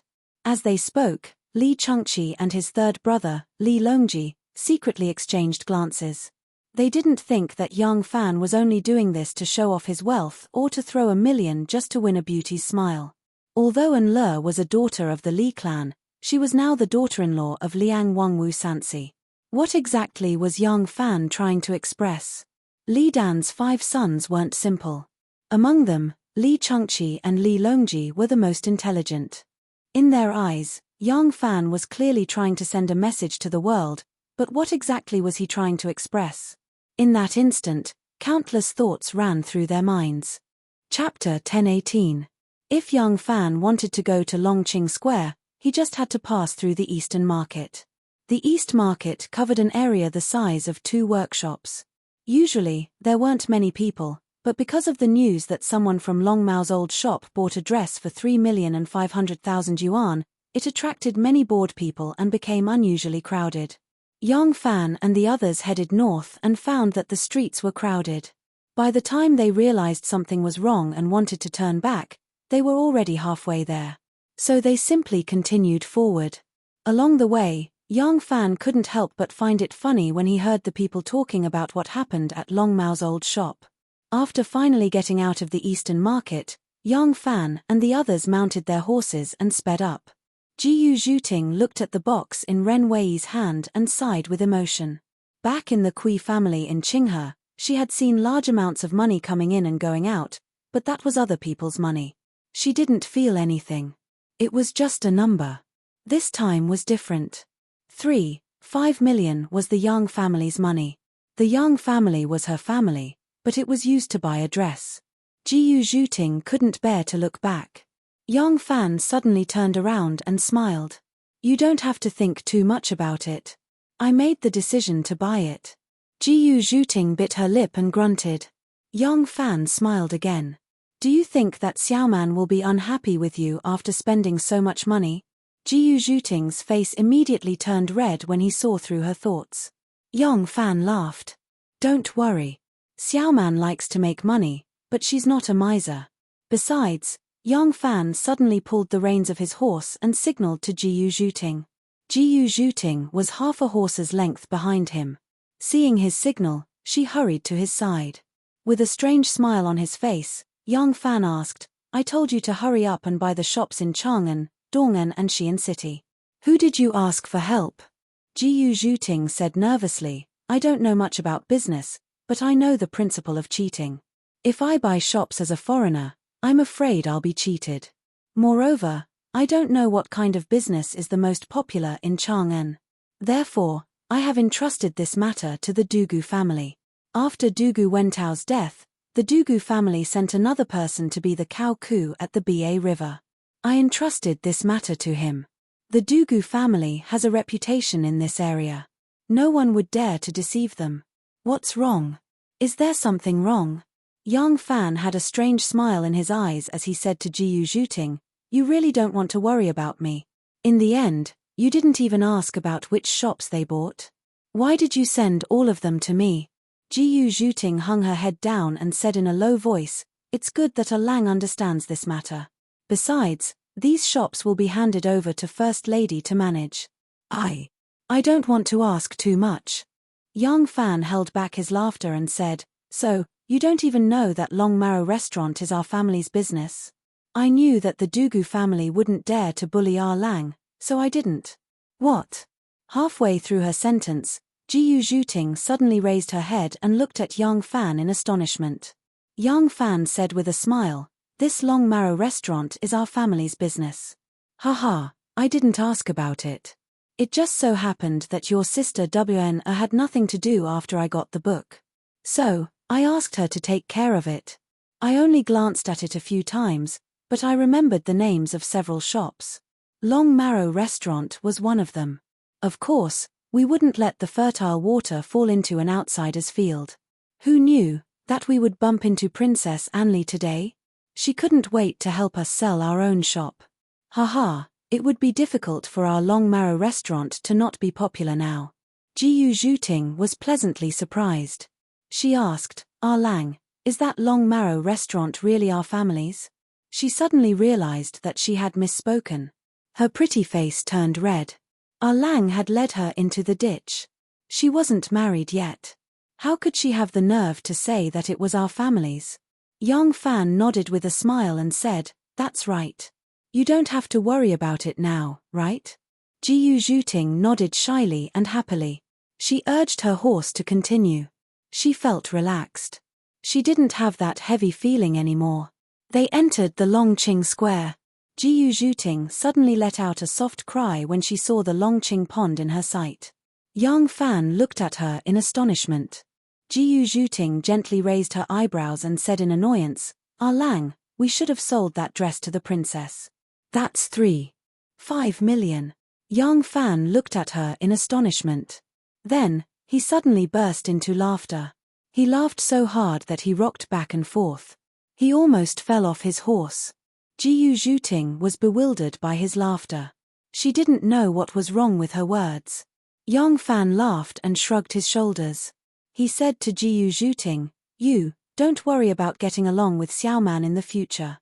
You two will get along very well." Ha ha ha, Jiyu Zhuting bit her lower lip and blushed. She probably understood Lang's teasing. He was probably saying that she and the eldest lady were both greedy for money. Jiyu Zhuting felt wronged. She was not greedy for money. She was just making plans for Lang. How could a woman not help her man calculate carefully? Yang Fan said as he walked, "She's been cheated enough today. I'm counting." The boy beside her spent about 300,000 yuan. She spent 200,000 yuan herself. That's a total of 500,000 yuan. She made a fool of herself and helped us make a name for ourselves. Haha, that's about it. If she's forced to pay 3 million yuan for this dress, she may not be able to do so. At that time, Wu Chongshuan will be angry and will do everything he can to deal with Long Mao's old store. It's good to quit while you're ahead. Once a lawsuit is filed, the store's business will be affected, not to mention who will win or lose. Besides, it's not good for me to confront the Wu family directly. If he knows that this store is mine, he will have more reason to renege on his debt. When Yang Fan heard the noise in Xingjiao Temple and walked out, Du Wentian had been beaten to the ground and was rolling around with his head in his hands. If it were Zhong Changzong, Shanghai Wn or even Xu Xiaomiao and Lan Yiqing, they would have recognized him. But Yang Fan didn't expect that the man with plaster on the bridge of his nose was the lecher who was beaten up in Xingjiao Temple. So he only called him that boy. Jiyu Zhuting didn't say anything after hearing Yang Fan's words. But she still felt a little regretful. 3,500,000 yuan. As for whether this deal would cause King Liang to sell his house and land, or cause Princess Anli to fall out with her daughter-in-law, she didn't care. Assassin Ji had never been a kind person. She would only turn into a little white rabbit in front of Yang Fan. When she was out of Yang Fan's sight, the little white rabbit would turn into a tiger. Shanghai Wana sat in front of her dressing table. She picked up a dark green hair ornament and gently inserted it into her jet black hair bun. She looked at it in the mirror and smiled sweetly. Wana knew that Yang Fan would bring Jiyu Zhuting to see her today, so she dressed up seriously. She didn't dress as casually as she usually did. If it weren't for her big belly, no one would know that she was pregnant just by looking at her beautiful face in the mirror. After thinking about it carefully, Wana couldn't help but laugh. She had seen all kinds of grand occasions and important people. Why did Miss Jiyu care so much about her visit today? At the end of the day, the person she cared about was Yang Fan. She would naturally keep anything related to him in mind. Tuck, tuck, tuck. The door opened, and Xu Xiaomiao's voice came from outside the room. Sister Wan. Shanghai Wana stared at the dignified and charming face in the mirror and adjusted the position of the hair ornament. Xu Xiaomiao walked in with a smile. She was about to speak when she saw her appearance and couldn't help saying, "Ah, sister, you are dressed up so beautifully today, just like a beautiful bride." Shanghai Wana glared at her and said, "You have a sweet mouth. What's the matter?" Xu Xiaomiao smiled and said, "Miss Lan just sent a message. Something happened in Chang'an today, and it's related to General Yang. Sister, do you want to hear it?" Shanghai Wana glanced at her, picked up the makeup and gently touched her moist lips. She said lightly, "You still won't say it. Are you asking for a beating?" Yang Fan and Jiyu Zhuting returned to the mansion and asked gently, "Are you tired?" Jiyu Zhuting shook her head. Yang Fan said, "Okay, I'll take you to see Wana first." Jiyu Zhuting hurriedly said, "Don't. Lang, can you wait a moment?" Jiyu Zhuting said embarrassedly, "I should dress up." Yang Fan couldn't help but laugh. "Isn't this good? Wana is very easygoing. Don't worry." Jiyu Zhuting lowered her head and rolled up her sleeves. She said in a low voice, "But I should dress up. It's also a sign of respect for Sister Wana." Yang Fan laughed. He liked to see Jiyu Zhuting act like a little girl in front of him. It was just like how he used Nyonyo to control Xiaoman. As long as they had different opinions or made Xiaoman angry, he only needed to use Nyonyo magic. Once he said the two words, he would definitely be successful. Jiyu Zhuting obviously noticed it too. She knew that this was the easiest way to make him feel pity for her, so she was a little happy to act like a little girl. He slapped Jiyu Zhuting's plump buttocks and said with a smile, "Go, I'll give you an hour." Jiyu Zhuting knew that he saw through her little thoughts, so she ran away with a blushing face.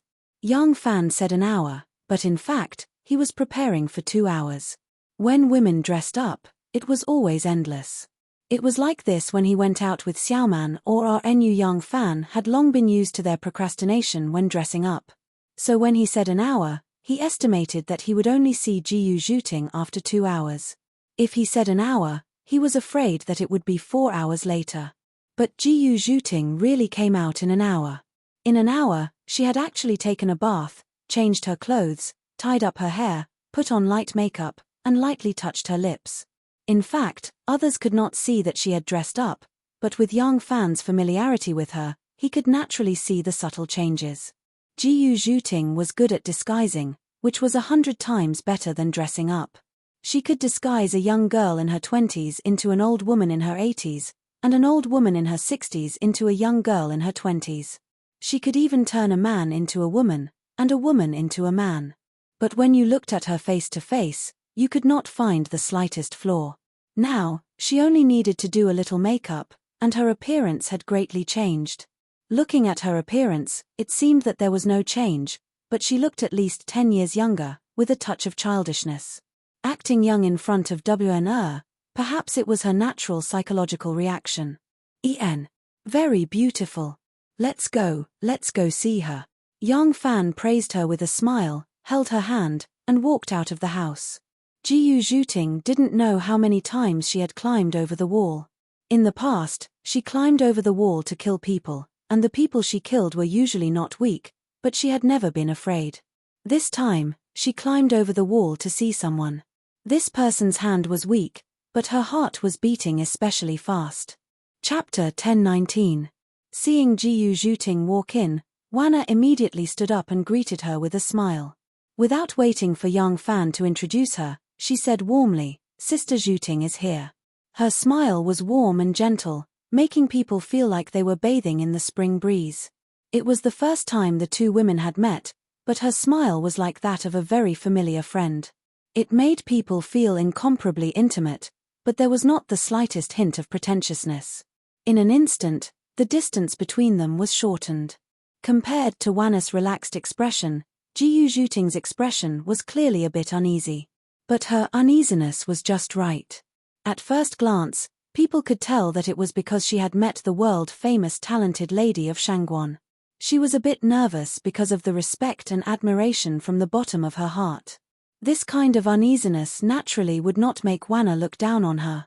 Instead, she would have a good impression of her. Yang Fan looked at them with a smile. For this meeting, the two women had clearly put in a lot of thought. Wanna had been by Wu Zetian's side since she was 14. She helped her sort out memorials, accompanied her to deal with state affairs, and watched her meet with officials. After many years of being influenced by what she had seen and heard, she naturally had a kind of wisdom and shrewdness in the court. And Jiyu Zhuting, who had assassinated a high-ranking official who had a lot of troops in his hands at the age of 13, also had a kind of Jianghu people's alertness and cunning. These skills allowed her to walk freely in the treacherous and unpredictable Jianghu, where danger lurked everywhere. It was naturally easy for her to pretend to be a pig to eat a tiger in front of Wanna. One was a palace minister whose knowledge and strategy in the court was not the least bit inferior to the current important officials who lived in the 8 residences and built the government offices. The other was a heroine in the heart of Jianghu who was not the least bit inferior to the heroes of Jianghu in the 3 mountains and 5 peaks, and the 5 lakes and 4 seas. The wisdom in the court and the courage in Jianghu were clearly more than enough to be used in the private residence and the boudoir. The two women revealed a smile.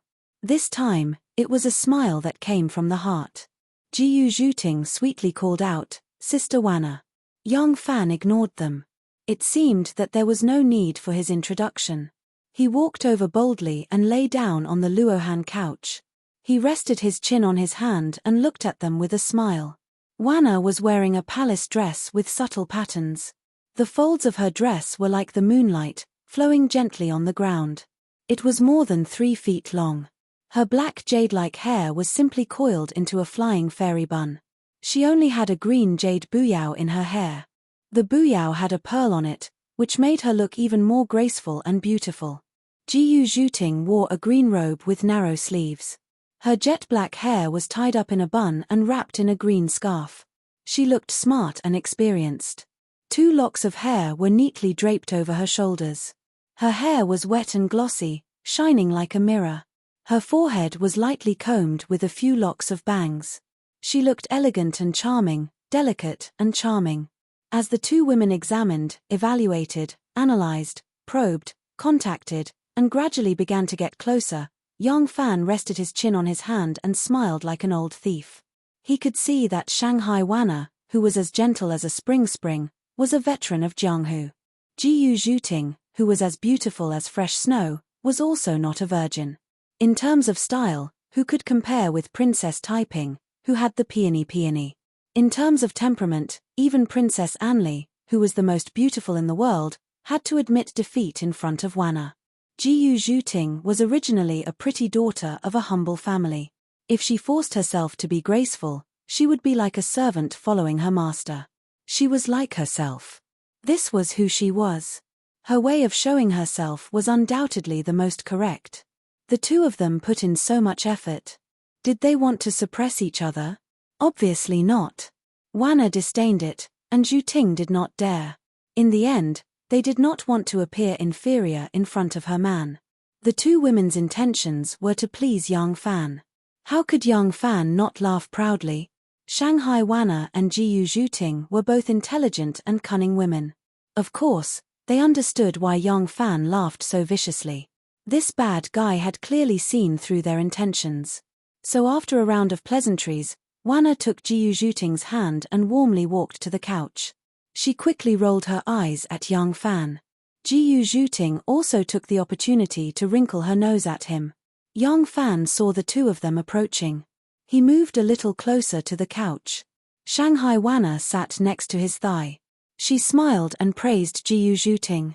Sister Zhuting is really not bad. Elegant and charming, gentle and generous. Erlang, how can all the good fortune in the world belong to you? As she said this, she stretched out her hand and patted Yang Fan's thigh.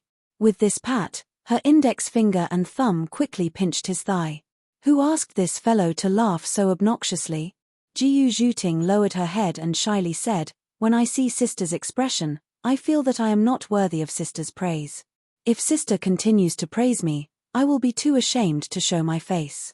Wanna could praise her, but she could not praise Wanna. This was her duty. But it was okay to compliment her a little. It was not strange to be too polite. Yang Fan coughed and said, "We are family. You two don't need to be so polite. Listening to this kind of tune, my teeth are sore."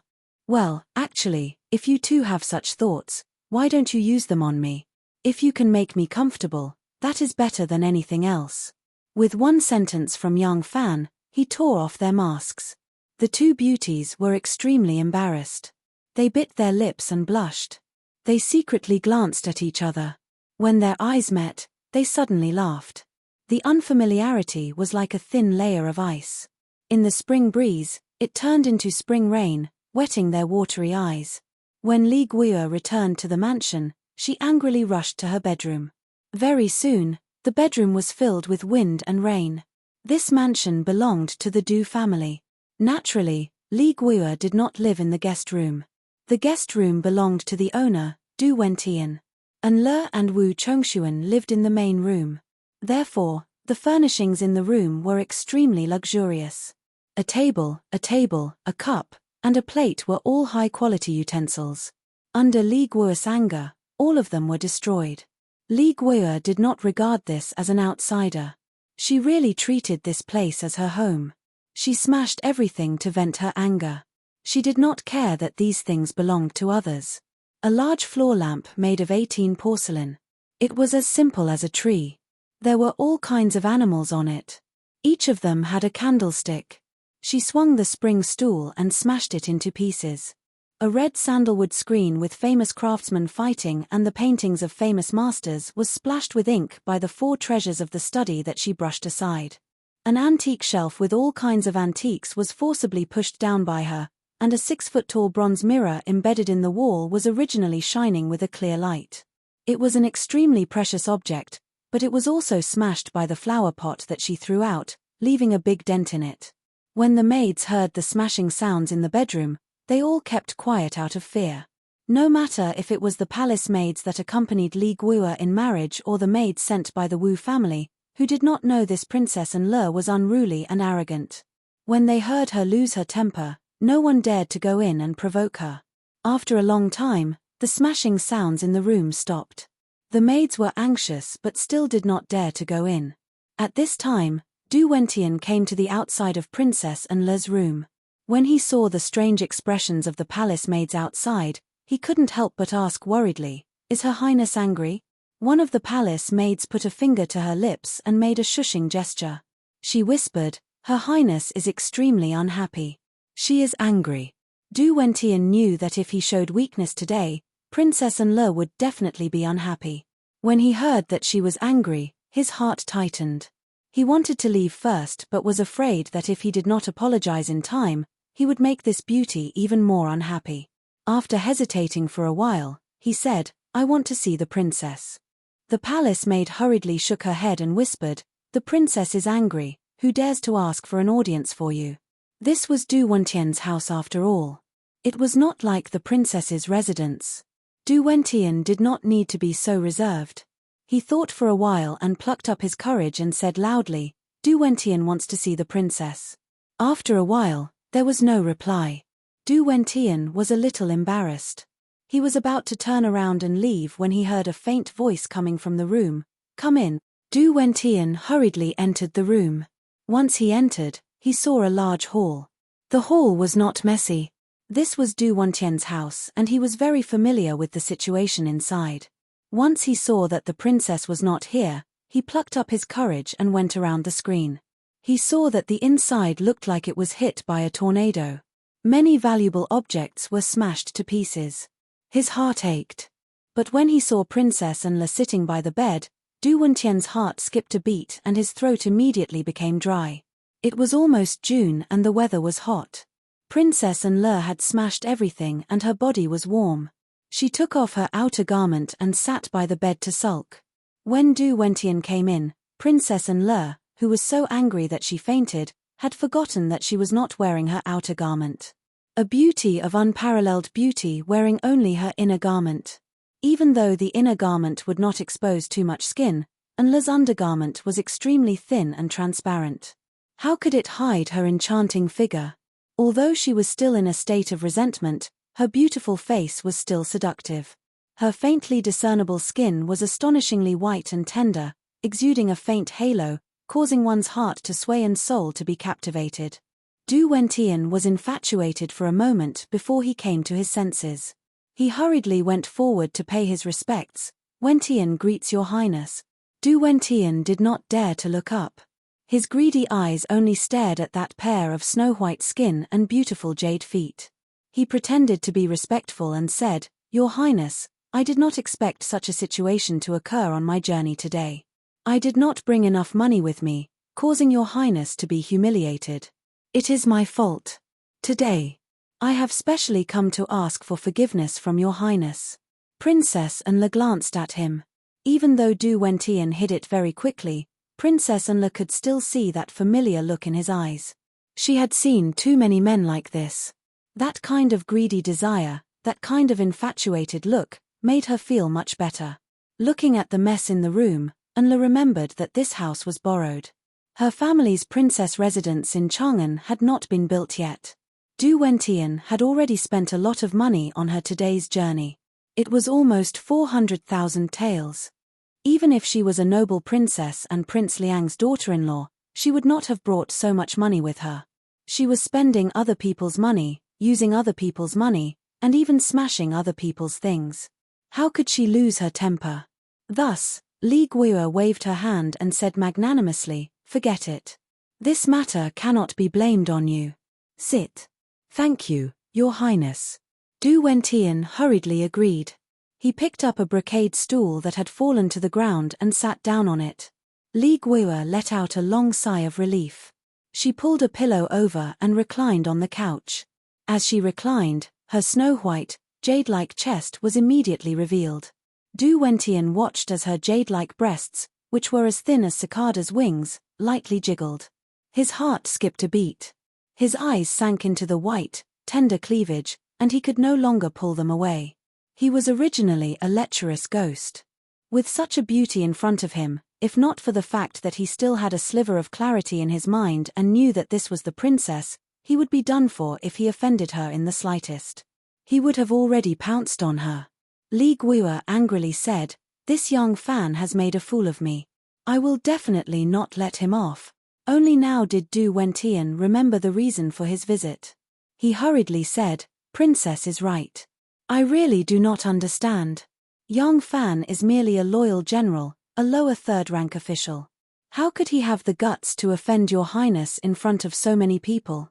Now that the Li clan was not in power, if Princess Enla hadn't married into the Wu clan, there would be even more people who didn't respect her as a princess. How could she say such words? Thus, she angrily said, This person is very close to Zhong Changzong and thinks that he has a high status. Naturally, he doesn't even respect me. Du Wentian thought, Zhong Changzong is now the most popular person in the imperial court. Not to mention Princess Enla, even King Liang does not dare to offend him. Young Fan has curried favor with him. No wonder he is so arrogant. However, the emperor is already old. How long can he be arrogant for? This young Fan is just a short-sighted person. Du Wentian felt a little disdain in his heart. He hurriedly said, I see. No wonder a few days ago, I saw him traveling with Zhong Changzong at Xingjiao Temple.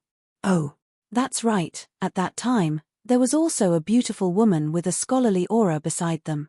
The three of them were talking and laughing, and it was very harmonious. Enle lazily said, "Is that so? Then it must be Shangguan Daiji." Du Wentian smiled and said, "I do not know Shangguan Daiji. I do not know if it is her." That day, Yang Fan changed his name to Yang Qiao. "That woman is Zhang Weina." Enle said, "Zhang Weina? Shangguan Daiji's mother's surname is Zhang. Her name is Zhang Weina. Isn't she using her mother's surname? Strange, they were just traveling. Why did they have to be so sneaky and change their names?" Du Wentian shook his head and pretended to be confused. Could it be Shangguan Daiji? That Zhang Weina is a pregnant woman. What? When Princess Enle heard this, she immediately sat up. Her eyes lit up. "You are saying that Zhang Weina is pregnant?" "Yes. Come closer and tell me in detail." Du Wentian hurriedly agreed and moved the brocade stool to sit in front of her. As he got closer, a delicate fragrance assailed his nostrils. Princess Enle's thin and transparent large-sleeved gown was completely unable to conceal her snow-white, exquisite and curvaceous body at all. Instead, it made her even more alluring. Du Wentian could not help but swallow a mouthful of saliva. If Zhong Changzong is traveling, which woman is qualified to sit on the same level as him? It can only be Shanghai Wana. Moreover, that woman is called Zheng Weina. But if she is Shanghai Wana, how can she be a pregnant woman? Why would they hide their identities when traveling? Princess Enle immediately saw something was wrong. Li Guiya had already noticed that Du Wentian's eyes were a little dazed, but she didn't care at all. Instead, she deliberately leaned forward and put her pair of trembling breasts in front of his eyelids. She couldn't wait and said, "Quick, tell me what you saw that day in detail." Chapter 1020. Jiyu Zhuting and Shangguan Wen's first meeting as Yang Fan's woman did not last very long. In fact, the two of them got along very well. However, the two of them had grown up in different environments and received different educations. One was good at literature while the other was good at martial arts, so they did not have much in common. Of course, Shangguan Wen immediately became Jiyu Zhuting's disciple when she found out that Jiyu Zhuting had an exquisite disguise technique. Everyone loved beauty, and all kinds of women had the same pursuit of beauty. Therefore, Xiaoman, Anu, Wen and Jiyu Zhuting immediately had a common topic and gathered together to learn from each other every day. But this was a story for another time. If the two had not reached that point, and sat for too long without a topic, the two would feel embarrassed. Therefore, Jiyu Zhuting quickly presented a gift and obediently said goodbye to Wana. Wana did not reciprocate with a gift. Jiyu Zhuting did not think there was anything wrong with it. Being able to get Wana's approval was already the best gift for her. She felt much more at ease. Yang Fan did not leave immediately. After Jiyu Zhuting said goodbye, Shanghai Wana looked back at Yang Fan, who was still lying lazily on the couch. She smiled and said, "Miss Jiyu is not bad. I like her. You are really lucky. Xiaoman, Anu, and Zhuting are all beautiful. More importantly, their temperaments are also good. The backyard is peaceful and peaceful. You are a blessed person. Haha, it seems that Shangguan Daiji has developed a habit of judging the poetry of the world in the court. You have begun to help your husband identify beautiful wives and concubines at home." Yang Fan smiled and moved closer to her. He held her shoulders and asked her to lie down with him. The two of them faced each other. Yang Fan kissed her plump and tempting lips. He said half jokingly and half seriously, "Shangguan Daiji has a pair of discerning eyes. I am relieved. Women always have to take care of their husbands and children.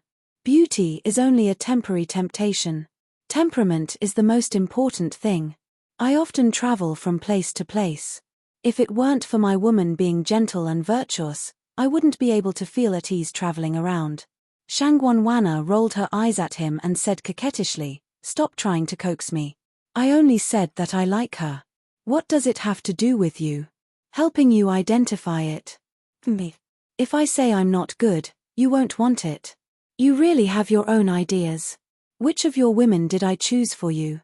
Yang Fan smiled mischievously and said, previously it was not convenient for you to leave the palace. Look, this time I brought him here for you. Even now, Lady Jiyu is still a virgin. Isn't there anything special about our family? Even the little baby in your tummy ran over on his own, causing you, as his mother, to suffer for him. As Yang Fan spoke, he kissed the plum blossom makeup between her eyebrows and gently stroked her belly.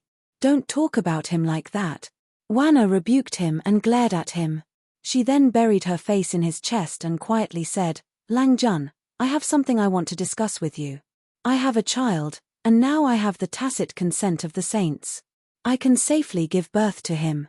But how to settle this child after he is born is a problem. At this point, Wanna felt wronged in her heart, and her eyes were filled with tears.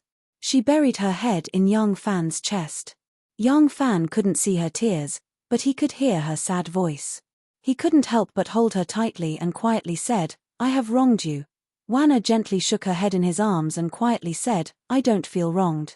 Wanna's family has been ruined since I was a child, and I was made a palace servant. I thought I would be alone in the palace for the rest of my life. Now that I have you, Lang Jun, it is God's love for me. Now that we have our own child, I have nothing else to ask for in this life. Yang Fan was speechless for a moment. He hugged her tightly. After a long time, he said in a low voice, I have thought about this matter carefully. It's just that I haven't come up with the most appropriate solution. Do you have a plan? Wanna gently nodded and said, we cannot let the saints suspect you. I plan to give the child to my mother to raise after I give birth. At that time, I will say that my mother was adopted from the Shangguan clan. Lang Jun, do you think this is okay? When Wanna asked, she was secretly nervous. Although the child was born by the mother, the child always belonged to the father. The father's bloodline was the deciding factor. The mother had no right to decide the child's ownership. It had been like this for thousands of years. Even if Wanna was doing this because of her special situation, she still had some selfish reasons for making this arrangement. She was afraid that Yang Fan would not agree. She wanted to settle the child with the adoption method. That way, she could rightfully become the child's mother. She could openly look after the child. But this way, the child would be crowned with the surname Shangguan. Even if the child could be recognized in the future, at least it would be Shangguan for now. As the father, would Yang Fan be willing? Moreover, it would be convenient for her to visit the child as a mother, but it would be very inconvenient for Yang Fan to visit the child as a father. Maybe he could only fly on roofs and run on walls like a cat burglar to take a look at the child at night. When the child was a little older, it would be even more inappropriate for him to show his face in order to prevent the child from revealing this secret. So Wanna was very nervous. After hearing Wanna's words, Yang Fan seriously thought about it. In reality, Yang Fan did not think as much as Wanna worried. Wanna had suffered a lot for him. Even if her method was mixed with some selfish reasons, it was still a mother's instinct. Also, after the child was born, the Empress would definitely pay attention. It was not very realistic for him to bring the child back to his home to take care of. In reality, Yang Fan had thought of using the method of stealing the beam and replacing the pillar to bring his own flesh and blood home. But if he did that, he would first have to get a child to pretend to be his. This meant that there would definitely be a mother who would lose her child. Even if he could buy it with a lot of money, wouldn't he have to first make his own child bear a debt when he was born? Moreover, if that happened, it would not be convenient for Wanna to see her own flesh and blood.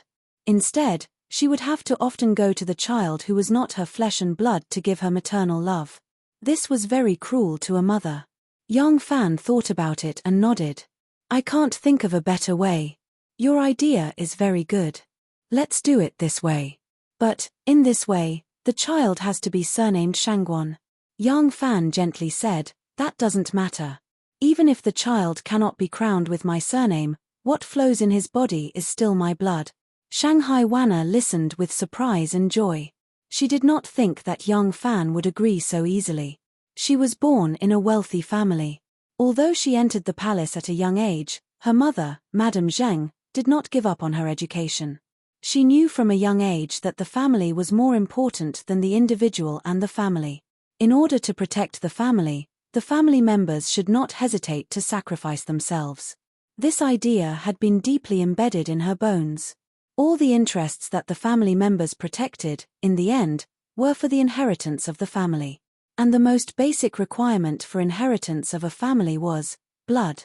Therefore, a wealthy family would never consider the thoughts or feelings of a woman and hand over the child who should be crowned with their own surname to an outsider to raise. But Yang Fan agreed.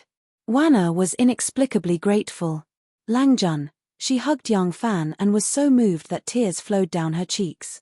She knew that with Yang Fan's ability, after the child was born, it was completely possible for him to secretly swap the child, or simply cause the child to die prematurely, and then bring their own flesh and blood back to the Yang family. He did this completely for her sake.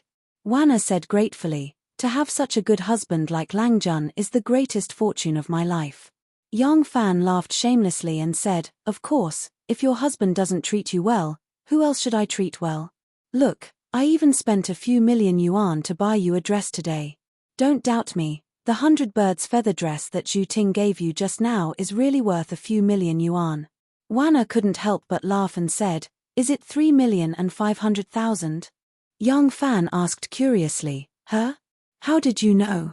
Wana snorted and said, "The Dugu family sent a letter. I was the one who asked shopkeeper Shin to buy that dress." Yang Fan was stunned. "There's such a thing?" Wana rolled her eyes at him and said, "You're really a forgetful person.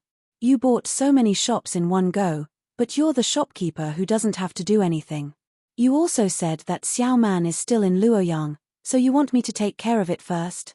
The original owner of this long marrow shop was Chen Guogong. After Chen Guogong was imprisoned, the shop's business was affected. By the time we took over the shop, the first place in the clothing and hat shop in Dong City had already been taken by someone else. It's not convenient for me to go out, so I only made some simple arrangements for each shop. I couldn't come up with a good idea at the moment, so I let them spend 400,000 to buy this unparalleled dress.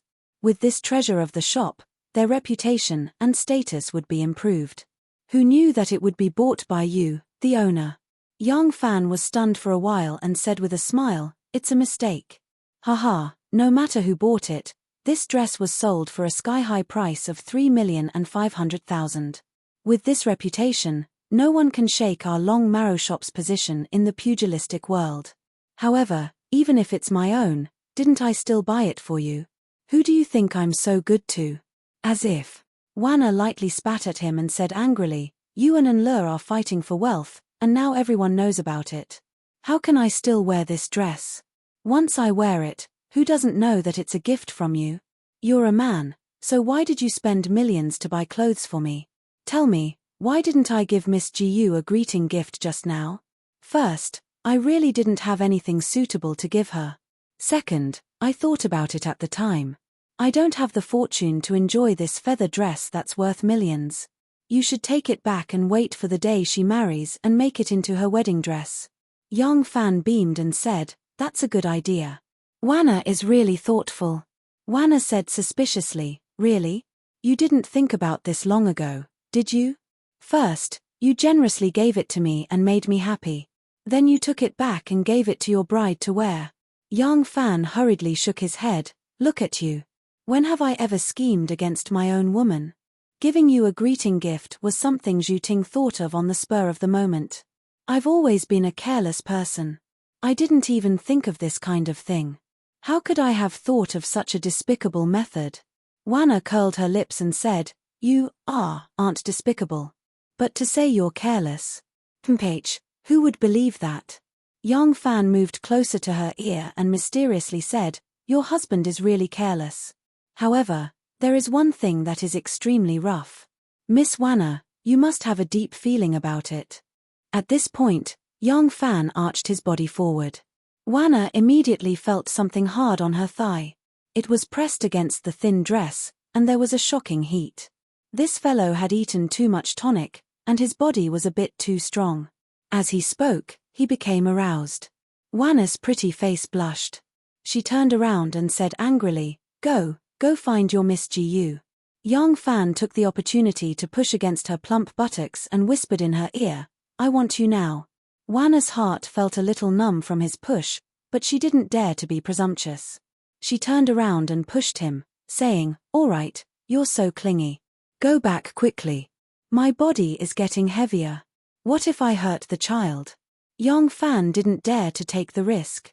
He was just teasing her on purpose. Hearing her words, he still wanted to act obedient. He purposely sighed and lay flat on his body. His head was like a big tent, and his face was full of desire. Wanna couldn't help but want to laugh. She said to Yang Fan, "Xiaoman and NU will only come to Chang'an in a few months. I think you and Miss Gu are already ready. There's no need to inform them. Just take Miss Gu as your room tonight." Tonight. Yang Fan thought of the thousand-faced female assassin who could be flirtatious, charming, immature, pure, and unpredictable. He couldn't help but feel his heart palpitate. The flagpole under his crotch was immediately raised higher. That day, I went to Xingjiao Temple to offer incense. I saw a group of people in Xingjiao Temple. It was really extravagant. When I was offering incense, I saw that Yang Fan called himself Yang Qiao. He also said that the pregnant woman was his wife, and her name was Zheng Wn. They all donated a lot of money. Zhong Changzong's name on the merit book was Zhong Liu. The reason why Du Wentian knew so much about their names was that he was unwilling to give up. After the incident, he went to check their names again. With his identity, he could naturally check the merit book of Xingjiao Temple. Because of this, he was even more certain that the three people were Zhong Changzong, Wanna, and Yang Fan. Li Gui'er patiently listened to him. She sat cross-legged on the couch, her body slightly leaning forward, one hand on her leg, and the other supporting her chin. Her movements were like an innocent and beautiful little girl, but her body had already matured. Looking through the middle collar that was as thin as a cicada's wing, her skin was snow-white and smooth, and the twin peaks on her chest were plump and round, exuding a kind of seductive brilliance that made men salivate. When she sat up straight, he couldn't see anything other than a seductive cleavage. However, he could still vaguely see the outline of her breasts through her clothes. She wasn't wearing a bra, so her twin peaks were pressed against the thin clothes. There were two protruding spots on the clothes, faintly revealing a touch of flesh red. Du Wentian felt his throat go dry as he looked at her. Princess Anli listened to him patiently. She excitedly jumped down from the couch and walked back and forth on the ground with her bare feet. It must be her. It must be Wanna. Zhong Changzong wouldn't treat anyone else so courteously. No wonder Imperial Grandmother couldn't be apart from her, but sent her away this time. She's pregnant. That's strange. Who could that bastard be? Princess Anli didn't suspect Yang Fan. First, Yang Fan didn't have many opportunities to enter the palace, and the possibility of him having an affair in the palace was almost zero. Second, she had heard rumors that Wanna had close relationships with the scholars of the capital. She didn't expect that this talented woman would have an affair with a martial man like Yang Fan. Instead, she thought of those scholars. It was likely that Wanna's lover was among them. Du Wentian lightly lowered his head, and his infatuated gaze followed Li Guo's pair of snow-white jade-like, delicate, and graceful feet. The soles of her feet were fair and tender, and they were so thin that they didn't expose her bones. Her bright red nail polish, her silkworm-like toes, her delicate and round ankles, and every inch of her skin and every curve had a kind of magic that made one infatuated. Princess Anli only had a gossipy mentality at first, but the more she thought about it, the more she felt it was unfair. She got pregnant before marriage, and Imperial Grandmother treated her with disdain. Because of this, she had to keep a low profile when she gave birth to a little prince for the Liang mansion. Otherwise, she could have used this opportunity to make a big deal and collect a generous gift. As a result, Wanna fooled around and got pregnant with a bastard. Imperial Grandmother took care of her and tried to cover it up for her. She sent her to Chang'an to take care of the baby in the name of repairing the palace in Chang'an. Why? Jealousy made Li Gui'er instinctively want to make a fuss about this. Then, she thought of Yang Fan. Yang Fan once said in Xingjiao Temple that Shangguan Deji was his wife. A cold smile slowly appeared on Li Guo's beautiful face. Imperial Grandmother cares about her reputation the most. It's fine if this matter hasn't been spread out.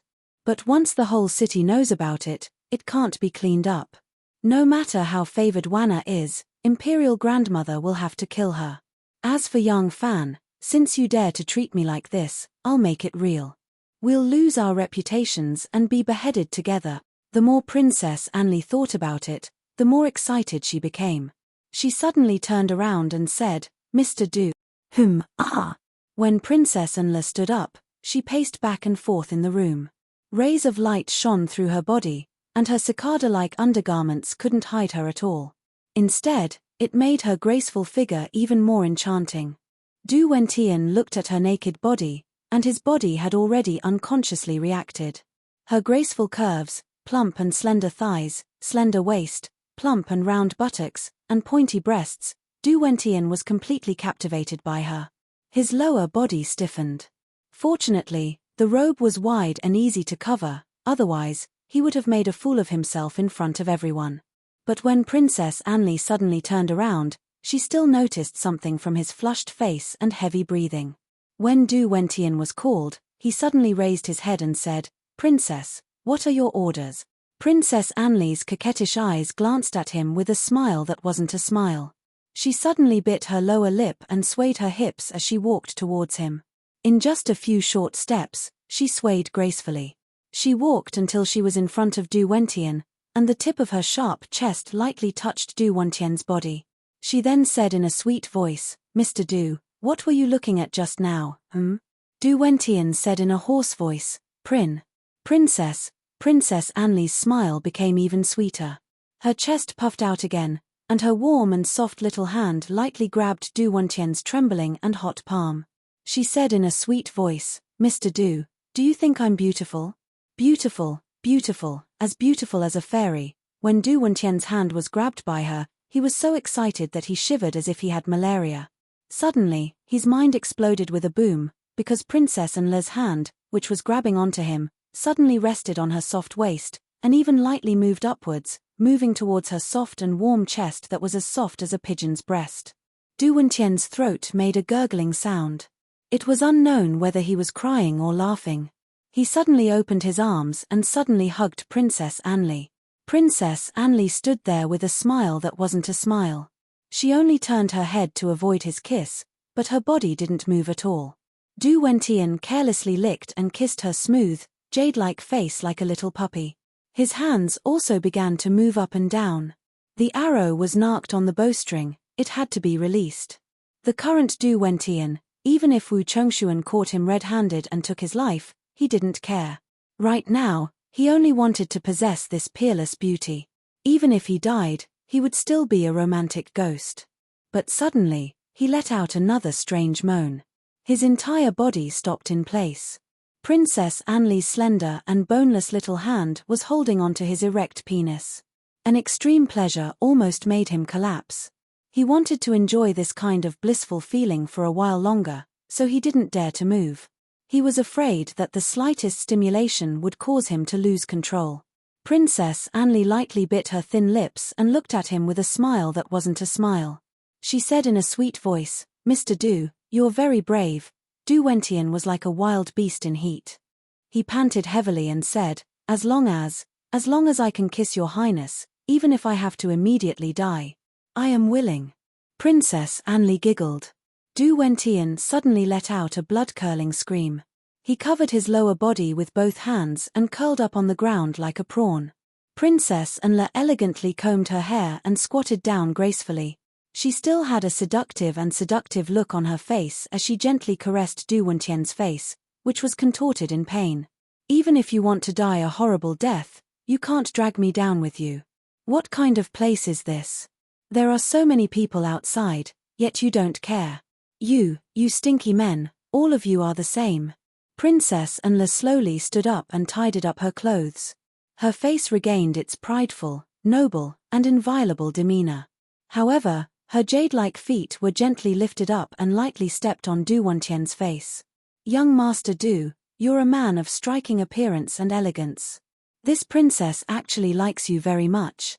It's just a pity that at this time and place, it's really not suitable for anything to happen." Just now, Princess Anli suddenly and fiercely pinched his balls. It was so painful that Du Wentian couldn't breathe. The fire of lust in his chest was replaced by extreme pain. However, when those beautiful feet temptingly stepped on his face and he heard Princess Anli's words, Du Wentian immediately fell into a state of excitement again. He stared longingly at Princess Anli, like a lowly dog waiting for its owner to throw a bone to it. Princess Anli swayed her beautiful buttocks and leisurely walked to the bed. She said indifferently, "You can leave first. Don't tell anyone else about the Shangguan waiting system. Wait until I find out what's going on." Yes, yes, yes. Du Wentian greedily stared at that full moon-like buttocks. He wanted nothing more than to transform into an angry arrow and fiercely stab into that full moon. However, he didn't dare to be presumptuous. His goddess had already given him hope. He could wait for a suitable time and a suitable place. He retreated and crawled to the side of the screen. He reluctantly stared at the beautiful naked body that made him infatuated. Only then did he stand up. When he walked to the door, Du Wentian touched the cheek that Princess Anli's beautiful feet had just stepped on. He then sniffed the palm that had just touched Princess Anli's soft breasts. He was intoxicated. Not long after Du Wentian excitedly left, Li Guiyue, who had put on a coat, appeared at the door.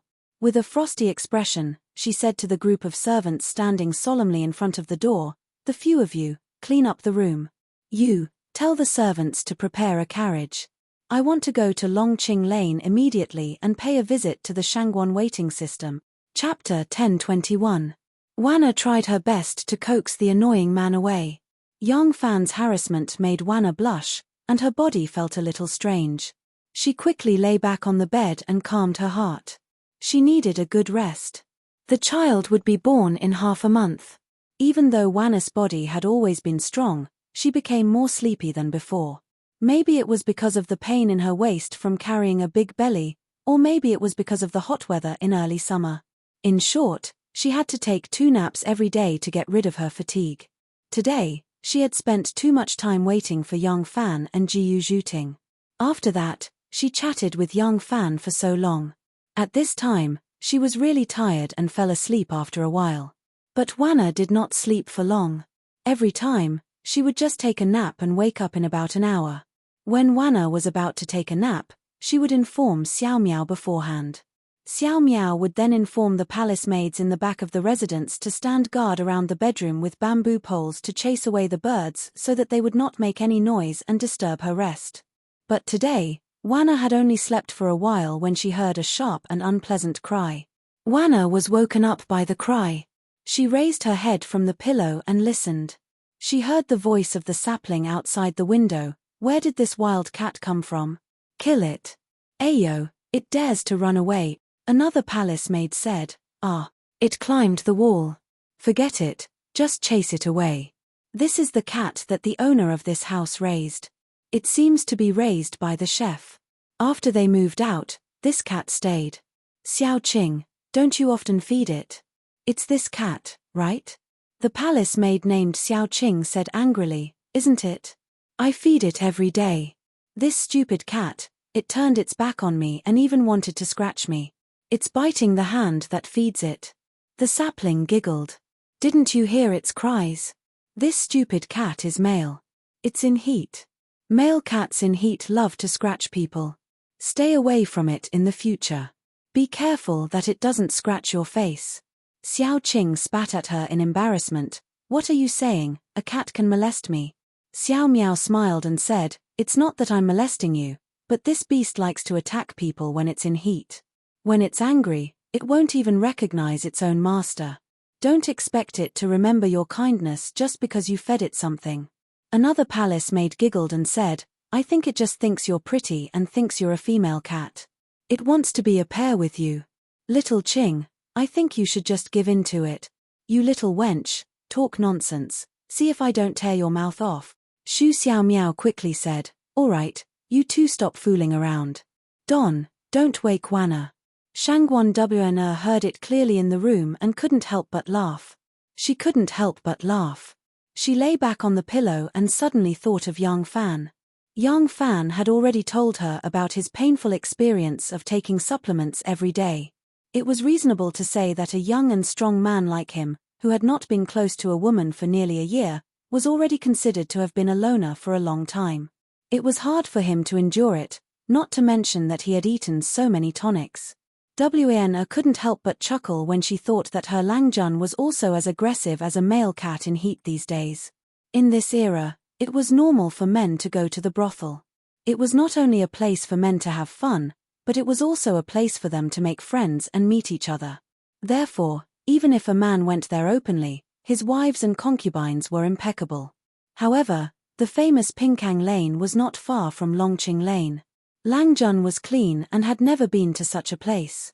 Wana's heart was filled with happiness when she thought of how he agreed to her arrangements for the child.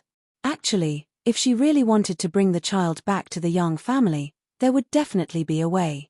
Yang Fan agreed to her plan.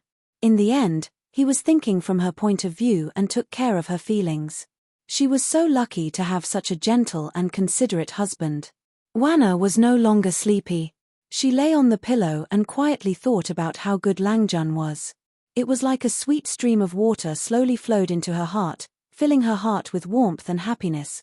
In the courtyard, after Xu Xiaomiao, Xiao Qing and a few other palace maids had chased away the male cat in heat, they were afraid that it would return. A few of them held bamboo poles and guarded the front and back of the courtyard, on high alert. At this time, Lan Yiqing quickly walked into the courtyard. Aside from Wn's 8 personal maids, only Lan Yiqing and Jiao Ying were allowed to enter without being notified. Xu Xiaomiao saw Lan Yiqing and quickly greeted, "Sister Yiqing." Lan Yiqing said, "Xiaomiao, Princess Anli has arrived and wants to see Sister Wana." Xu Xiaomiao said in surprise, "Princess Anli? She isn't familiar with Sister Wana and usually doesn't interact much. What is she doing here?" Lan Yiqing said, "Who knows what she wants? Maybe she wants to curry favor with Sister Wana." Xu Xiaomiao said, "Sister Wana is in such a state, how can she go see her?" Lan Yiqing said, "But she is a princess. How can we decide for Sister Wana? Let's report and let Sister Wana decide." Xu Xiaomiao said, "Sister Wana is taking a nap. Tell her to wait." Li Guo was a princess, but Shanghai Wana was the #1 person in front of the emperor. The relatives of the emperor were never the closest people to the emperor. Even the relatives of the emperor had to curry favor with the officials close to the emperor. Now that the empress had made the Prince of Luling crown prince, and it didn't seem like he was just a puppet for show this time. The status of the Li royal family had increased, but other than Princess Taiping, who was deeply favored by the empress, Shanghai Wana still didn't need to care about the other royal families. Xu Xiaomiao's words were a bit arrogant, but if she really did it, it wasn't a big deal. Shanghai Wana had already faintly heard the conversation between the two from inside the room. She called out, "Yiqing, come in." Lan Yiqing hurriedly opened the door and entered the room. Shanghai Wana had already sat up and asked, "You said Enle is here and wants to see me?" Lan Yiqing hurriedly repeated what Princess Enle wanted to see Shanghai Wana. Shanghai Wana couldn't help but frown slightly. She felt it was strange why Princess Enle wanted to see her. The two of them rarely interacted in the past. Even when Wana often left the palace, the people she interacted with were scribes. Although there were some princesses' wives, because of their age and seniority, the people Wana interacted with were completely different from the people Princess Enle interacted with. Why did Princess Enle suddenly come to see her? Based on Shanghai Wana's understanding of Enle wasn't the kind of woman who pursued everything. It was impossible for her to come to visit just because she didn't lack etiquette. If it was to strengthen the relationship with her, then it was even more impossible for Princess Enle to decide. It could only be the intention of the Li family or the Wu family. But which family could Princess Enle represent? The Wu family or the Li family? No matter which family, if they wanted to strengthen the relationship with Shanghai Wana, with Princess Enle's overly sensitive and unclear identity, she was clearly not the most suitable envoy candidate. Then, why did she come? Lan Yiqing saw her frown and didn't speak for a long time. She couldn't help but ask, "Does Wana Jejia really want to see her?" Wana shook her head and said, "How can I see her in my current state? Of course, I can't see her. But..." Wana thought for a while and said, "You go." Just say that I have a minor illness and won't see any guests. I am grateful that Princess and Le came to visit. I will personally visit her another day. Ask her to go back first. No matter what Princess and Le's purpose was, since she was already in front of the manor, she should at least see her. Otherwise, it would be impolite and unreasonable. But with Wanna's current state, she definitely couldn't see her. Even if she had some suspicions, Wanna didn't believe that she would guess that she was pregnant. As for impoliteness, with her current status, she really didn't care. Lan Yiqing agreed and quietly retreated. Wanna raised her head slightly and thought for a long time. She was still full of confusion. She instinctively felt that there must be more to Princess and Le's inexplicable visit today. But she still couldn't figure out Princess and Le's possible purpose. Ever since she came to Chang'an, there was only one time when she wanted to make a move. She asked young Fan to accompany her to Fan Chuan. At that time, Princess and Le hadn't arrived in Chang'an yet. Also, when she visited Fan Chuan, she purposely concealed her name. How could her identity have been exposed? Wanna would never have thought that the lecher she had punished that day would actually be acquainted with Princess and Le and see through her identity. In Chang'an, there shouldn't be anyone who would recognize her. Wanna lay down lightly. The more she thought, the more uneasy she became. She couldn't guess Princess and Le's purpose in coming, but this didn't affect her vigilance. After thinking for a long time, Wanna called out, "Xiao Miao, come in." After Princess and Le heard the big secret of Wanna's pregnancy from Du Wentian, she immediately rushed to Longqing Lane.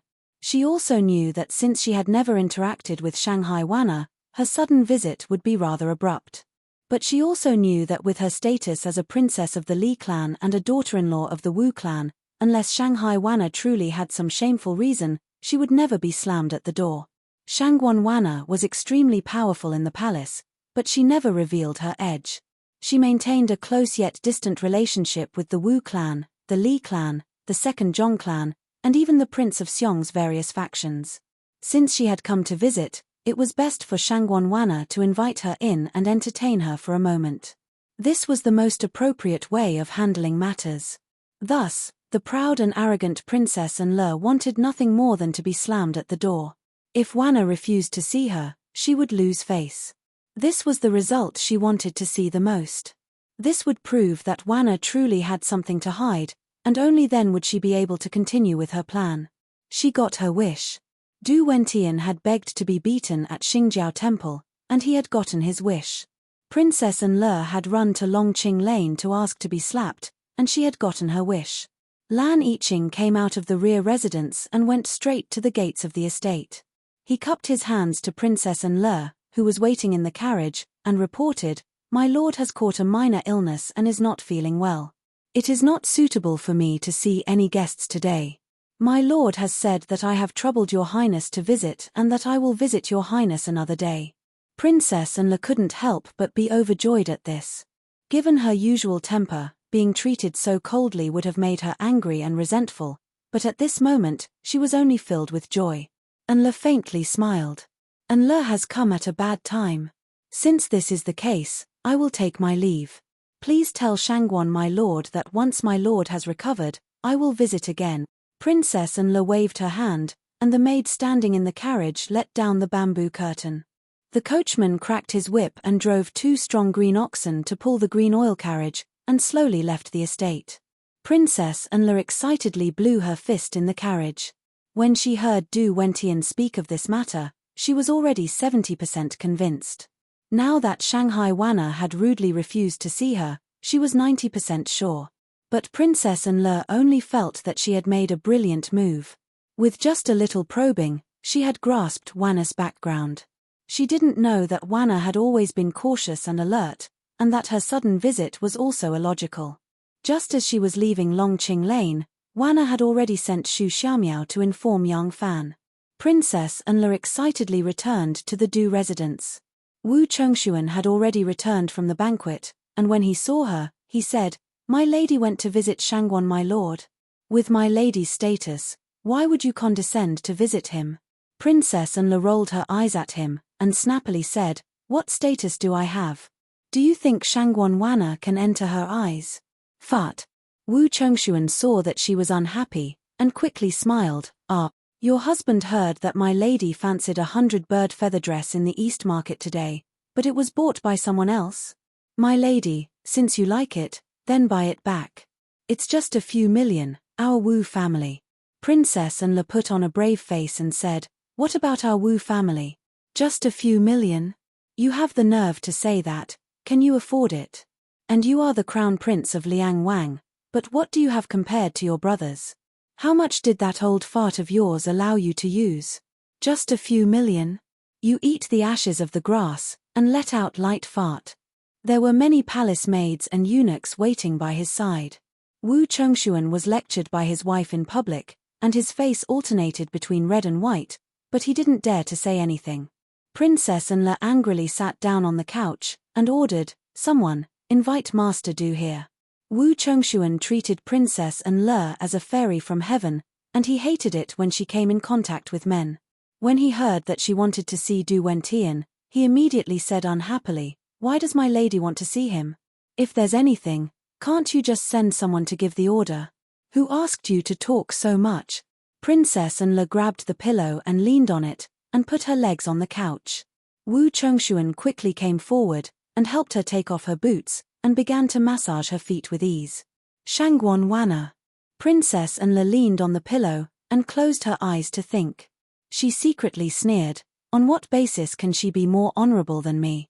Her surname is Shangguan, and my surname is Li. Thinking of the high and mighty Shangguan Wana losing her reputation and being beheaded, Enla's heart immediately surged with a strange pleasure. But when she thought of Yang Fan again, Enla had a feeling of gnashing her teeth. All along, Yang Fan's blunt words had made her angry and hateful. Today, he embarrassed her in Chang'an East City, which made her hate Yang Fan even more. Among all the men she had met, Yang Fan was really the most special one. She did not understand, with her natural beauty, why Yang Fan could not be infatuated with her like other men. But wasn't the reason why Yang Fan left such a deep impression in her heart because of his uniqueness? She did not care about those who prostrated themselves under her, but she could never forget those who she could not get. Damn that Yang Fan! Princess Enla secretly cursed, and suddenly thought of the ecstatic scene between her and Yang Fan on Fengzhou's Huangzhou Ridge. Not only was he fit and handsome, but he was also really powerful. She had only experienced this feeling of ecstasy under Yang Fan's body. Wu Chongshuan gently kneaded her delicate and beautiful snow-white feet in his arms. Thinking back to the blissful feeling she had when she had intercourse with Yang Fan, her heart suddenly became a little moist. Enla twisted her thighs, and her cheeks flushed. Her starry eyes were like silk, and she thought half closed, should I give him another chance? Chapter 1022. When Du Wentian heard that Princess Enla wanted to see him, he felt rather perturbed. He already knew that the fumer, Wu Chongshuan, had returned to the Fu and that he would not have the chance to get intimate with her. Also, he felt somewhat fearful in front of Wu Chongshuan. However, he did not dare to disobey Princess Enla's summons. Du Wentian braced himself and hurried to Princess Enla's residence. Princess Enla was still carelessly lying on the couch, allowing Wu Chongshuan to massage her feet. She did not care about the arrival of a guest, and a male at that. Du Wentian walked into the hall and quickly glanced at Wu Chongshuan before lowering his head. He did not feel that there was anything wrong with a dignified fumer, who also had the status of a junwang, massaging his wife's feet in front of a guest. Instead, he felt a bit of envy. If possible, he also wanted to hold that pair of beautiful and cute feet in his arms. Du Wentian quickly walked forward and bowed, saying, Du Wentian greets Junwang, Princess. Princess Enla acted as if she had never done anything ambiguous with him before. Her expression was extremely calm. She lazily said, Young Master Du, go and find out if there is any reason for WNR to celebrate recently. For example, her birthday or her mother Zheng's birthday. As long as it can be used to make a big deal out of it, it's fine. Du Wentian was dazed when he heard this. He did not know what Enla's intentions were. Did she want to find a reason to celebrate WANR? Du Wentian was not an ordinary person, especially when it came to matters that involved swindling and harming people. After thinking for a bit, he understood Princess Enla's intentions. Du Wentian cheerfully replied, "This one understands, this one will do it now." In front of Wu Chongshuan, Du Wentian did not dare to look at Princess Enle for too long. He was afraid that Wu Chongshuan would notice something, so he followed the rules. After saying this, he bowed and retreated. Once Du Wentian left, Wu Chongshuan immediately asked curiously, "Wife, why are you asking about Shangguan Daiji's birthday? Do we need to curry favor with her?" "You don't know shit." Li Guo glared at him in annoyance. She closed her eyes and said, "Use more force." Wu Chongshuan was furious. Du Wentian obviously knew something, but as her husband, he was kept in the dark. Wu Chongshuan was depressed and exerted a little more force. Li Guo cried out in pain and raised her leg to kick his face. Wu Chongshuan also cried out in pain. His nose was sore and painful, and tears came out. Wu Chongshuan covered his nose and said angrily, "Wife, what are you doing? What happened to me?" Li Guo sat up and said angrily, "You're really useless, you can't do anything well. Get lost, I'm sick of seeing you."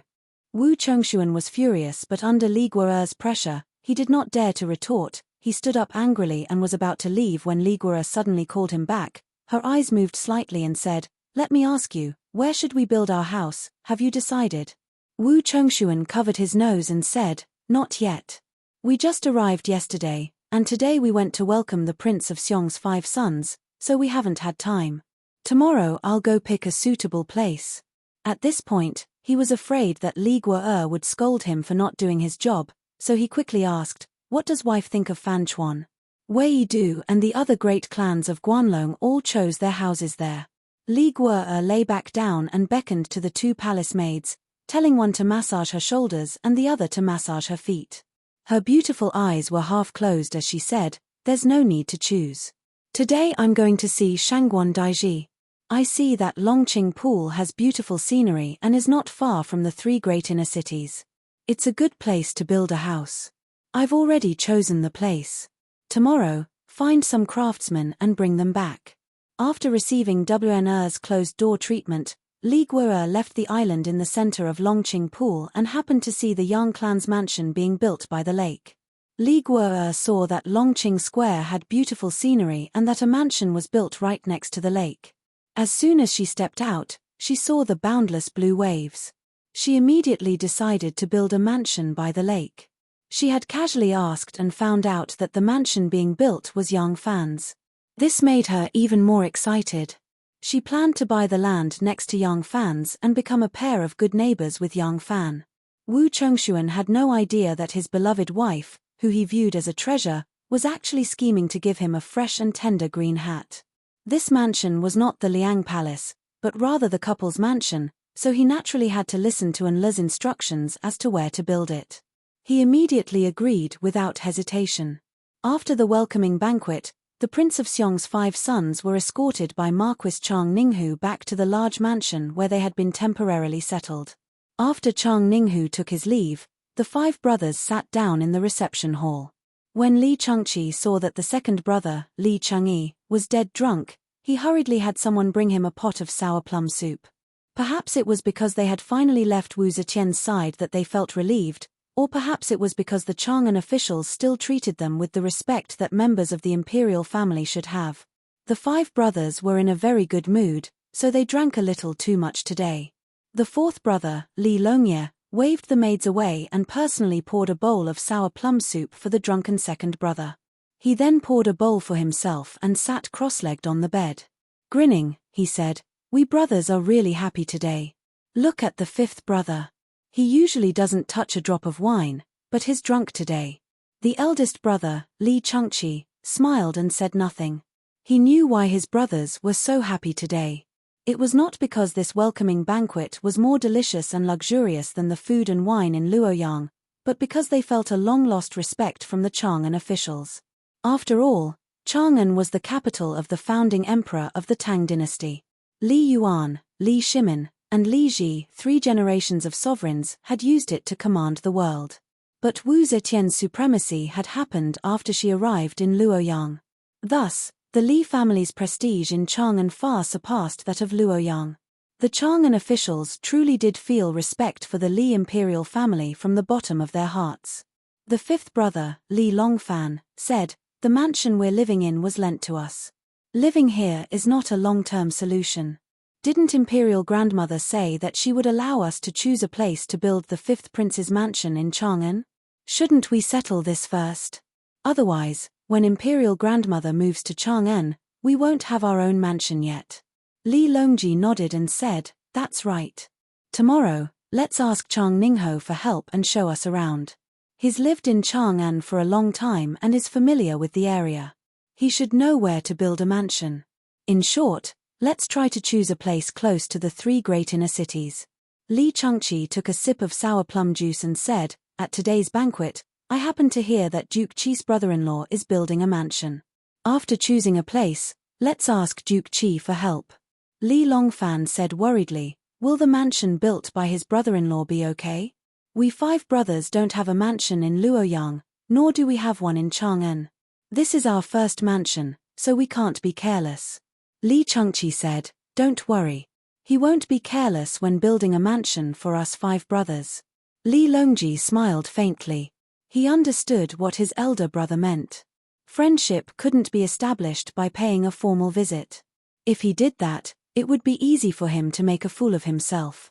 By asking Duke Qi's brother-in-law to build a mansion, regardless of whether they helped Duke Qi's business or if Duke Qi asked for less wages and more wood, the 5 brothers would owe him a favor.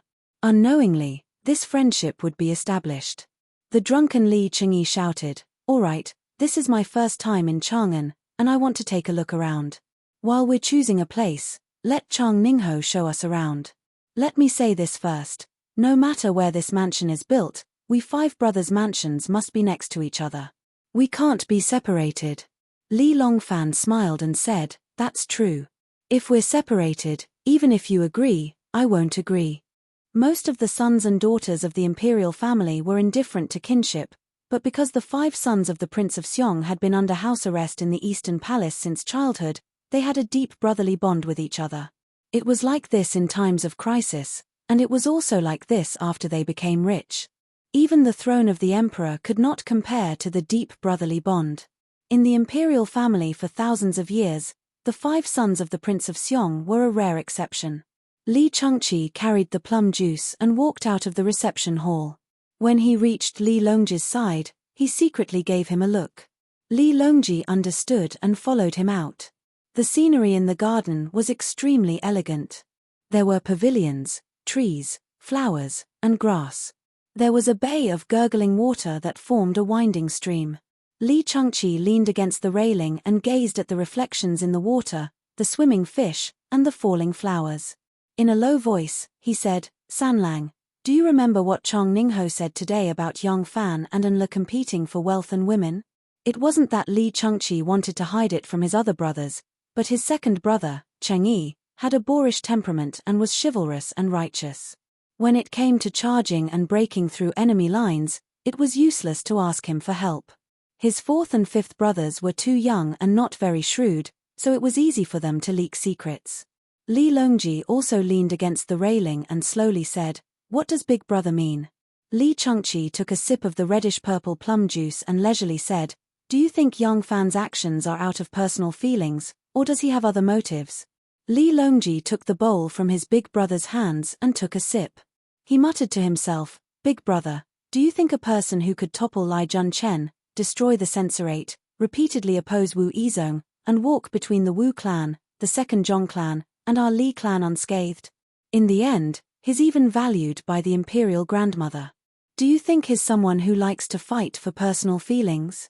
Li Changqi took the bowl from Li Longji and took a sip of the sweet and sour plum juice.